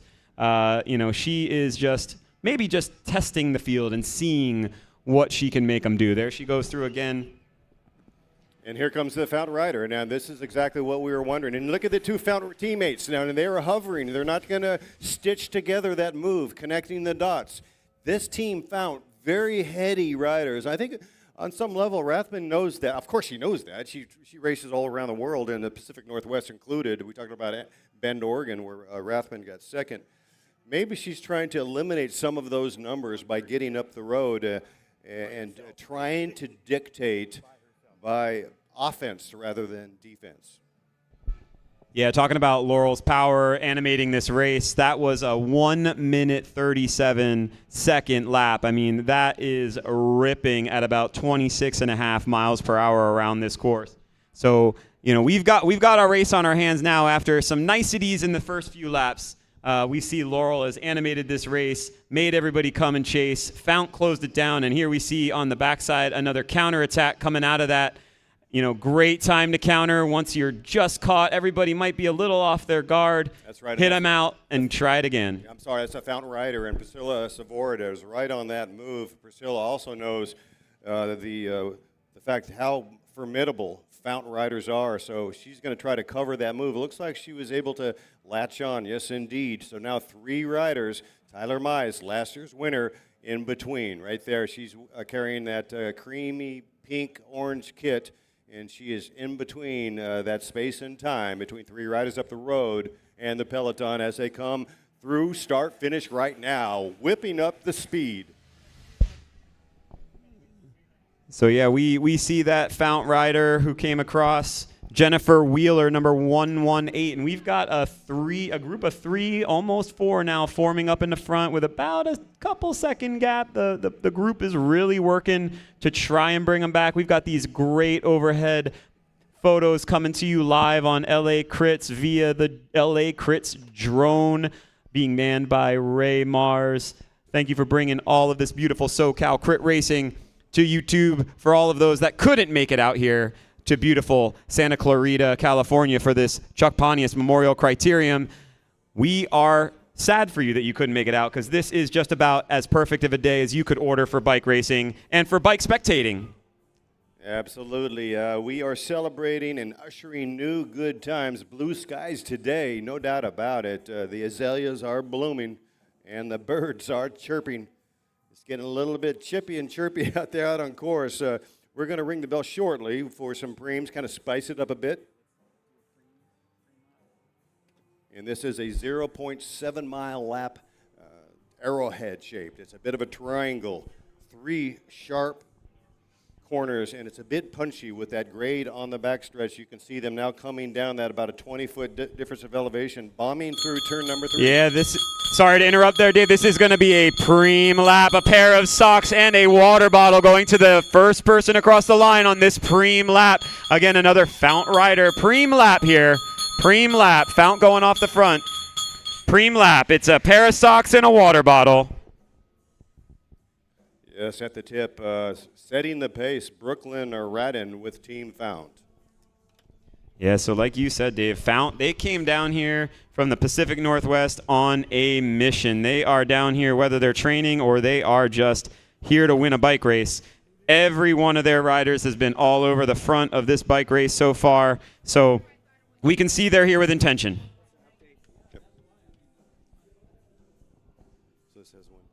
We are here on this preem lap. First person across, getting a pair of socks and a water bottle. Let's see if this animates things even further. But Fount is certainly bringing the race to the Chuck Pontius Memorial Criterium Women's Pro 123.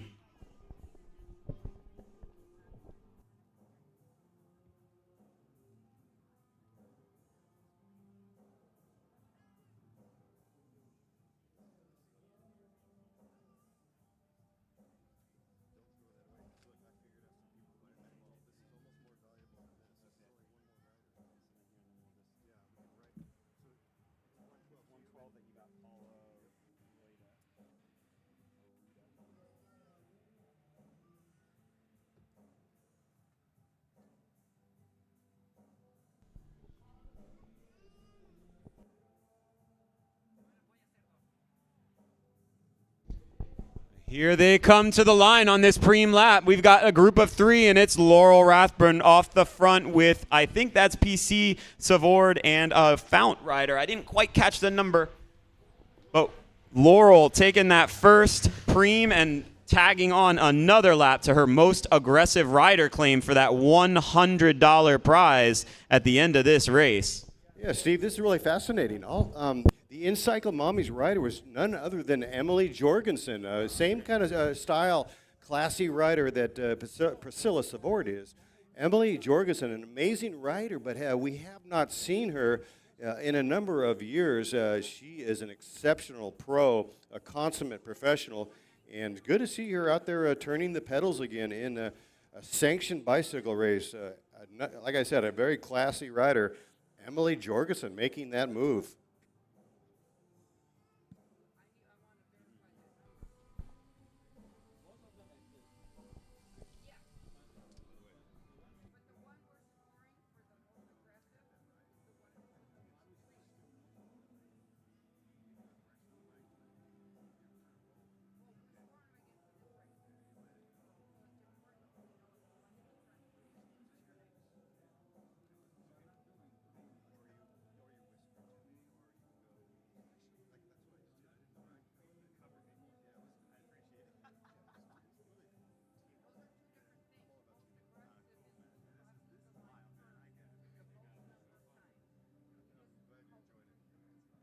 Well, check this out. Laurel Rathburn at the front right now, and it is at Taylor Mize once again. No, the teammate is trying to get across. Yeah, Whitney Post, she won the Hardman Classic in a gravel race. That's Whitney Post, Tyler's teammate in that orange. Oh, my goodness. She's got the face of pain. She knows this is a critical moment as she scratches and claws. She is closer to the break than she is to the peloton. Can she make that bridge? Yeah, it looks like 3 at the front is quickly going to become 4 at the front. And there is a little bit of a slowdown in that group behind them. It looks like they've got a couple of teammates that are sitting on the front and really helping out, keeping people from going across that gap, discouraging that chase, letting this go out.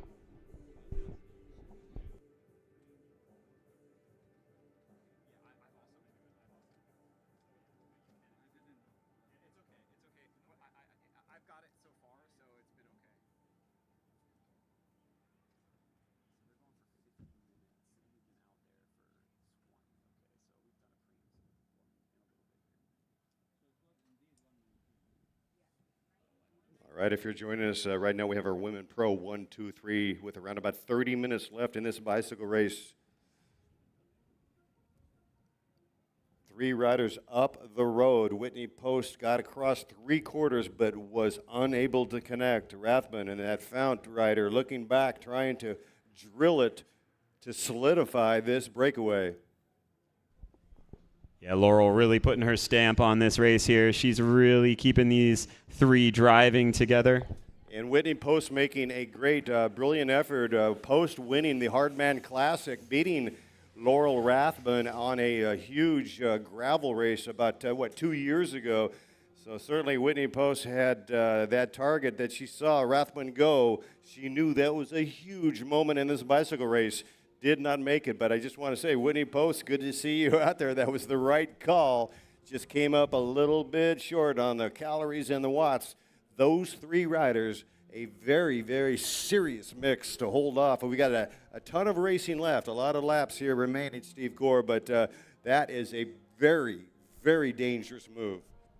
Yeah, I have to agree with you. I think, you look at those 3 riders off the front, and then you look at who is speckled all over the front of that peloton, and it is their teammates. They are not going to help. They are not going to drag people across that gap. So it is going to be anyone else's race to have to take to that peloton. And these 3 riders, they look comfortable. They look like they're working together, and they are extending this lead lap after lap here. So if they're not careful, the group is gonna be bye-bye, and we're going to see a 3-lady race for this one. And at this rate, it's not it's plausible that they can lap the field. Of course, that's depending on the speed of the chase, which you never know. That is not a given. But these three riders absolutely smashing the pedals. Now Rathbun has taken her turn every time. Beautifully done as they are rolling. Jorgensen also looking very good. Yeah, and that Fount rider that's in there with that group is Brooklyn Radin. So we've got Brooklyn, we've got Laurel, and we've got Emily. They are looking comfortable. They do have a group of about 4 or 5 riders that are hot off of the main group trying to track them down to join them. They are going to have to dig deep to get across that 10 or 15 second gap that front group had. But if they get there and we've got 7 up front and they're working together with their teammates speckled on the front of that other group, I think we might have a seven lady race to the line later. They've earned about an 18-second time gap on the primary peloton. In between, there are 2 groups. The first group only about 10 seconds back, and the second on the road about 15 seconds. So this there could be regrouping here on the front. See these riders here certainly motivated. Some might not make it. It's going to take a little bit of digging down deep to try to get across. It should be a snappy jump because those are such good riders in that break. I don't think you really just want to stitch or suture it back. I'd be of the mind to try to jump across kind of a violent attack because these 3 riders are very serious. Rathbun certainly in good control. Jorgensen looking very good. And, of course, Brooklyn Radin with Team Fount out of Seattle, Washington. But not done and dusted. This break is, at this point, tenuous. As good as they are in terms of the mix and the horsepower, not over yet.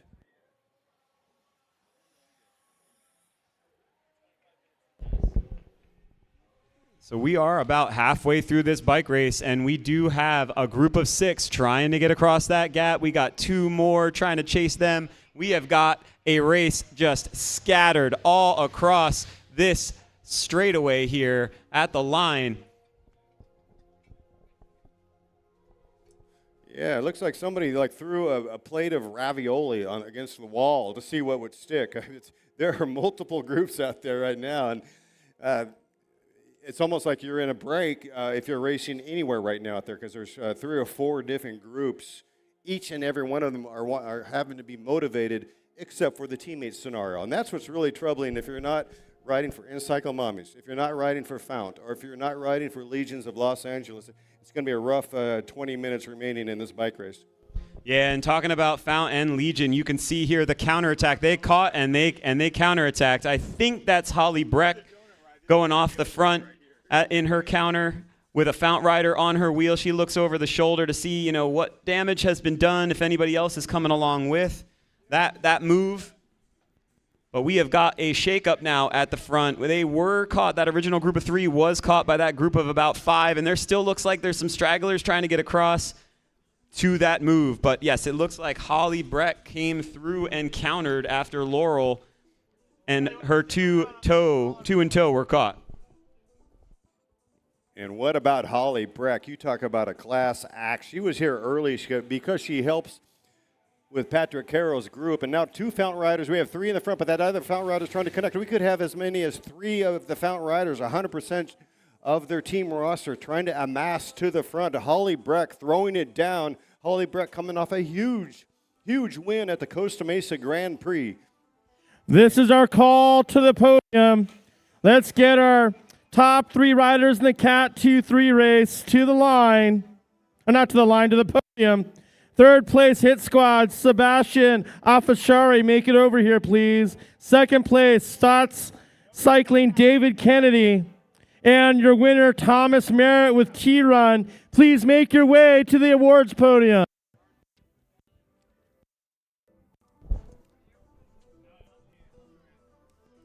Yeah, it was interesting to see that move by Holly Breck, but right on her tail was her teammate Laurel Rathbun. After getting caught, being out front for about 10 laps, she still had it to hop right back on and be right on her teammate's wheel, and that is a great place to be when you're 2 against 1. But they have another Fount rider in there, so it is 2 Fount riders and 2 Legion of Los Angeles riders at the front here working. That is pretty awesome, right? There's a symmetry to that. We'll see you in 2 and 2. It is 2 on 2 here in Santa Clarita, California. Those 4 riders, all very special riders, consummate professionals. This is a tremendous move if we can please keep the course clear. Thank you very much. You on the e-bikes, heads up. Here comes the race right behind you. Laurel coming through first again. She is really asserting herself for that most assertive rider in this race. I think she's got about 8 or 10 laps already, almost insurmountable by anyone else. I think rider 122, Alexi Snover from Fount, might be the only one that can get to her. But what a good group we have. Again, 2 Fount riders, 2 Legion riders on the front, working together, trying to get that gap out, give themselves a chance to ride away with this race to the finish in this Pro 1-2-3 women's race at the Chuck Pontius Memorial Criterium.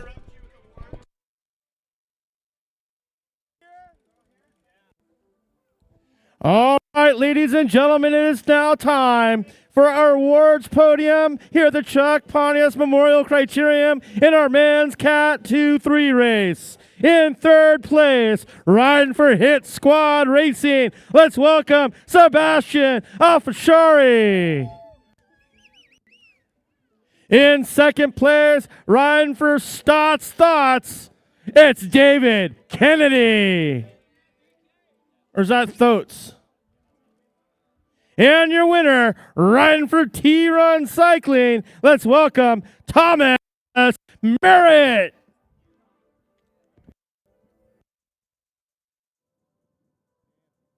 Back to the action. We have 2 Fount riders and 2 Legion riders. Holly Breck is on the move right there. This is a throwdown and a showdown at the Chuck Pontius Memorial here in Santa Clarita, California. 4 riders up the road, and in cycle mommies. Now they are pressing the metal to try to get their riders across. Shelby Tinsman also in the mix. Good to see her back out on course. Yeah, we still got those 2 Legion riders and those 2 Fount riders at the front of this bike race. We were talking earlier about poachers of preems, and we know Holly Breck is certainly in that category. She likes a good preem, so I think this time around we're going to go ahead and give a preem lap for the 4 leaders. As we see the rest of the group coming to the line here to finish this lap, there's a pretty solid gap of about 30-35 seconds out to those leaders.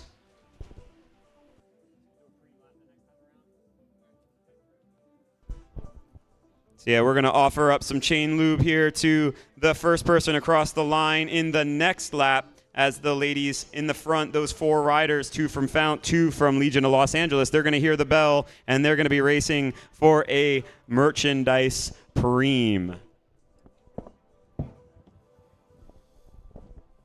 So with that move, we have Brooklyn Radden riding for Fount. Her teammate,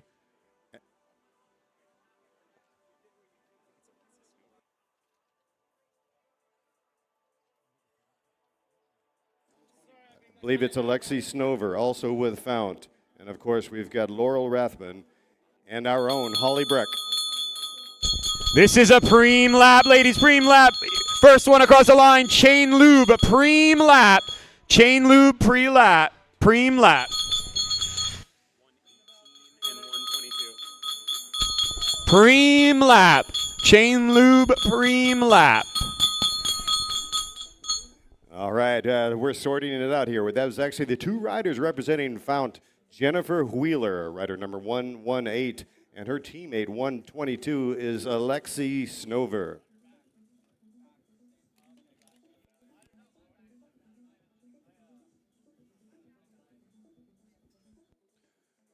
Brooklyn Radden in that move early to set up her teammates now.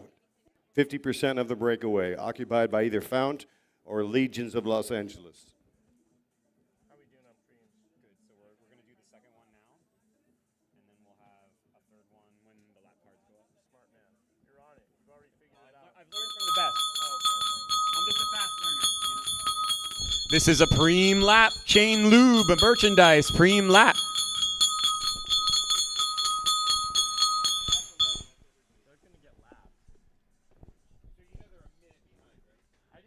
We have those 4 leaders, Laurel Rathbun and Holly Breck, sitting on the front with the Fount riders right on their tails. They do have a pretty solid chase with a couple of the Mommies riders in there behind them. We have the Cal State champion, Jade Stevens, in that second group, and they are only about 5 or 7 seconds off of the back, and I'm not so sure that that group of 4 wants them to join, or maybe they want to take a break because they have a giant gap then to the rest of the peloton. About a minute gap is what we're hearing here, about a minute gap. So we have got what looks to be shaping up into a 9-rider race, and we had Laurel Rathburn there come across. Laurel Rathburn again taking another lap and taking another preem. She is sweeping the preems in this women's 1-2-3 pro race as well, and she has, I think, locked down our most aggressive rider of the day, giving her $100 cash on the way out the door today.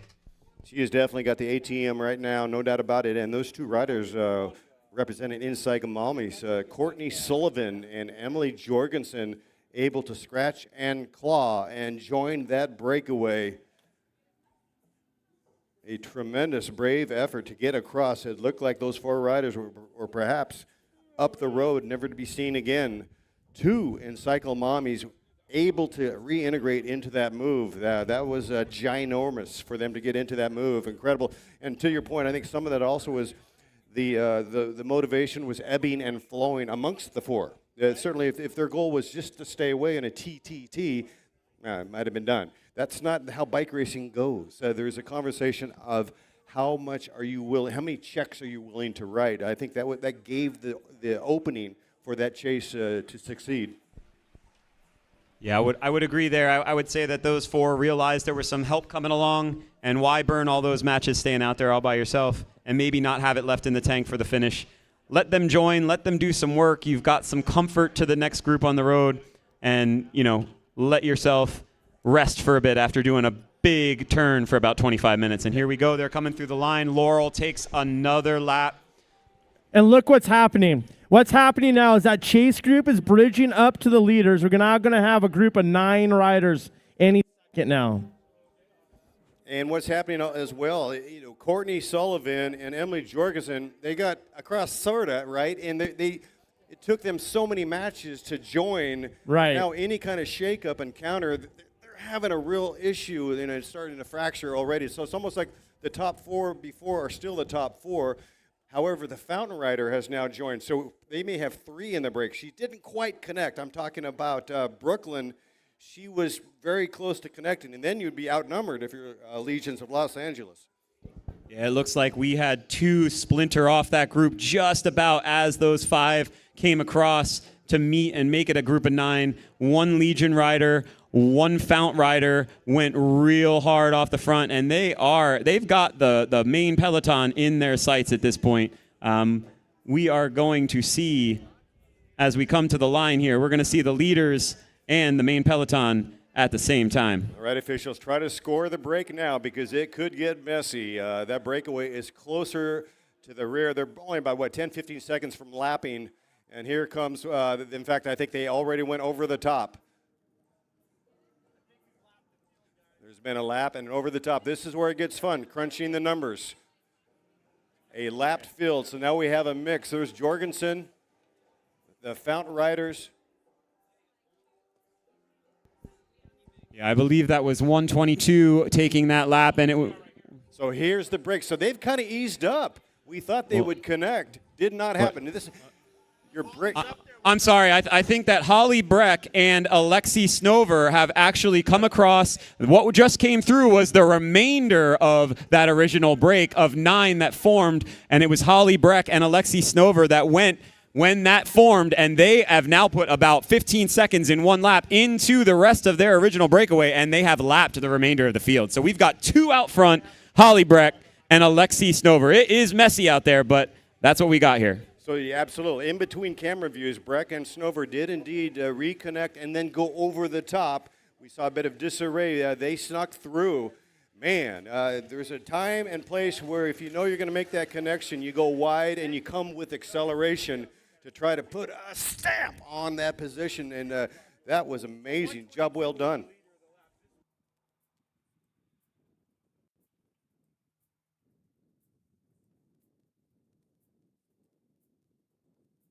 So yeah, we have two riders. It's Breck and Snover. Snover riding for Fount out of Seattle, Washington. Holly Breck, the pride of Santa Barbara. We consider her a local now. We've adopted Holly Breck here in Los Angeles. She's originally from Santa Barbara. And No, I'm going to correct you. Holly Breck is originally from Santa Ynez. I trim her parents' trees, of course. I've known Holly since she started. And yeah, there she is right there in the lead of the race. And somehow you were able to put a smile on Holly Breck's face right there, Mr. Hecker. That was pretty awesome. Those two riders, Holly from the wine country, right? And she's putting the pack sideways, if you will. She's not serving up Merlot. I remember when she came out on a used Pirelli bike. Oh, man. Back in the day, I had a Centurion. So Laurel Rathman now doing the blocking services. These two riders certainly are punching clocks right now. I guarantee you, though, this is not the outcome. And maybe first and second, there's going to be more action emanating from the chase groups. This is awesome. It's all about attacking and biding your time. Yeah, absolutely. It's becoming quite clear that that group of four, those two Fount riders and those two Legion riders, they were setting each other up. They were trying to give them the gap, make everybody work. And the second that they were able to get a breath for about a lap, let that 15-second lead go, as soon as that other group of five hit, Holly hit out, and Alexi Snover went with her, and they have put in a big dig in these last couple laps, and they are leaving the rest of this Pro 1-2-3 women's race at Chuck Pontius. They are leaving them behind, and they are racing for the top step on their own. Steve, if you look now, we're on 6 laps to go. We have lap cards. Our racers have 6 laps to go. We do have one more preem to toss them. We're not going to do that quite yet. That's coming up here in a lap or two.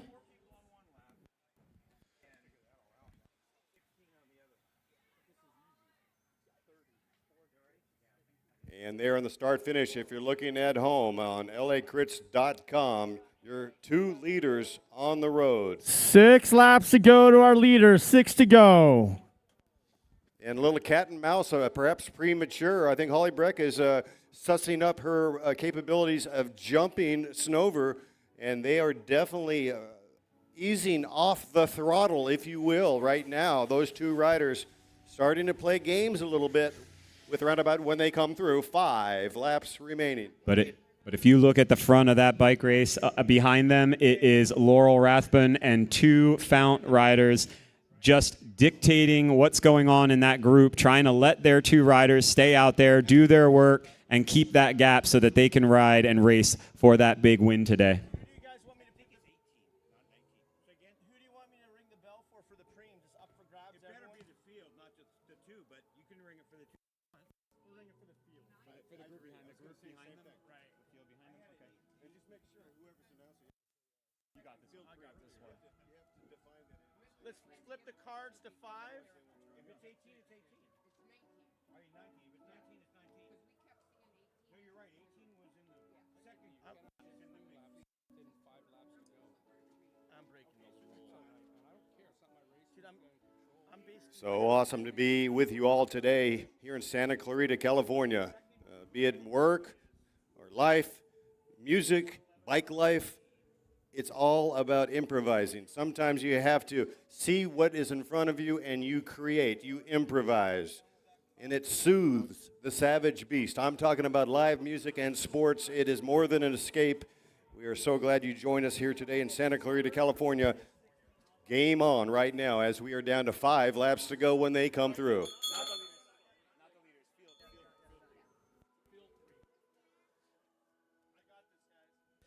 5 laps to go to our leaders. 5 laps to go to our leaders.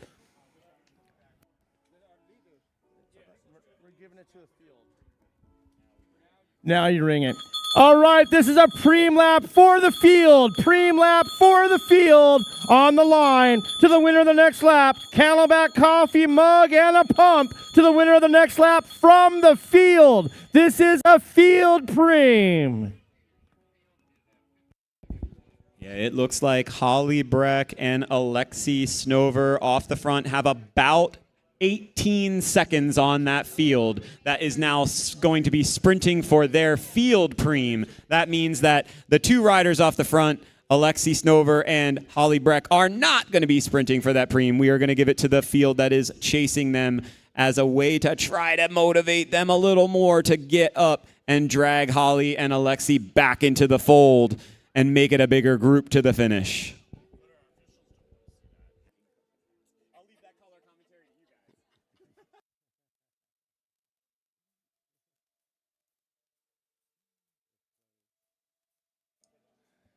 Definitely getting down into comedy time, and it is nothing but good times in the ether. The atmosphere is bucolic. It's beautiful. And I want to ask you a question. Why did the Scarecrow get an award? Because he was outstanding in his field. Thank you very much. Ba-dum-bum-bum. I'm working Rialto at the Holiday Inn twice weekly. I will have to add that to my pantheon of dad jokes that get good laughs out of my 8-year-old and my 16th-month-old now. So thank you. Thank you, Mr. Worthington. What do you get when you cross an elephant with a rhinoceros? Elefino. That's right, Saxophone Steve. He's your chief official today, and he wins the door prize. 4 laps to go to the leaders. 4 laps to go. 4 to go. 4 to go. Breck on the move right now. She is at the front taking a pull, definitely monitoring, dosing their efforts. Alexi Snover in good position. 161. 101. Sam Bosco takes that preem. Samantha Bosco in the rainbow jersey picking up the merch. All glory goes to the jersey. 3 to go. And I have to say, after that, they are only about 16 seconds in arrears. So this is not totally over yet here. The rider from Legion, Holly Breck, and the rider from Fount, Alexi Snover, they've got some cushion, but there is a big opportunity for the field. If they want to push, there's 3 laps, there is 2 miles. They can catch them if they start working together.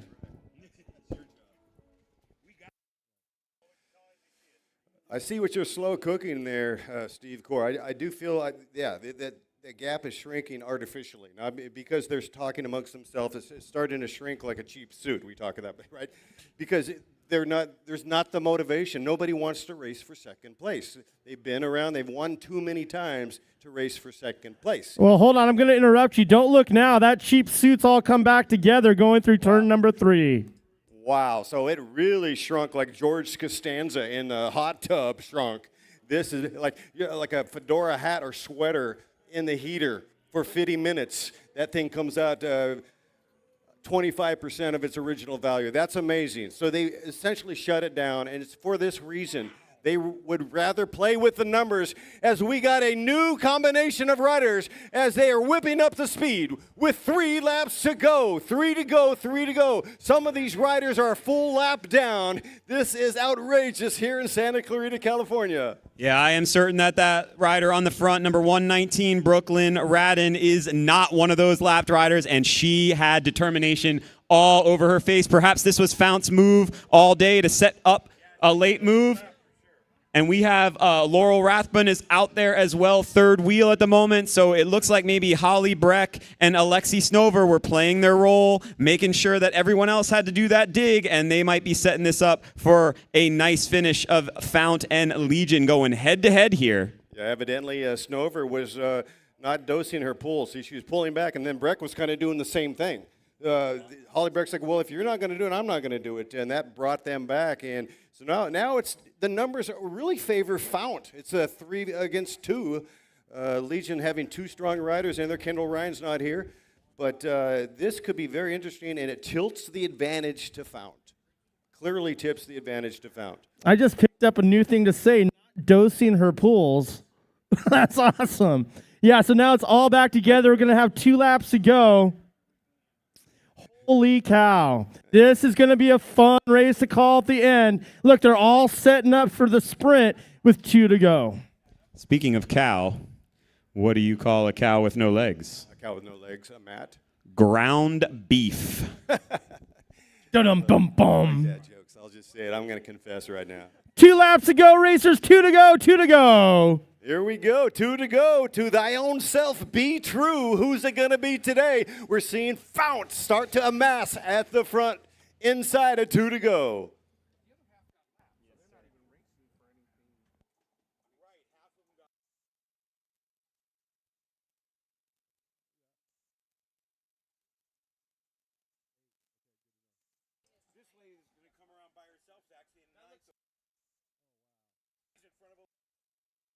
Okay, for perspective, this is ninth on the road on the start-finish boulevard right now. This is ninth on the road. So there's only 8 that are survivors that have lapped. This is 9th place on the road right now for perspective with 2 laps to go. With 2 laps to go, Courtney Sullivan, stay on it. Oh, it is amazing. I'm glad we have the officials today because if I was trying to officiate this thing, I'd be like a goat on AstroTurf. Right? We'd be lost, right? Goat on AstroTurf. Man. I mean, really? Does Dolly Parton sleep on her back? I'm going to start taking notes whenever I work with Dave. David has some great stuff. Obfuscation is part of the game. Where's the music?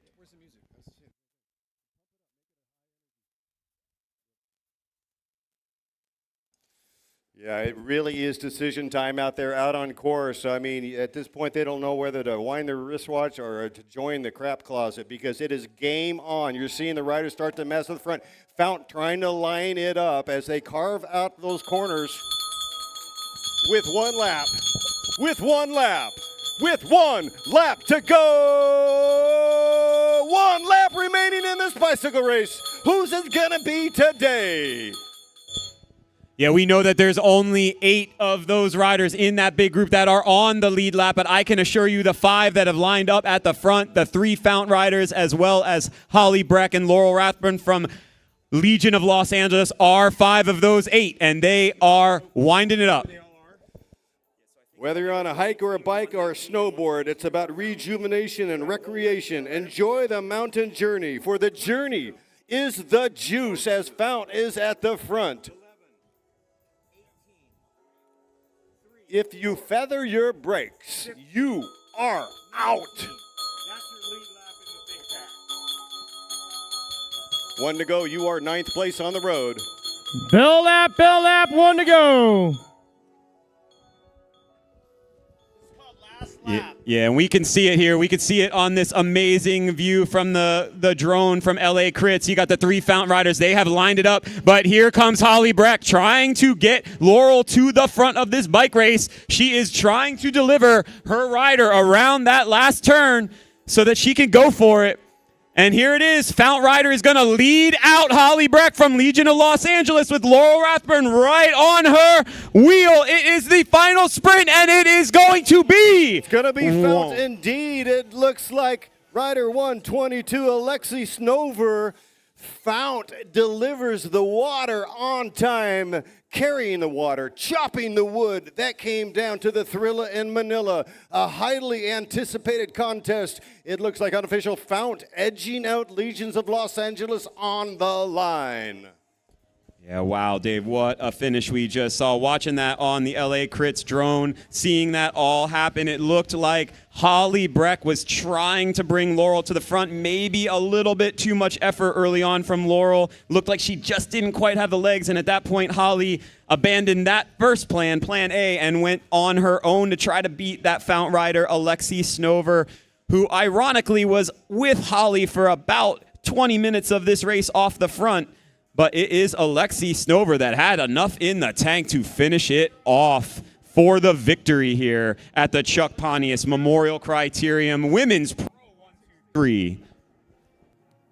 Well, this just in. It is a game of numbers. Tactics definitely come into play. If you have 33% more horsepower, 3 against 2 equal teams, it comes down to the team that is more cohesive in numbers.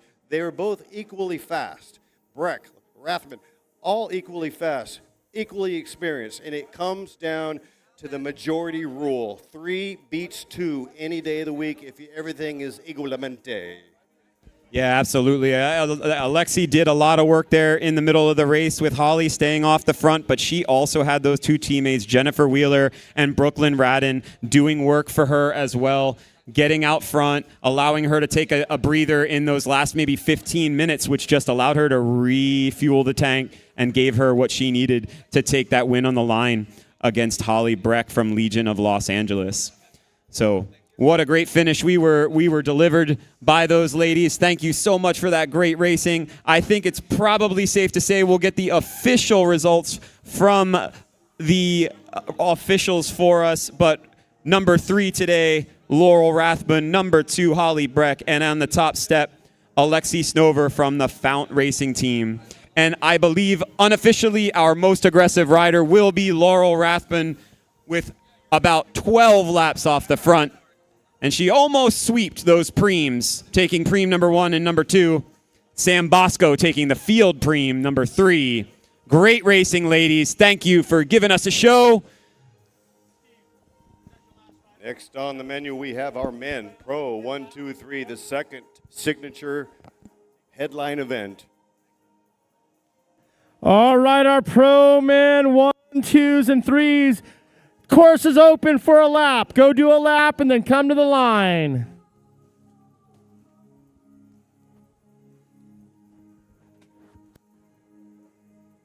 This is promises to get a bit grippy out there. We have your current Belizean.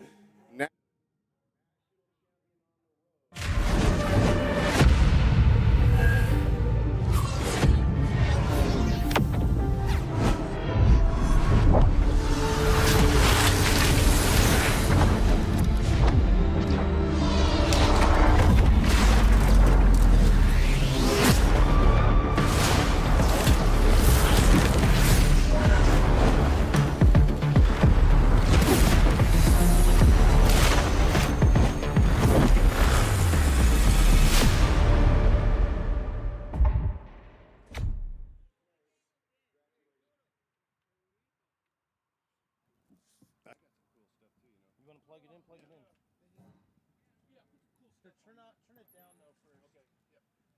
Hear all that feedback. Here you go. Yep. Put on 0. Okay. You want to blow this? I don't. Oh, you want me to? No, you choose. I'll do it. Start the music. You're the man. Yeah, I'm letting you be in charge. That's quick. I'm not letting you be in charge. You are in charge. I'm not in charge. You're in charge. I don't know about too much. Oh shit. Turn it on. You know what I mean? Is it hot?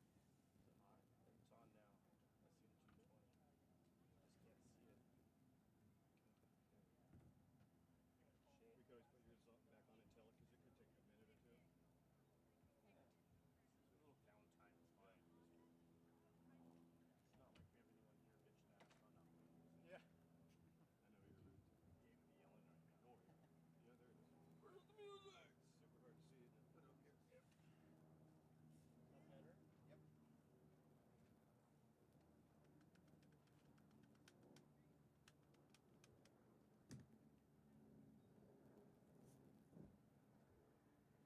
Okay.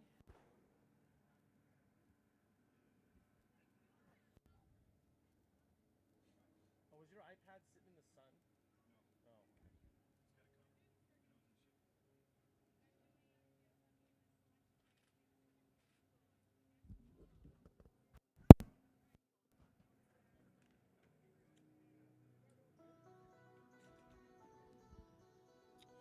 All righty, we're getting ready for our pro men 1, 2s, and 3s here at the Chuck Pontius Memorial Criterium, presented by Go Fast and Yamaha. Thank you to all our fine sponsors: Johnny's Tree Care, Bike Legal,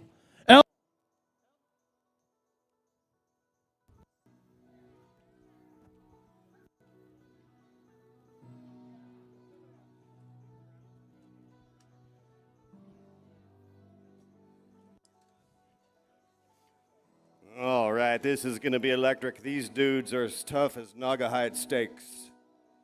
Tougher than the rind on a butterscotch zucchini. What the? These guys, they've got antifreeze coursing through their veins. Cool as the other side of the pillow.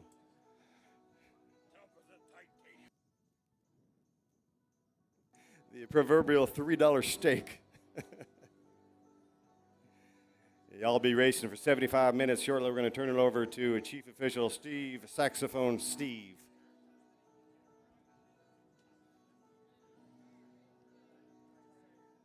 Last year, we had a full-throated effort by none other than Corey Lockwood, winning Han Solo right here. Lockwood, Kerry Wood, Chopwood, Lockwood also won at Costa Mesa Grand Prix, Upland, and CBR all alone.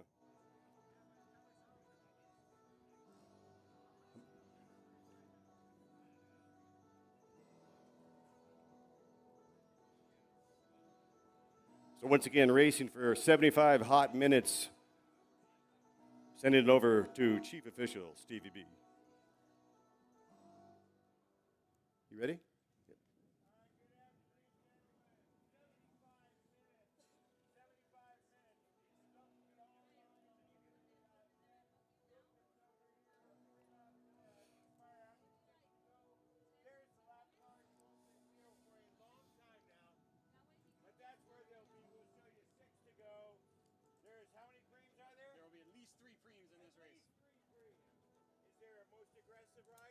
There is a most aggressive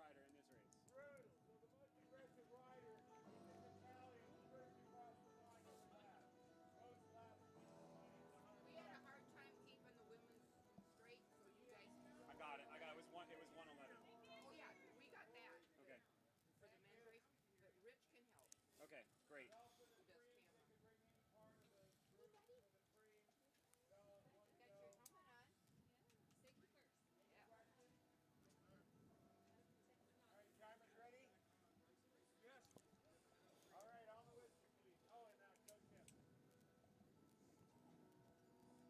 All right, boys. Here we go. Shot out like a Polaris missile. You're racing for 75 hot minutes. I also see that Tyrannosaurus Rex Roberts is in the hizzy. Rex Roberts winning this race around about 3 years ago. Now riding for SoCalCycling.com. 75 minutes. Our pro man 1, 2, 3 will be on the race course here at the Chuck Pontius Memorial Criterium. We have three preems up for grabs, and I am now going to start my hat collection. I'm going to walk around and collect a crowd preem to be tossed out to our racers with 3 laps to go. When you see me walking around with a Dodger hat, put a 5, a 10, a 20, even a $100 bill in it, please.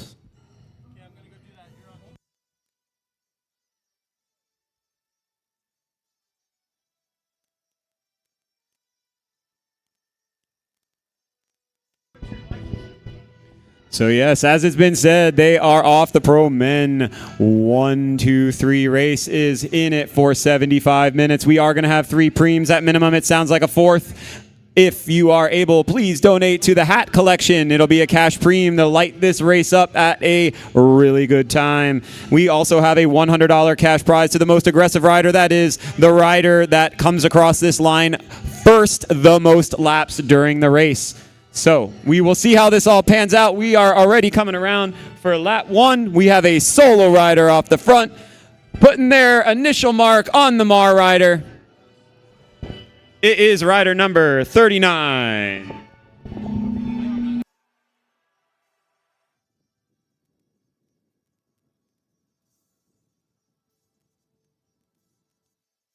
We've got a group of 5 forming here, working to chase down that lone rider. Strung out already on lap 1, as we have seen in almost every one of our races today. They have started hot, they have finished hot, and they've been hot in between.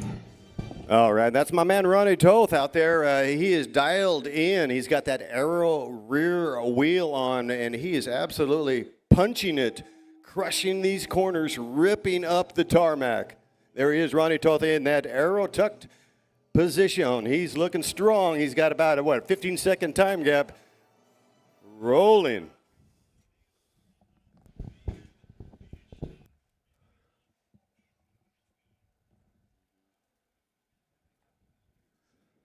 One thing that's so awesome about this sport, crit racing, is spectator friendly, no doubt about it.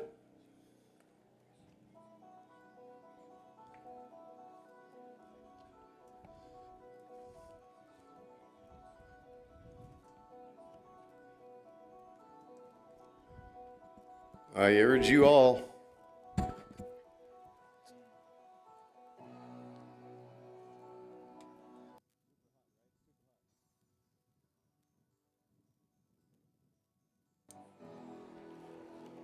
Ronnie Toth definitely killing it.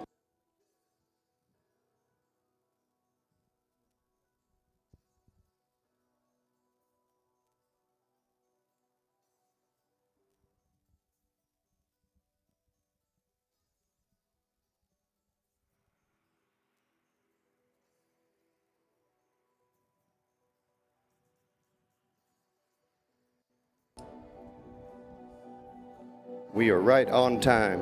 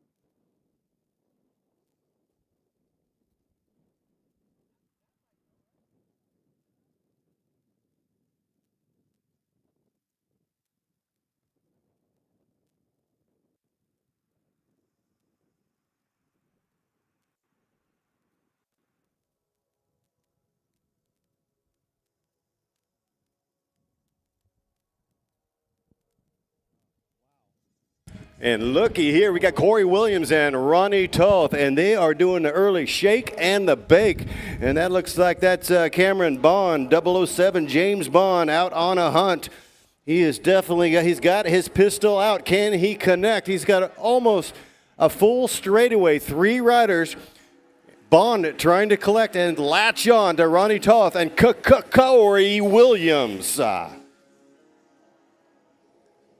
I mean, it sure seems like Ronnie hit it from the gun, and he is out here to do a 75-minute time trial. So he is probably very happy that he has been joined by 2 riders. I think it was Corey Williams out there with him, as well as Chris Hildreth, if I'm not mistaken. So there's a group of 3 off the front right now, making it happen here.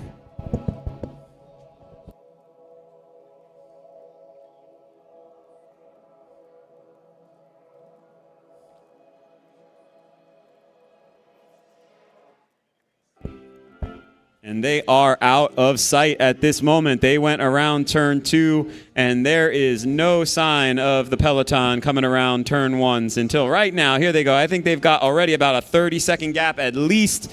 So they have let them go out.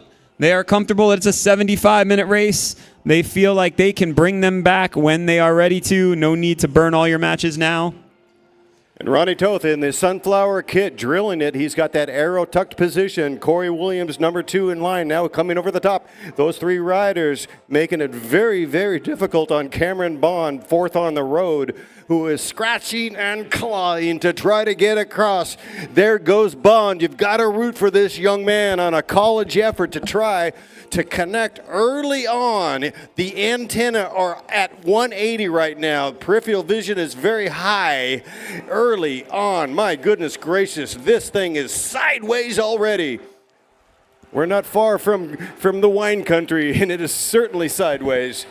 What a beautiful start to this race. They are shot out like a Polaris missile.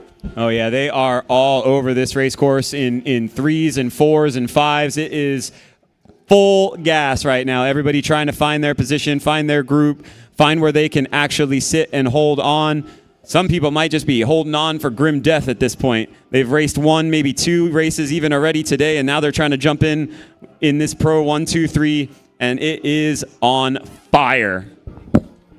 Big shout out to Angela's Coffee. They've been awesome as well. Kiara and Fabian, yeah, you have definitely caffeinated the peloton with that ice cold coffee, Americana style. It's been a beautiful day. All these cats were up here around about 5:30 on the AM, and it has been an absolute marvelous day indeed here in Southern California. Ronnie Toth, once again, what they're doing here is they're mimicking a blueprint of what's been working on the rotation. So we're seeing Ronnie exactly at the same time transition to the next rider to 1, 2, and 3 as they pull through. I don't think Bond is going to be able to make this. He's going to be detonated pretty soon. He'll go back to the field. These 3 riders are definitely putting an early stamp on this race. And here comes another effort out of the peloton.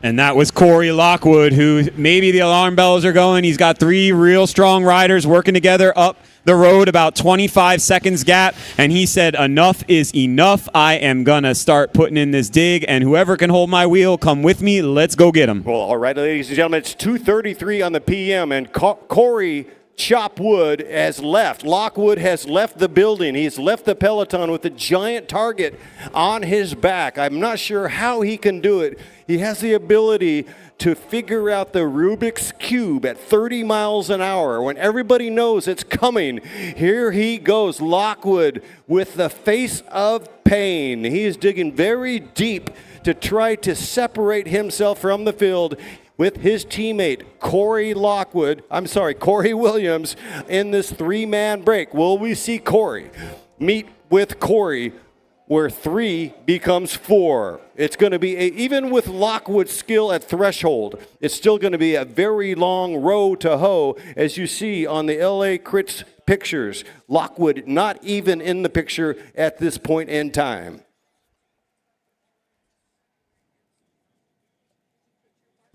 There he is, solo coming across the line here, trying to go across that gap. He is 22 seconds in arrears from that group of 3 with Ronnie Toth and Corey Williams and number 37, Chris Hildreth from Emperor.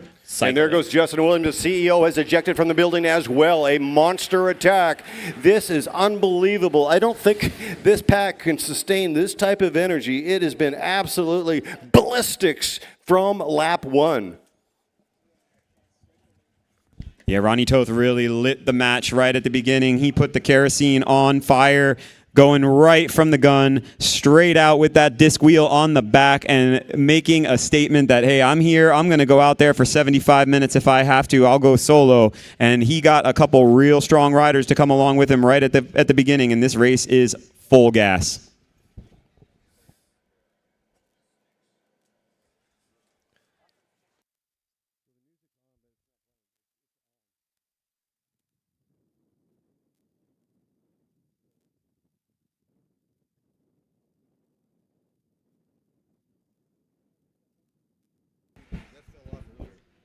That is Ronnie Toth coming through again in the first place. He is just sweeping the most aggressive rider laps at this moment. Just to give you an idea, they just did a 129 lap right there. Those 3, a 129 lap. And Corey Lockwood has locked it in. He's pulling a second or 2 back every lap. Yeah, but it looks like Lockwood is in the crosshairs. Is that Dante Young? Certainly. Just loose right there.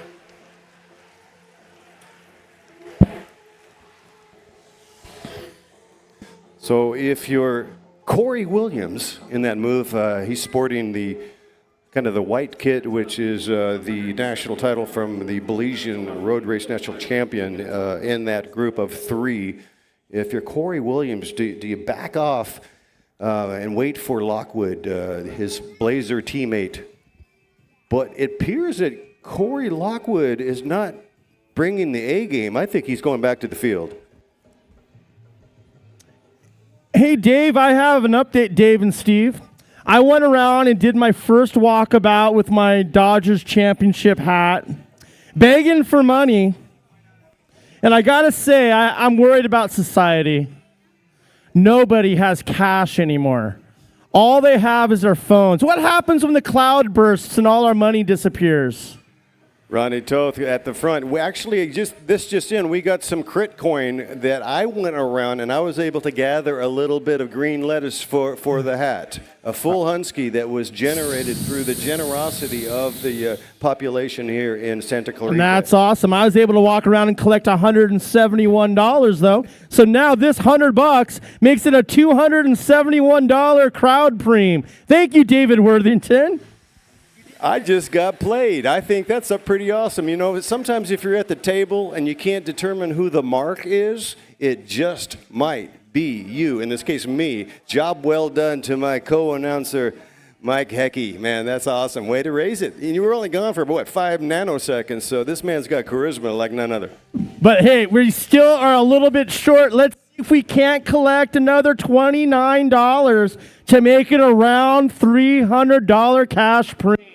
Heck, if we get to $300, I'll break it up into 2 preems. All right, somebody come on forward. We just need $30 to get that magic 300. Come on forward. And the hat is passed around. It's time to show that generosity of Santa Clarita, California. Welcome, everybody. Thank you for joining us on LACrits.com. Directed and produced by Ray Mars.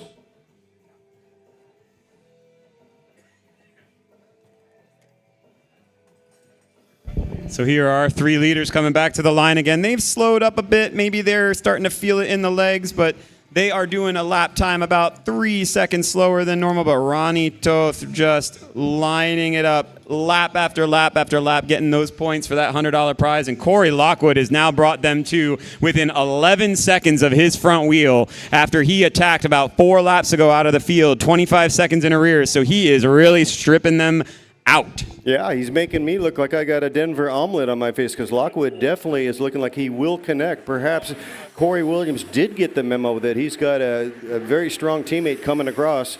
Chris Hildreth, the third man in that break of 3 at the front. Lockwood definitely now looking really strong. If anybody can pull it off, the guy can go threshold for 8 days a week. He's got an amazing aerobic ability. He's a six-time national champion in the individual time trial. Lockwood, smart rider, watching the LA Crits feed. He's chasing them down in the cement gutter, not riding in the asphalt, but riding in the smoothness of that gutter, trying to close the gap up to the 3 riders ahead of him. He's definitely got the medal. I mean, for 98% of the field, such efforts like this is you're likely to fall flat. You know, leaving it all who invested woefully and irrevocably fatigued.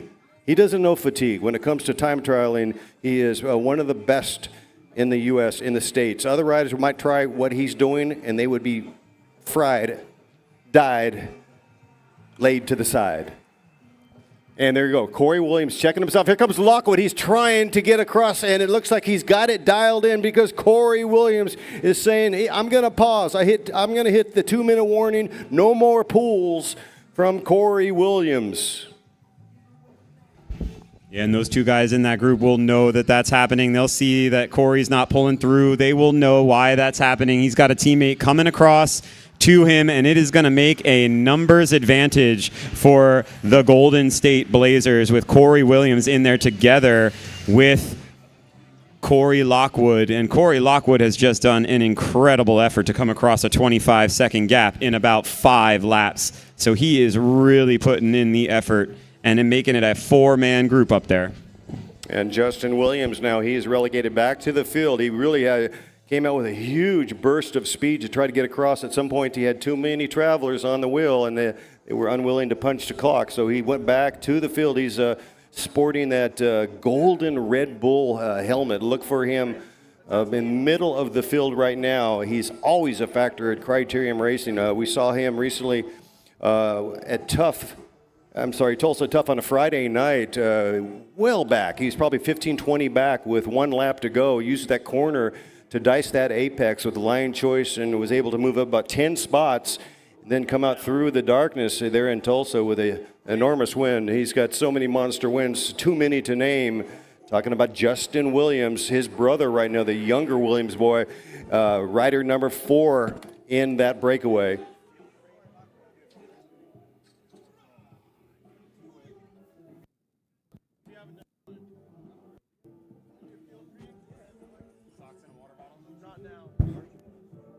Next lap.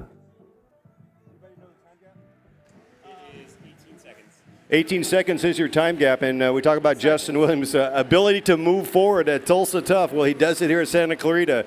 I kid you not, in 1 lap, which is a 0.7 miles here, he went from the back to now rider maybe number 8 in the field. He has the ability, like Rasan Bahati, to make up ground without having to expel a ton of energy. He is a special rider.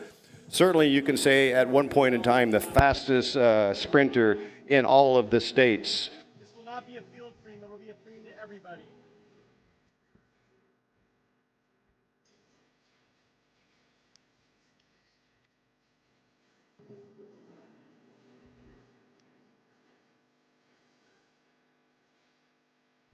I'll tell you what, the action has been so rapid and it's been compressed. The action is compressed like shell into slate. Preem lap, preem lap, preem lap. The winner of the next lap gets a pair of socks and a water bottle. Preem lap, preem lap, preem lap. Winner gets a pair of socks and a water bottle. This is a preem lap. Wait until they get back. When you see them, we'll ring the bell too.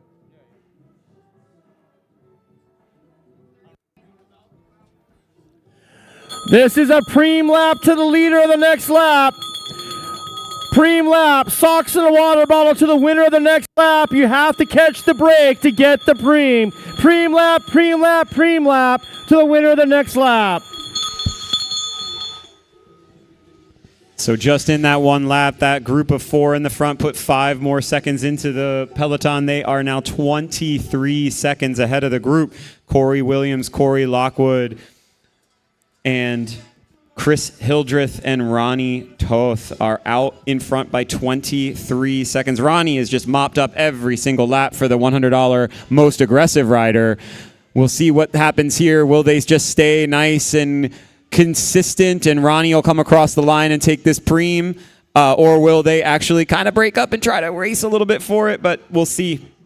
Oh, I think these 4 stellar riders off the front are all engaged in trying to work together and getting away and winning this race. I doubt very much they're going to go for the preem, but I wonder what it does to motivate the pack behind them.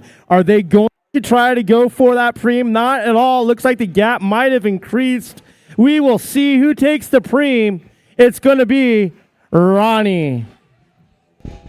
Yeah, it was situation normal for those 4. I think they have their mindset on this race in the overall capacity. They actually came through there a little bit slower than they did in the lap before that, but that previous lap that they did was a 1:28 lap, the fastest lap we've had so far. They are really pushing. And this group here coming through is still 22 seconds from the leaders. So 22 seconds now, holding firm for a few laps here.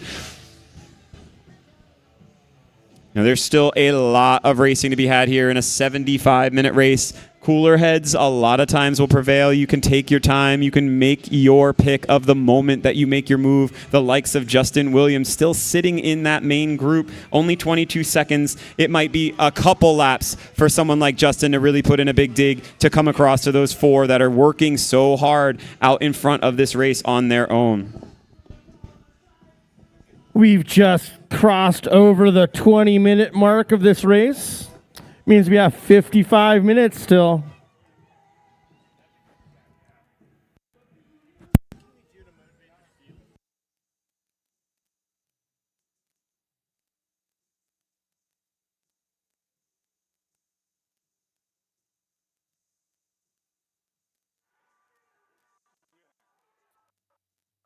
Rolling through right now, our lead 4.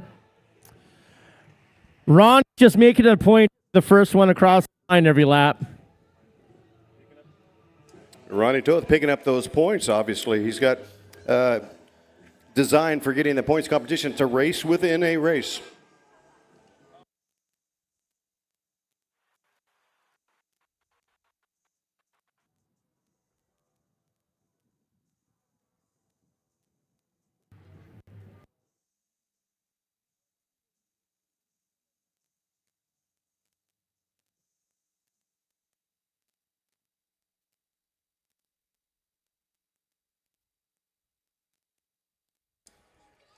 And look how strung out on the pictures brought to you by LACrits.com. Strung out like a street poet in Amsterdam as they drill it through those corners. That's your turn number 1, the apex, carving it up like a holiday turkey, and the break looking extremely organized. 4 riders with a serious chunk of real estate.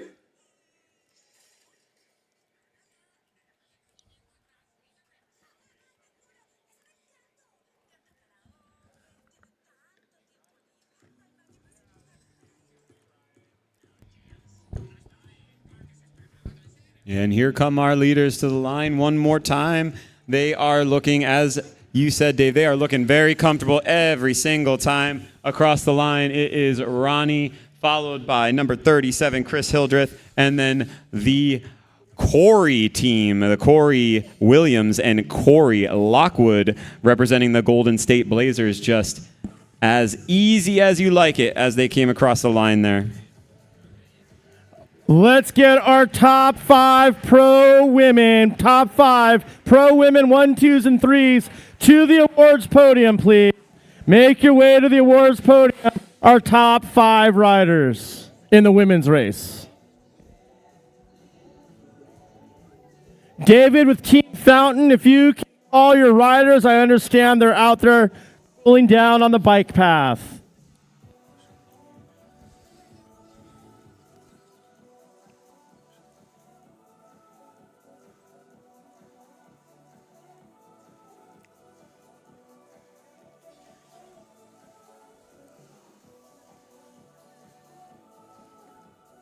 Out of sight, out of mind. When are they going to lap? Nah, I don't think so. I think there's going to be a big attack at some point, and I don't think it's going to be those four coming together at the end. Should we throw the field a preem at least? We could throw the field of Breeze. Yeah. It's like a t-shirt and socks. Yeah. Chain move.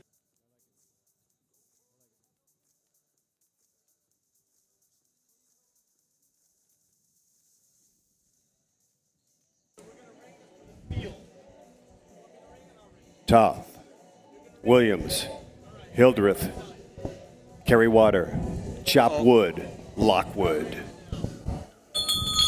We are going to have a field preem here. Field preem. You guys are racing to the line for an in-cycle t-shirt and a pair of socks for the field here. Field preem, in-cycle t-shirt and socks. In-cycle t-shirt and a pair of socks going to the first one from the field. Yeah.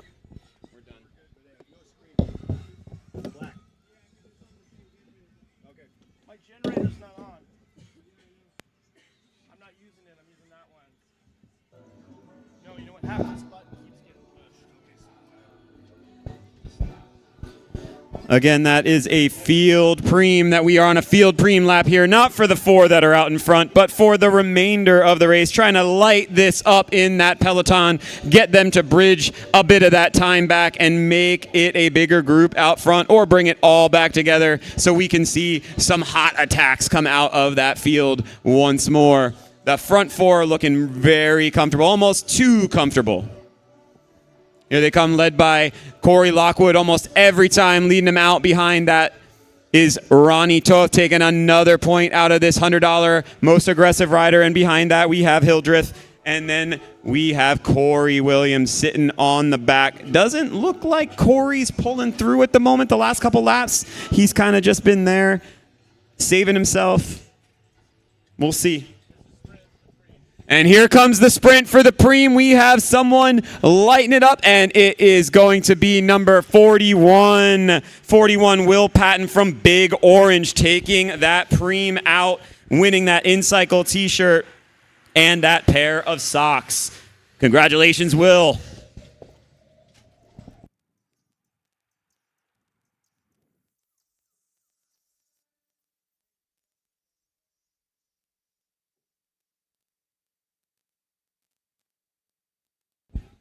And next time around, I will try to get you a time gap between that front group and the rest of the riders. See if that preem did its job and made that big peloton get a little more feisty and start to try and close that gap to Corey Williams, Corey Lockwood, Chris Hildreth, and Ronnie Toth.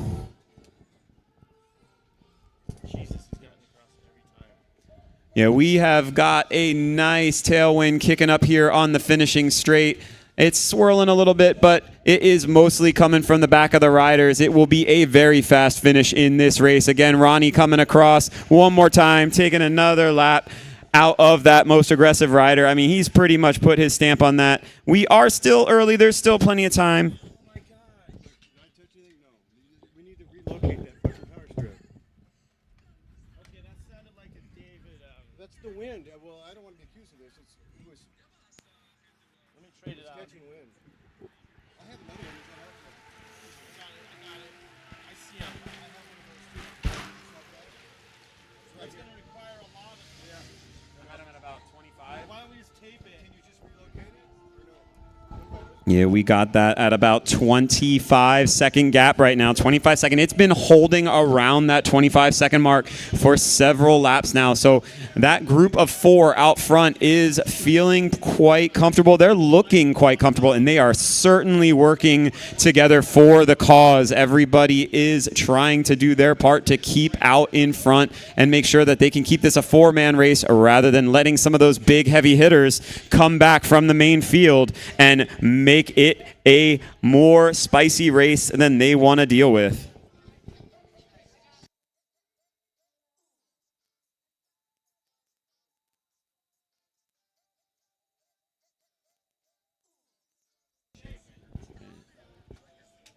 Again, we see this group of 4 coming around that final turn. It is Corey Lockwood making way for Ronnie Toth, who will make way for Chris Hildreth.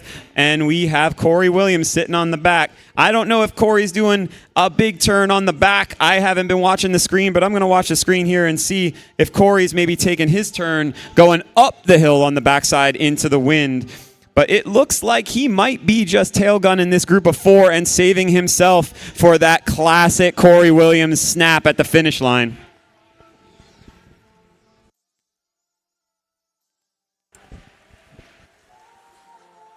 And this is such an amazing sight as our racers are busting, moving molecules. You can hear the carbon fibers swish as they come by like a Grand Prix motor car. It has absolutely been full tilt, full gas, literally from kilometer 0. Ronnie Toth took an exit plan on lap 1 from the gun, and he has been out there all day long, joined by Special Forces, Hildreth, Lockwood, and Corey Williams. The 2 Coreys, teammates representing the Coreymen in the break of 4. They are mining for gold, chunks of limestone, talking about the Coreymen. The new nickname of the day in the field, or in the breakaway. That's Ronnie Toth right there, start finish, coming right up the throat of the boulevard. Moving molecules as they come flashing down the street like loose electricity. This break is well organized. Hildreth now at the point.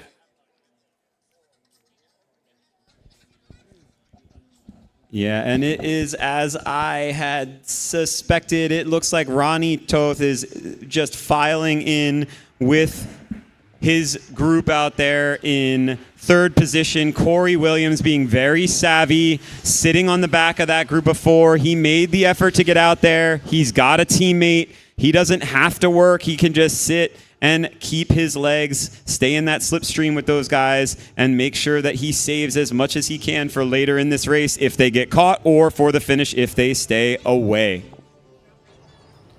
Ronnie Toth having a good season. When he won a race at CBR earlier, that was a Masters race. This is a little bit different. Ronnie comes from, definitely has a championship DNA from back in the day, but one might be curious whether or not at some point he might have to temper his pulls. I know he's going for that most aggressive competition, which I think he has pretty much cemented, but he does need to check his levels, because you know Corey Lockwood has a design. He has been murmuring to the teammate, Golden State Blazer rider Corey Williams.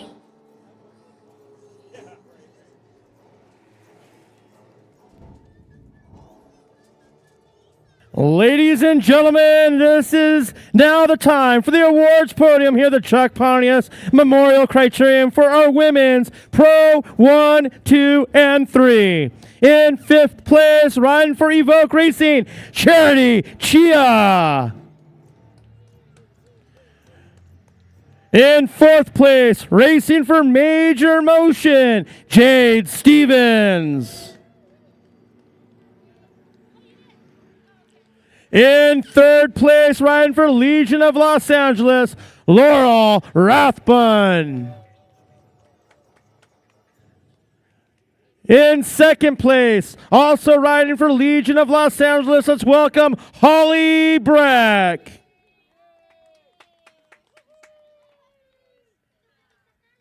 And riding for Fount Cycling, your winner of the Women's Pro 1-2-3 here at the Chuck Pontius is Lexi Snover.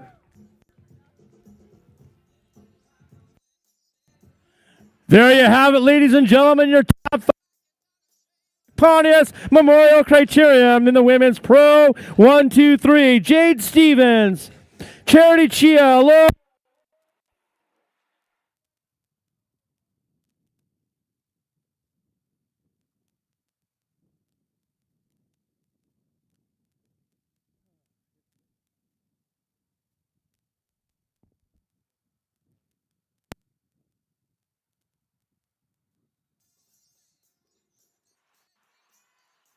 So congratulations to the women in that Pro 1-2-3 race. What a great race. Turning our attention now back to the Pro 1-2-3 men here. We had about a 26-second gap last time around. It is holding firm. There is another bunch that is off the front in pursuit of that group of 4 now. And we are starting to see a potential that we've got 3 groups on the road trying to get one of those groups across to those front 4 riders, but they are just looking super comfortable at the moment, and it does not look like it's going to happen anytime soon. But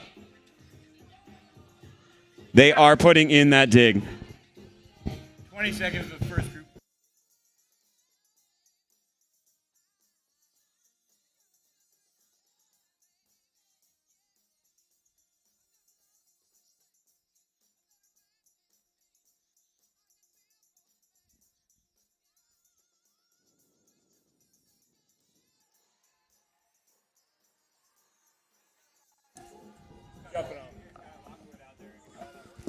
And so back to the action out on course. 4 riders been out there for the better part of the entire race.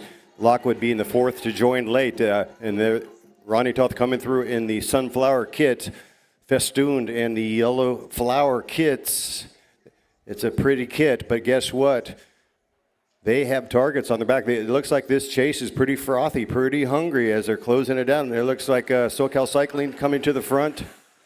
Team in red. Yeah, absolutely, Dave. They are putting in a dig now. They are about 19 seconds in arrears. They brought back a few seconds in the last 2 laps. You got Justin Williams up there. I heard him chirping at those SoCal Cycling guys, making them get up, making them really work, try to drive that pack and bring them back over the course of the next several laps. There's still plenty of time in this race. Don't need to do it all in one lap, but they are on the move now.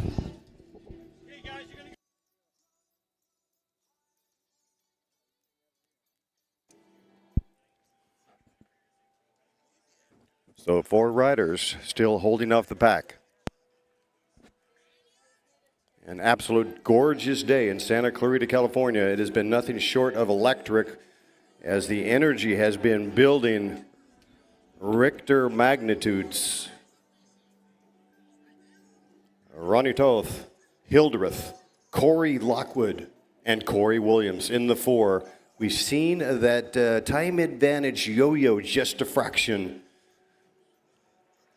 With, it seems, the impetus on Ronnie Toth and Hildreth now. Well, now I think an interesting thing that I just saw was Corey Williams now moving to the front of that group. It has changed up. That dynamic has changed up. It was like watching Groundhog Day happen every time they came to the line. Lockwood, Toth, and then Hildreth with Corey Williams sitting on the back of that group, but he has now said there is another group coming. I am on the move. I do not want them getting closer than 20 seconds, so he is really adding it. Absolutely, taking a dig at the front. Corey Williams kind of freshening up the energy of that break, and here comes Lockwood at the point right now. Wheel number 2 is Ronnie Toth, then Hildreth, then Williams.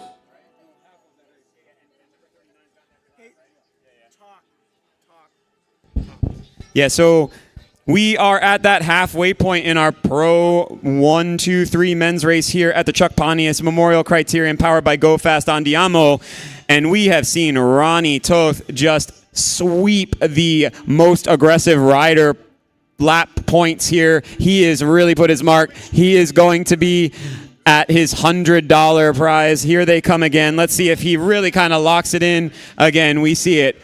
Toth, Hildreth, Lockwood, Williams, they are all taking their turns, all working together, and they are almost out of sight here. They are hitting the first turn while the peloton comes around the last turn. We've got about 20-25 seconds again, so that infusion of pace from Corey Williams last time through seems to have reinvigorated that group of four, and they have reestablished that 25-second lead that they had to the big group behind them, making that group have to work that much harder to come and get them. Yeah, that's a transparency thing. That's the same thing I saw. It's like they're recalculating and kind of checking the reward risk scenario, trying to solve the Rubik's Cube on how much energy to invest in this move.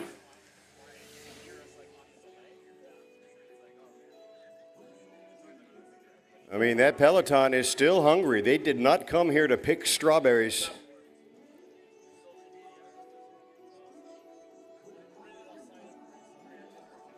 And this guy, Corey Chopwood Lockwood, is a stallion of a completely different breed. You give him an inch, he will take a furlong. By the way, a furlong is in horse racing is equal to 220 yards, around about 1/8 of a mile, FYI. And so it goes back to the action here in Santa Clarita Downs. We've got Seabiscuit versus Seattle Slough and Secretariat all rolling, and they are moving mountains. Legions of Los Angeles, 2 of the 4 in the move, and we know that those guys, the Blazers in this case, under the umbrella of Legions of Los Angeles, they've won the Kentucky Derby, the Preakness, and the Breeders' Cup all together. A team that is an absolute juggernaut in the States over the years. Can they go 1-2 today? I'm sure that's the conversation with Lockwood and Williams in the break.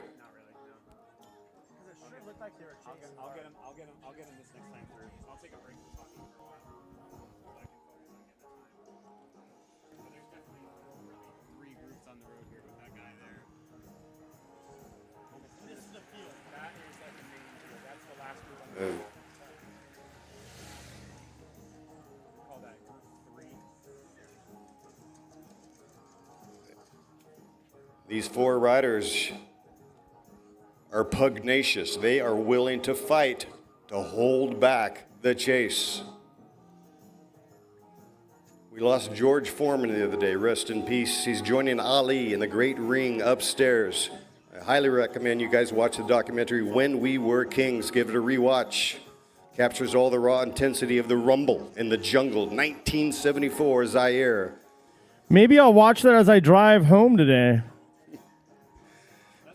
George Foreman was a young dude in that. He was the reigning champion, and Ali would look like he was fading, but Ali said, you know what? I'm too fast for him.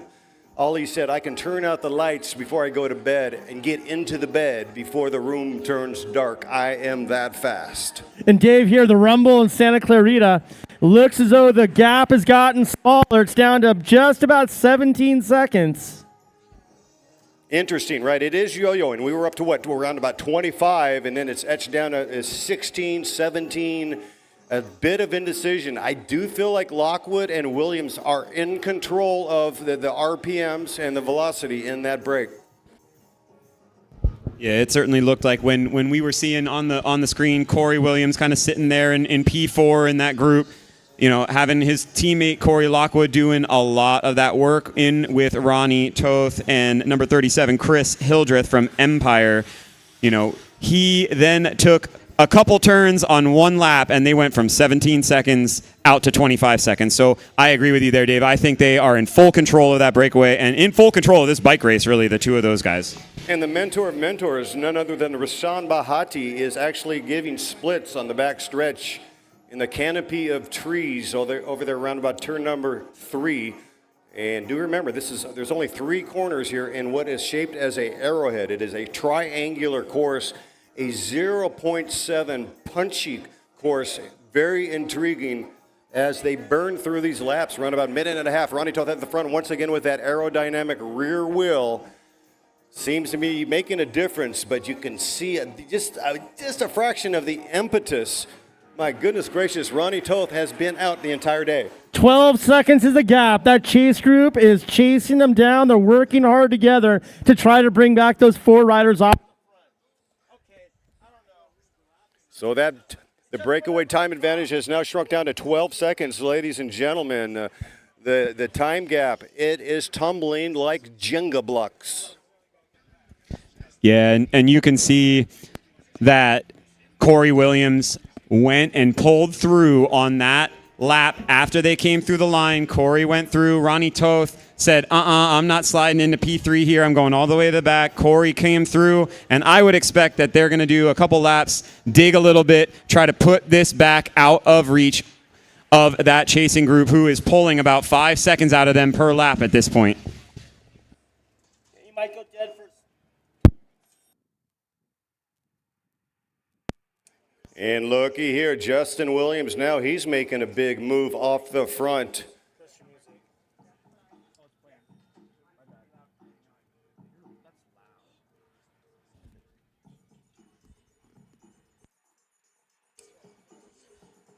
Justin Williams alone in between.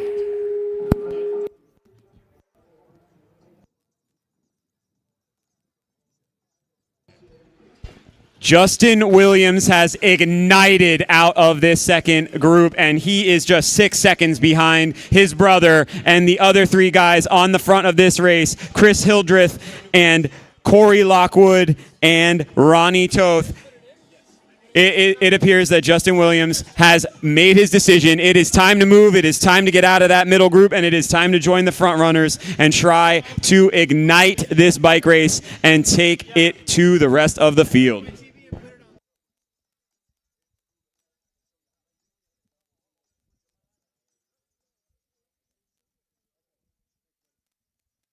Yeah, the entire dynamic of this bike race is about to get turned on its head here. As the next time we come through, I expect we are going to see a lead group that is going to be much bigger than the original 4 that we had. It's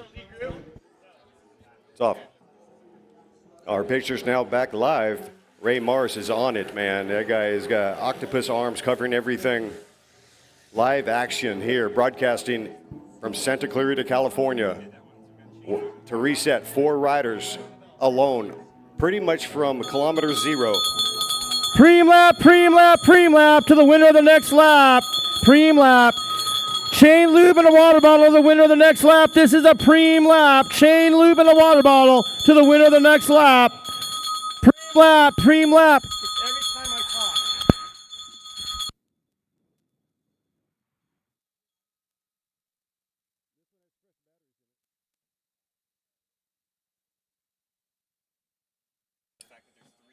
So a little less conversation, a little more action out on course as they're fragmented. They're at the front. The impetus of the chase somewhat discombobulated.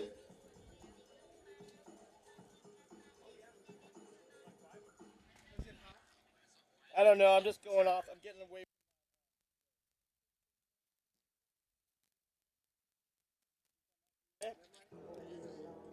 As you can see, there is a pressure point on that climb on the back stretch. Only about 30 feet of elevation change, but that delta over time accumulates into shredding your quadriceps, like sticking your muscles into a salad spinner to see what shakes out. The pain, it's something at this point you've got to embrace it. As a professional athlete, you block out the pain, and in fact, you embrace the pain. And here we go. We've got the leaders coming here, and there is a big group in front of them that are going to get lapped. I think Corey Lockwood is the first one across the line to win our chain lube and double water bottle preem. I think that was Corey Lockwood. That original group of 4 has stayed out. They have not been joined by anyone. I am absolutely shocked. Justin Williams was within 6 seconds of that group just 2 laps ago, and they are back to about a 15 or 20 second lead. It is very possible that it was his brother Corey that went and did a bunch of turns, and just like he did 2 other times in this race, he took a short lead and made it back to that 25 seconds that they were so comfortable with, and we have seen it again. So pretty amazing. The 4 riders coming up and lapping this group here, but doing it in unison. Simpatico putting on a ballet at 35 miles an hour, not just connecting and hanging out. They went over the top. Not 2, not 3 of the riders. Sometimes you'll see that happen, a separation, like somebody wants to get a blow. No. All 4 riders able to come up, lap, go over the top, and recongeal. Now, there are some riders in between, imposters here, but the 4 survivors, Hildreth, Williams, Lockwood, and Ronnie Toth, reconnecting, going over the top, taking a lap out of the field, a 0.7 mile lap. Ronnie Toth in that splashy red sunflower kit. What an absolute performance by Mr. Toth today. He has been crushing it from kilometer 0. There we go. We have, and Corey Lockwood has lit it up. There he goes. He ran right over the top of Ronnie Toth after Ronnie took his turn coming through the line, and he is now taking it to that group of 4. And we've got his teammate, Corey Williams, sitting on the back there. He doesn't have to actually go with it. He can just go for the free ride with either Chris Hildreth or Ronnie Toth if he has anything left in the tank. But after about 25 laps out there, all doing a lot of work for Ronnie Toth, getting that most aggressive rider. I don't know how much he's going to have left in the tank, but Corey Lockwood has made his decision. It is time, and he went. Absolutely. And what about Ronnie Toth's bravado and courage? I mean, he went into that locker and he got a pain threshold and found a new level. I'm talking about Ronnie Toth right now. I don't think he's going to win this bicycle race, but he has won hearts and minds of all those watching. A Masters rider that is finding his legs again. He's done a lot of heat training out there in Palm Desert. It is definitely paying off. What a ride by Ronnie Toth. Win, fell, or draw. The guy has one hell of a ride today. Ronnie Toth, good on you, man.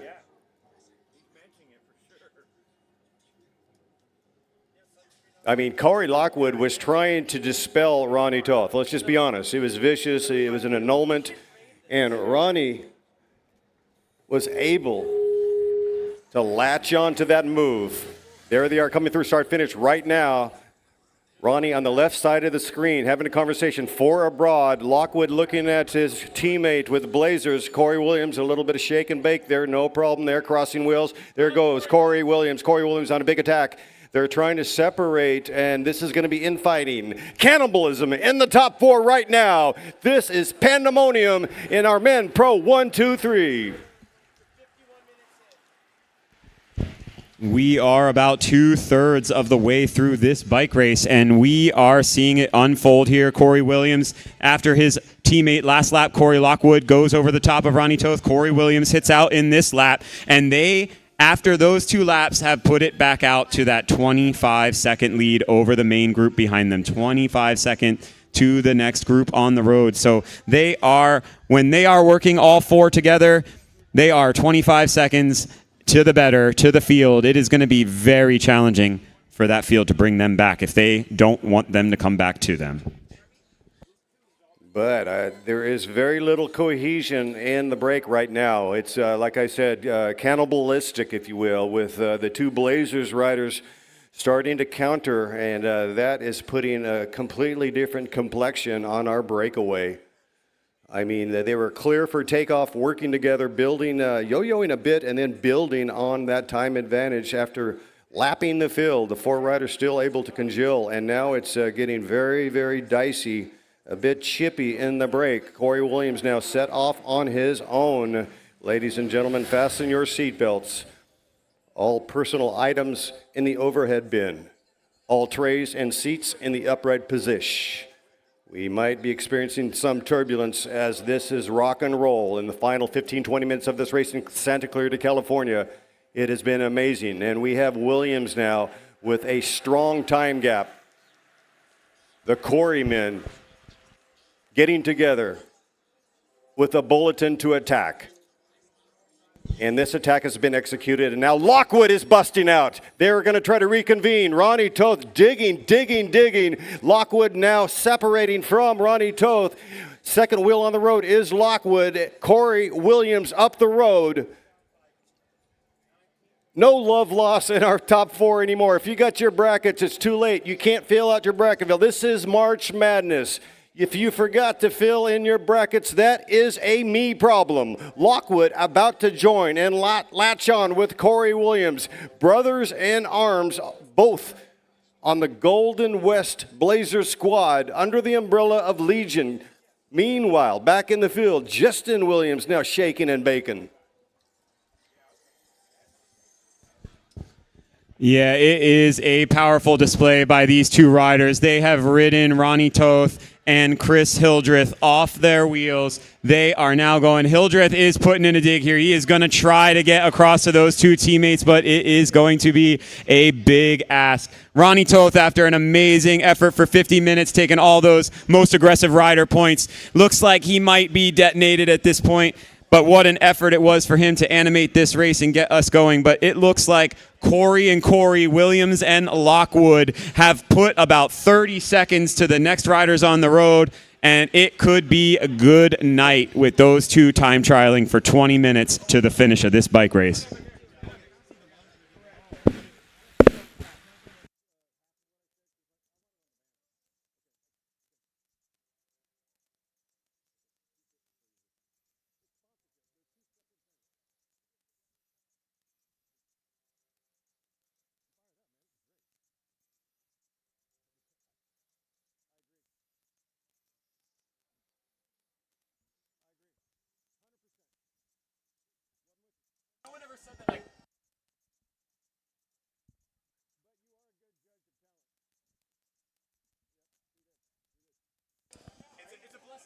And once again, thank you so much for Go Fast Andiamo making it happen. Andiamo means let's go, and let's go indeed. Let's gone if you're not Williams or Lockwood. Yeah, these guys look like they are out on a just Sunday stroll together, team ride. They are looking very impressive. I can see Hildreth is desperately trying to drag them back. But again, those two guys up the road are extremely powerful, and they are not going to get caught by anyone today, I don't think. I think this race is up the road, and it has been a valiant effort, but they are about 40 seconds up the road to the next rider on the road. So we have number 27, Brandon York, trying to bring everything back with Justin Williams. We also have a Dovello rider in there too. But I think this race is up the road. It'll be interesting to see how Corey play this. And here comes the field. They're definitely still hotting it up, moving down the road like loose electricity. They've got desire, in the words of U2. You can see the beautiful backdrop, the Santa Susana Hills and the smashing, towering San Gabriel Mountains, snow-capped currently. We've had some rain. We've had snow. Today has been nothing short of splendid here in Santa Clarita, California. Ideal conditions. The wind has actually subsided. No more whirlwinds. No more clicking of the hills. Dorothy, you have found the Tin Man, and we are going to see 1 and 2, most likely. There's Lockwood, and there goes Corey Williams. The two Coreys off the front going 1-2. We call them today the Corey Men. And they are looking extremely strong as they turn marble into slate. Igneous rock is becoming metamorphic. Two riders finding their way, and they have mined a chunk of gold. Looks like if they can hang on and they're not abducted by aliens, they're going to hold on for a 1-2 do-si-do. Looking at a potential sweep, a Blazer sweep.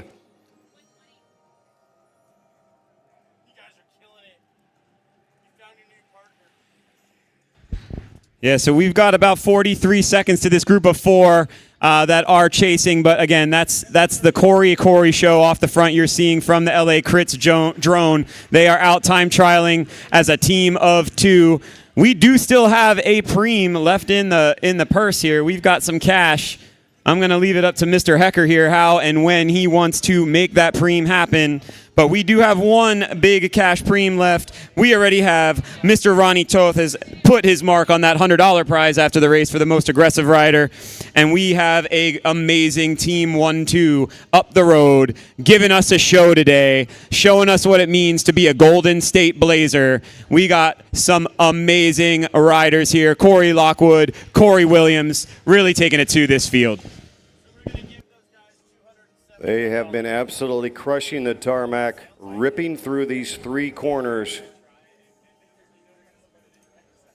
bursting through the start-finish line, absolutely putting on a display in what is a very, very deep field.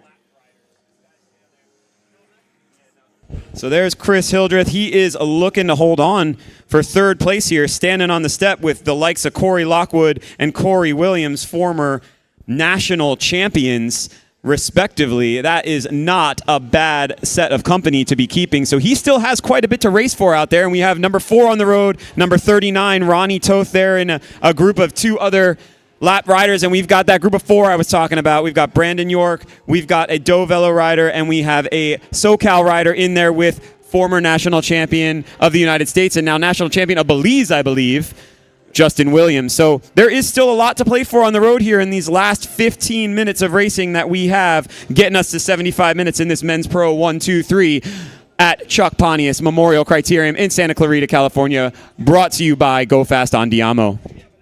Go fast indeed. We're definitely getting down into the heat of the meet, down into the marrow, not yet on lap cards at this point in time. But it has been nothing short of constant pressure. There goes Lockwood, there goes Corey Williams, as the Corey men have been absolutely rolling it.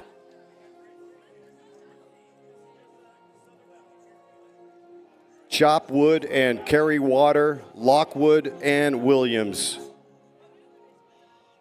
going full tilt at this juncture.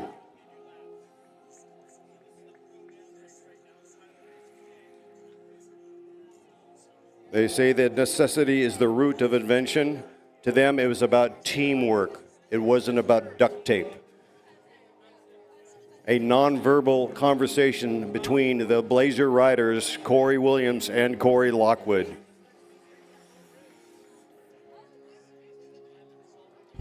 That's Matthew Doyle in that group there, as well as Julian Ballestas, of Dovello.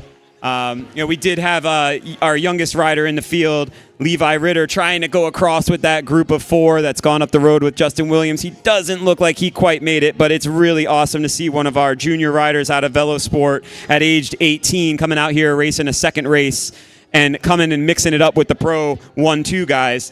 Excellent job there, Levi Ritter out of Velosport. I would say that young man definitely has a future. He might be on Legion one day. Legions of Los Angeles, always looking for fresh talent. The 18-year-old kid certainly does deliver.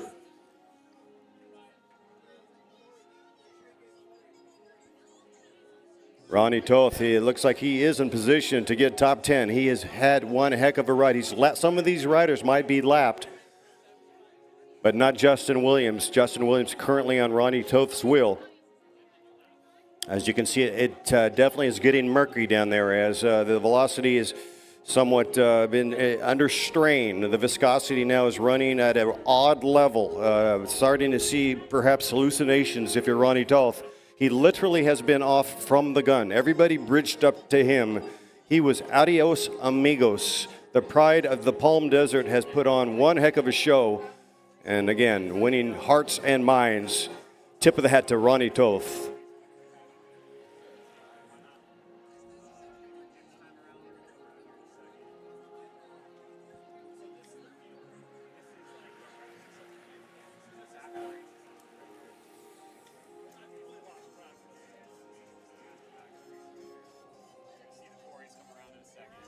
And you see some of that hunger, the hyenas and the wolverines, to some degree losing the calories. It has been on course somewhat hot. There's been heat, there's been wind, there's been drama, there's been various chapters of left and right. The plot keeps thickening. It feels like a long day in the saddle because it is gone, like I said, from kilometer 0.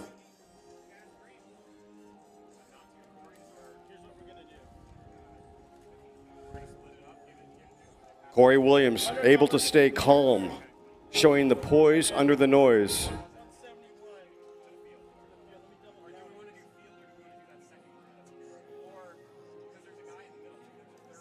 he is definitely showing that his block of training has definitely paid off for both Corys, for that matter. Corey Lockwood and Corey Williams. They are definitely ready for prime time.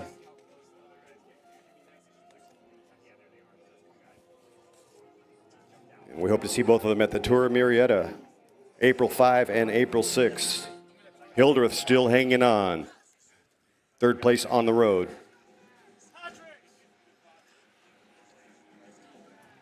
And we've got some movement here, movement for third place for sure. We got two SoCal guys going up the road, Justin Williams right on their tail. So this is not totally over yet. The Corys are way out in front for first and second, but we still have a podium place here for the next rider across the line. And you never know what can happen in crit racing. These two guys are way off the front, but someone could get a flat on the backside out of nowhere, and it could be a totally different ballgame. But right now, Corey Williams, Corey Lockwood, looking comfortable, coming across the line.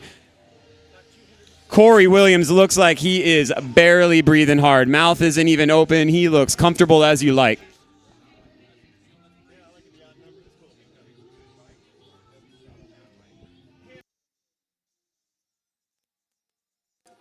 And the birds have most definitely been chirping all day long. The azaleas blooming. The magnolias are as big as cantaloupes right now.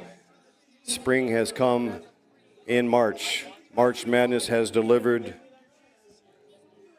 exponentially. With an assist from Luther Vandross. When it's done, win or lose, you always did your best. Because inside you knew that one shining moment you reached for the sky. One shining moment you were willing to try.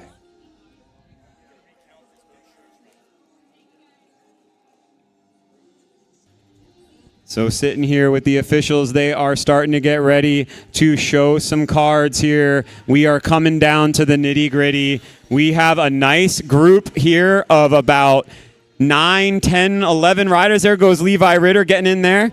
And it looks like other than the two out front, we are going to be in for a little bit of a show for third place here. So Ronnie Toth still in there, still working hard, even after all those laps out front, getting drilled into the ground by the Corys. He is in there looking to steal that third place.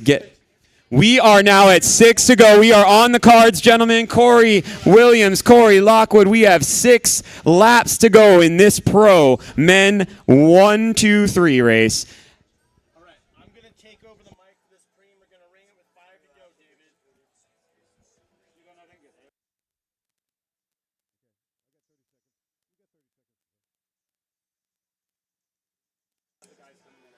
Man, checking the time and temperature, we're coming down into the final laps of this bicycle race. It has been a perfect day to fly.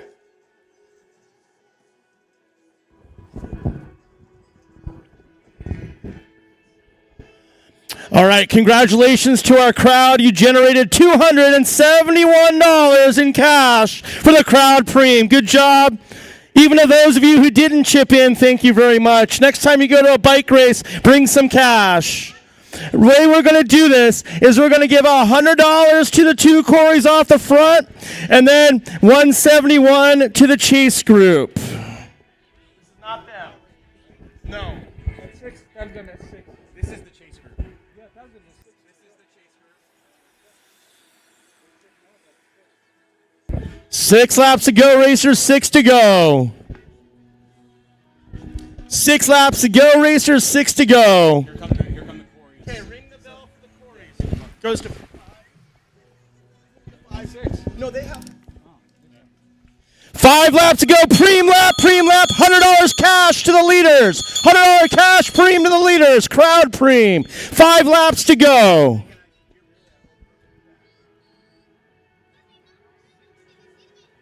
All right, an even split, no doubt about it. Once again, we are in the heart of the Santa Clara River Valley. What a gorgeous day. We have seen what I call the 4 Ps: passion, positivity, preparation, and perseverance. And it is all about sweat equity. The talent can get you the top, but only character and integrity keep you there. John Wooden. And the other Bruin, Bill Walton, the big redhead, the hoopster, the hipster, said that my bicycle is my gymnasium. It is my wheelchair. It is my church. Of all the things in my life, my bicycle is the greatest thing I own. Rest in peace, Big Bill Walton. Preem lap, 5 laps to go. $171 cash preem to the winner of our Chase Group. This is a Chase Group cash preem. $171 on the line to the winner of the next lap.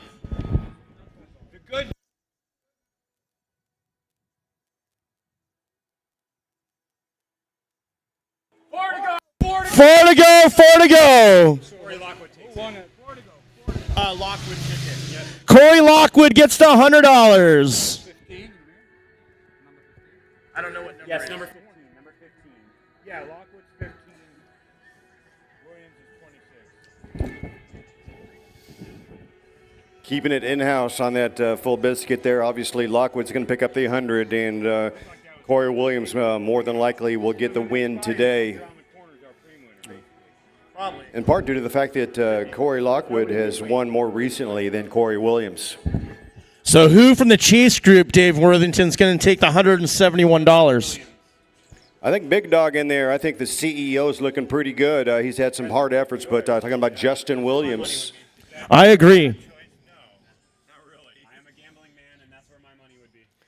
Yeah, it's not like we're investing a lot of crit coin on that one. We've seen Justin Williams slay the Dragons, winning 3 times at Manhattan Beach Grand Prix alone. Phenomenal effort. Good golly, Miss Molly. Jesus, Mary, and Joseph. Here we go. This is our sprint for $171 on the line. Who's going to take the 171? Is that number 8? Number 8, Matthew Doyle. Matthew Doyle takes $171, and he did a little Red Bull wing thing. So those 2 riders got away from Big Dog. Justin Williams trailing a little bit there. And, yeah, I guess, like I said, you can lose money on the easiest of bets. All my crit coin has been flushed down the proverbial toilet. I'm going to have to work on Mondays.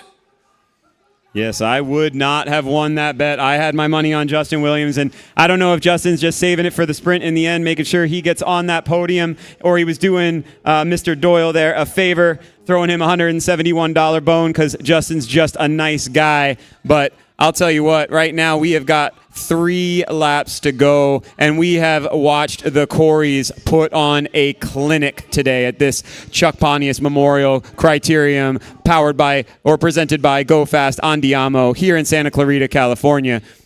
It has been a wild show of power by Corey Williams and Corey Lockhart going off the front. They've got over a minute. We'll see if they sprint head-to-head, give us a show to the finish, or if they've already decided who's taking this win. But no matter what, it has been a pleasure to watch them go out here and show us how it's done.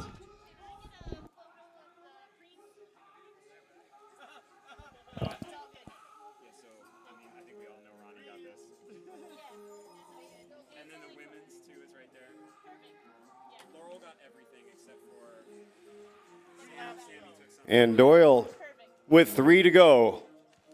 Doyle and Justin Williams all alone. And then you realize she wasn't there. I was like, Inside in the final laps with 2 laps remaining. she wasn't there and was like, oh shit, I already gave my effort. Now I'm going to try again. See what we did We are nowhere near Grupo Compacto at this juncture. There have been some races where they're loading the missile right now in the tubes with 2 laps remaining, 2 to go. We've got the series sorted out. It is all pretty much over. Our top 2 determined, the Quarrymen, Corey Lockwood and Corey Williams together alone. And a bit ragged at the back.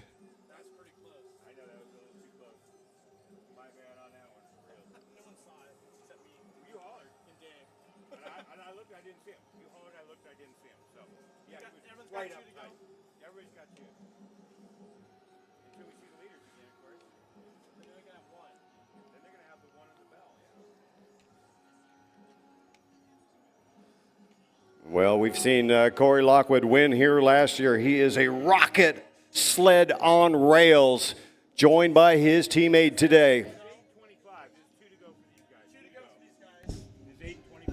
All riders right here are getting 2 laps to go, 2 to go. 2 laps to go. This is for 3rd place right there, I believe. Third place on the road with 2 to go. Doyle and Justin Williams. Beauty. This is for 4th place on the road. Excuse me, 5th place. 2 laps to go to this group. 2 to go. 1 to go for the Corey. 1 to go for the Coreys. 1 lap to go for the leaders. They're going to make contact, so everybody's going to be finishing. After 8:25, everybody finishes.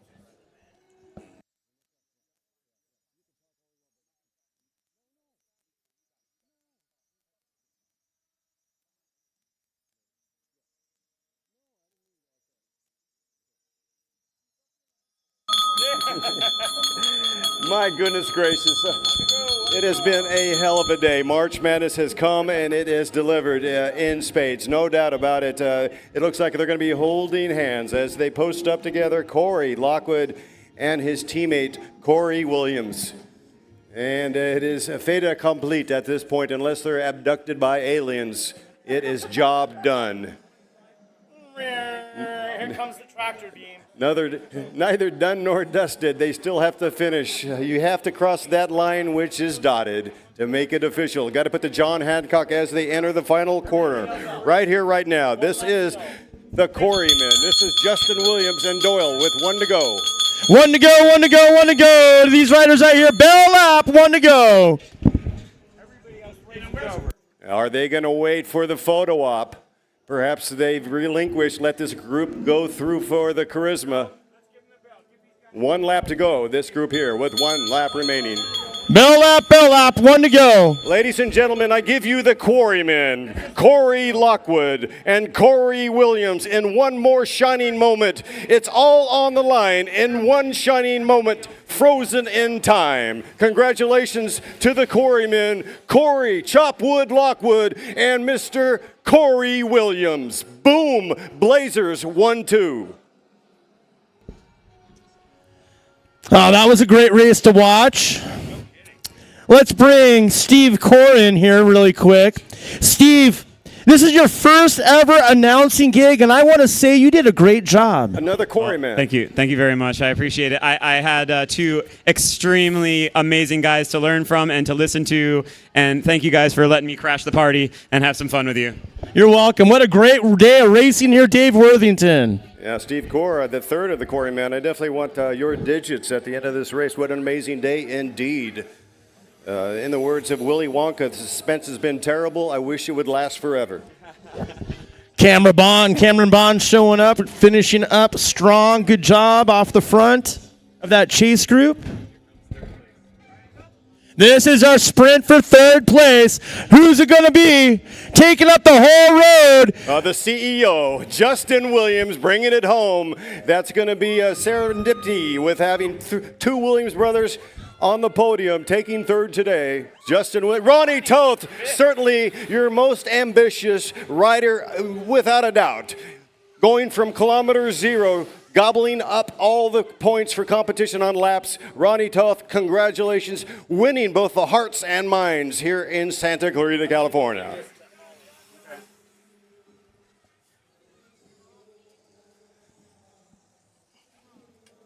Slapping them down 100, 200. Yeah, I think in there was one of our Go Fast own in 6th place, mixing it up with the Pro 1, 2, 3 men was Jacob Longo, if I'm not mistaken. I think Jacob Longo coming in, nicking 6th place. Ronnie just got him on the line. He still had enough in the tank to go hard for that 5th position. Indeed, Stevie. You can see the beautiful pictures on the LACRits.com cams. You can see the Santa Susana Mountains, the San Gabriels, Magic Mountain there right in front looking due west. If you keep looking west, you can see the high water mark where evolution came and civilization replaced it. It has been an amazing day. We are falling forward, ladies and gentlemen, because it takes a community, and there is certainly unity in the cycling community. It has been on full display today. I'm David Worthington, joined by Steve Core and my man, Mike Hecker. It has been an absolute brilliant, fantastic day. As you can see, the topography here is like shards of glass. There has been seismic activity, and we have been safely delivered, and I will most certainly catch you all on the Flippy Dippy.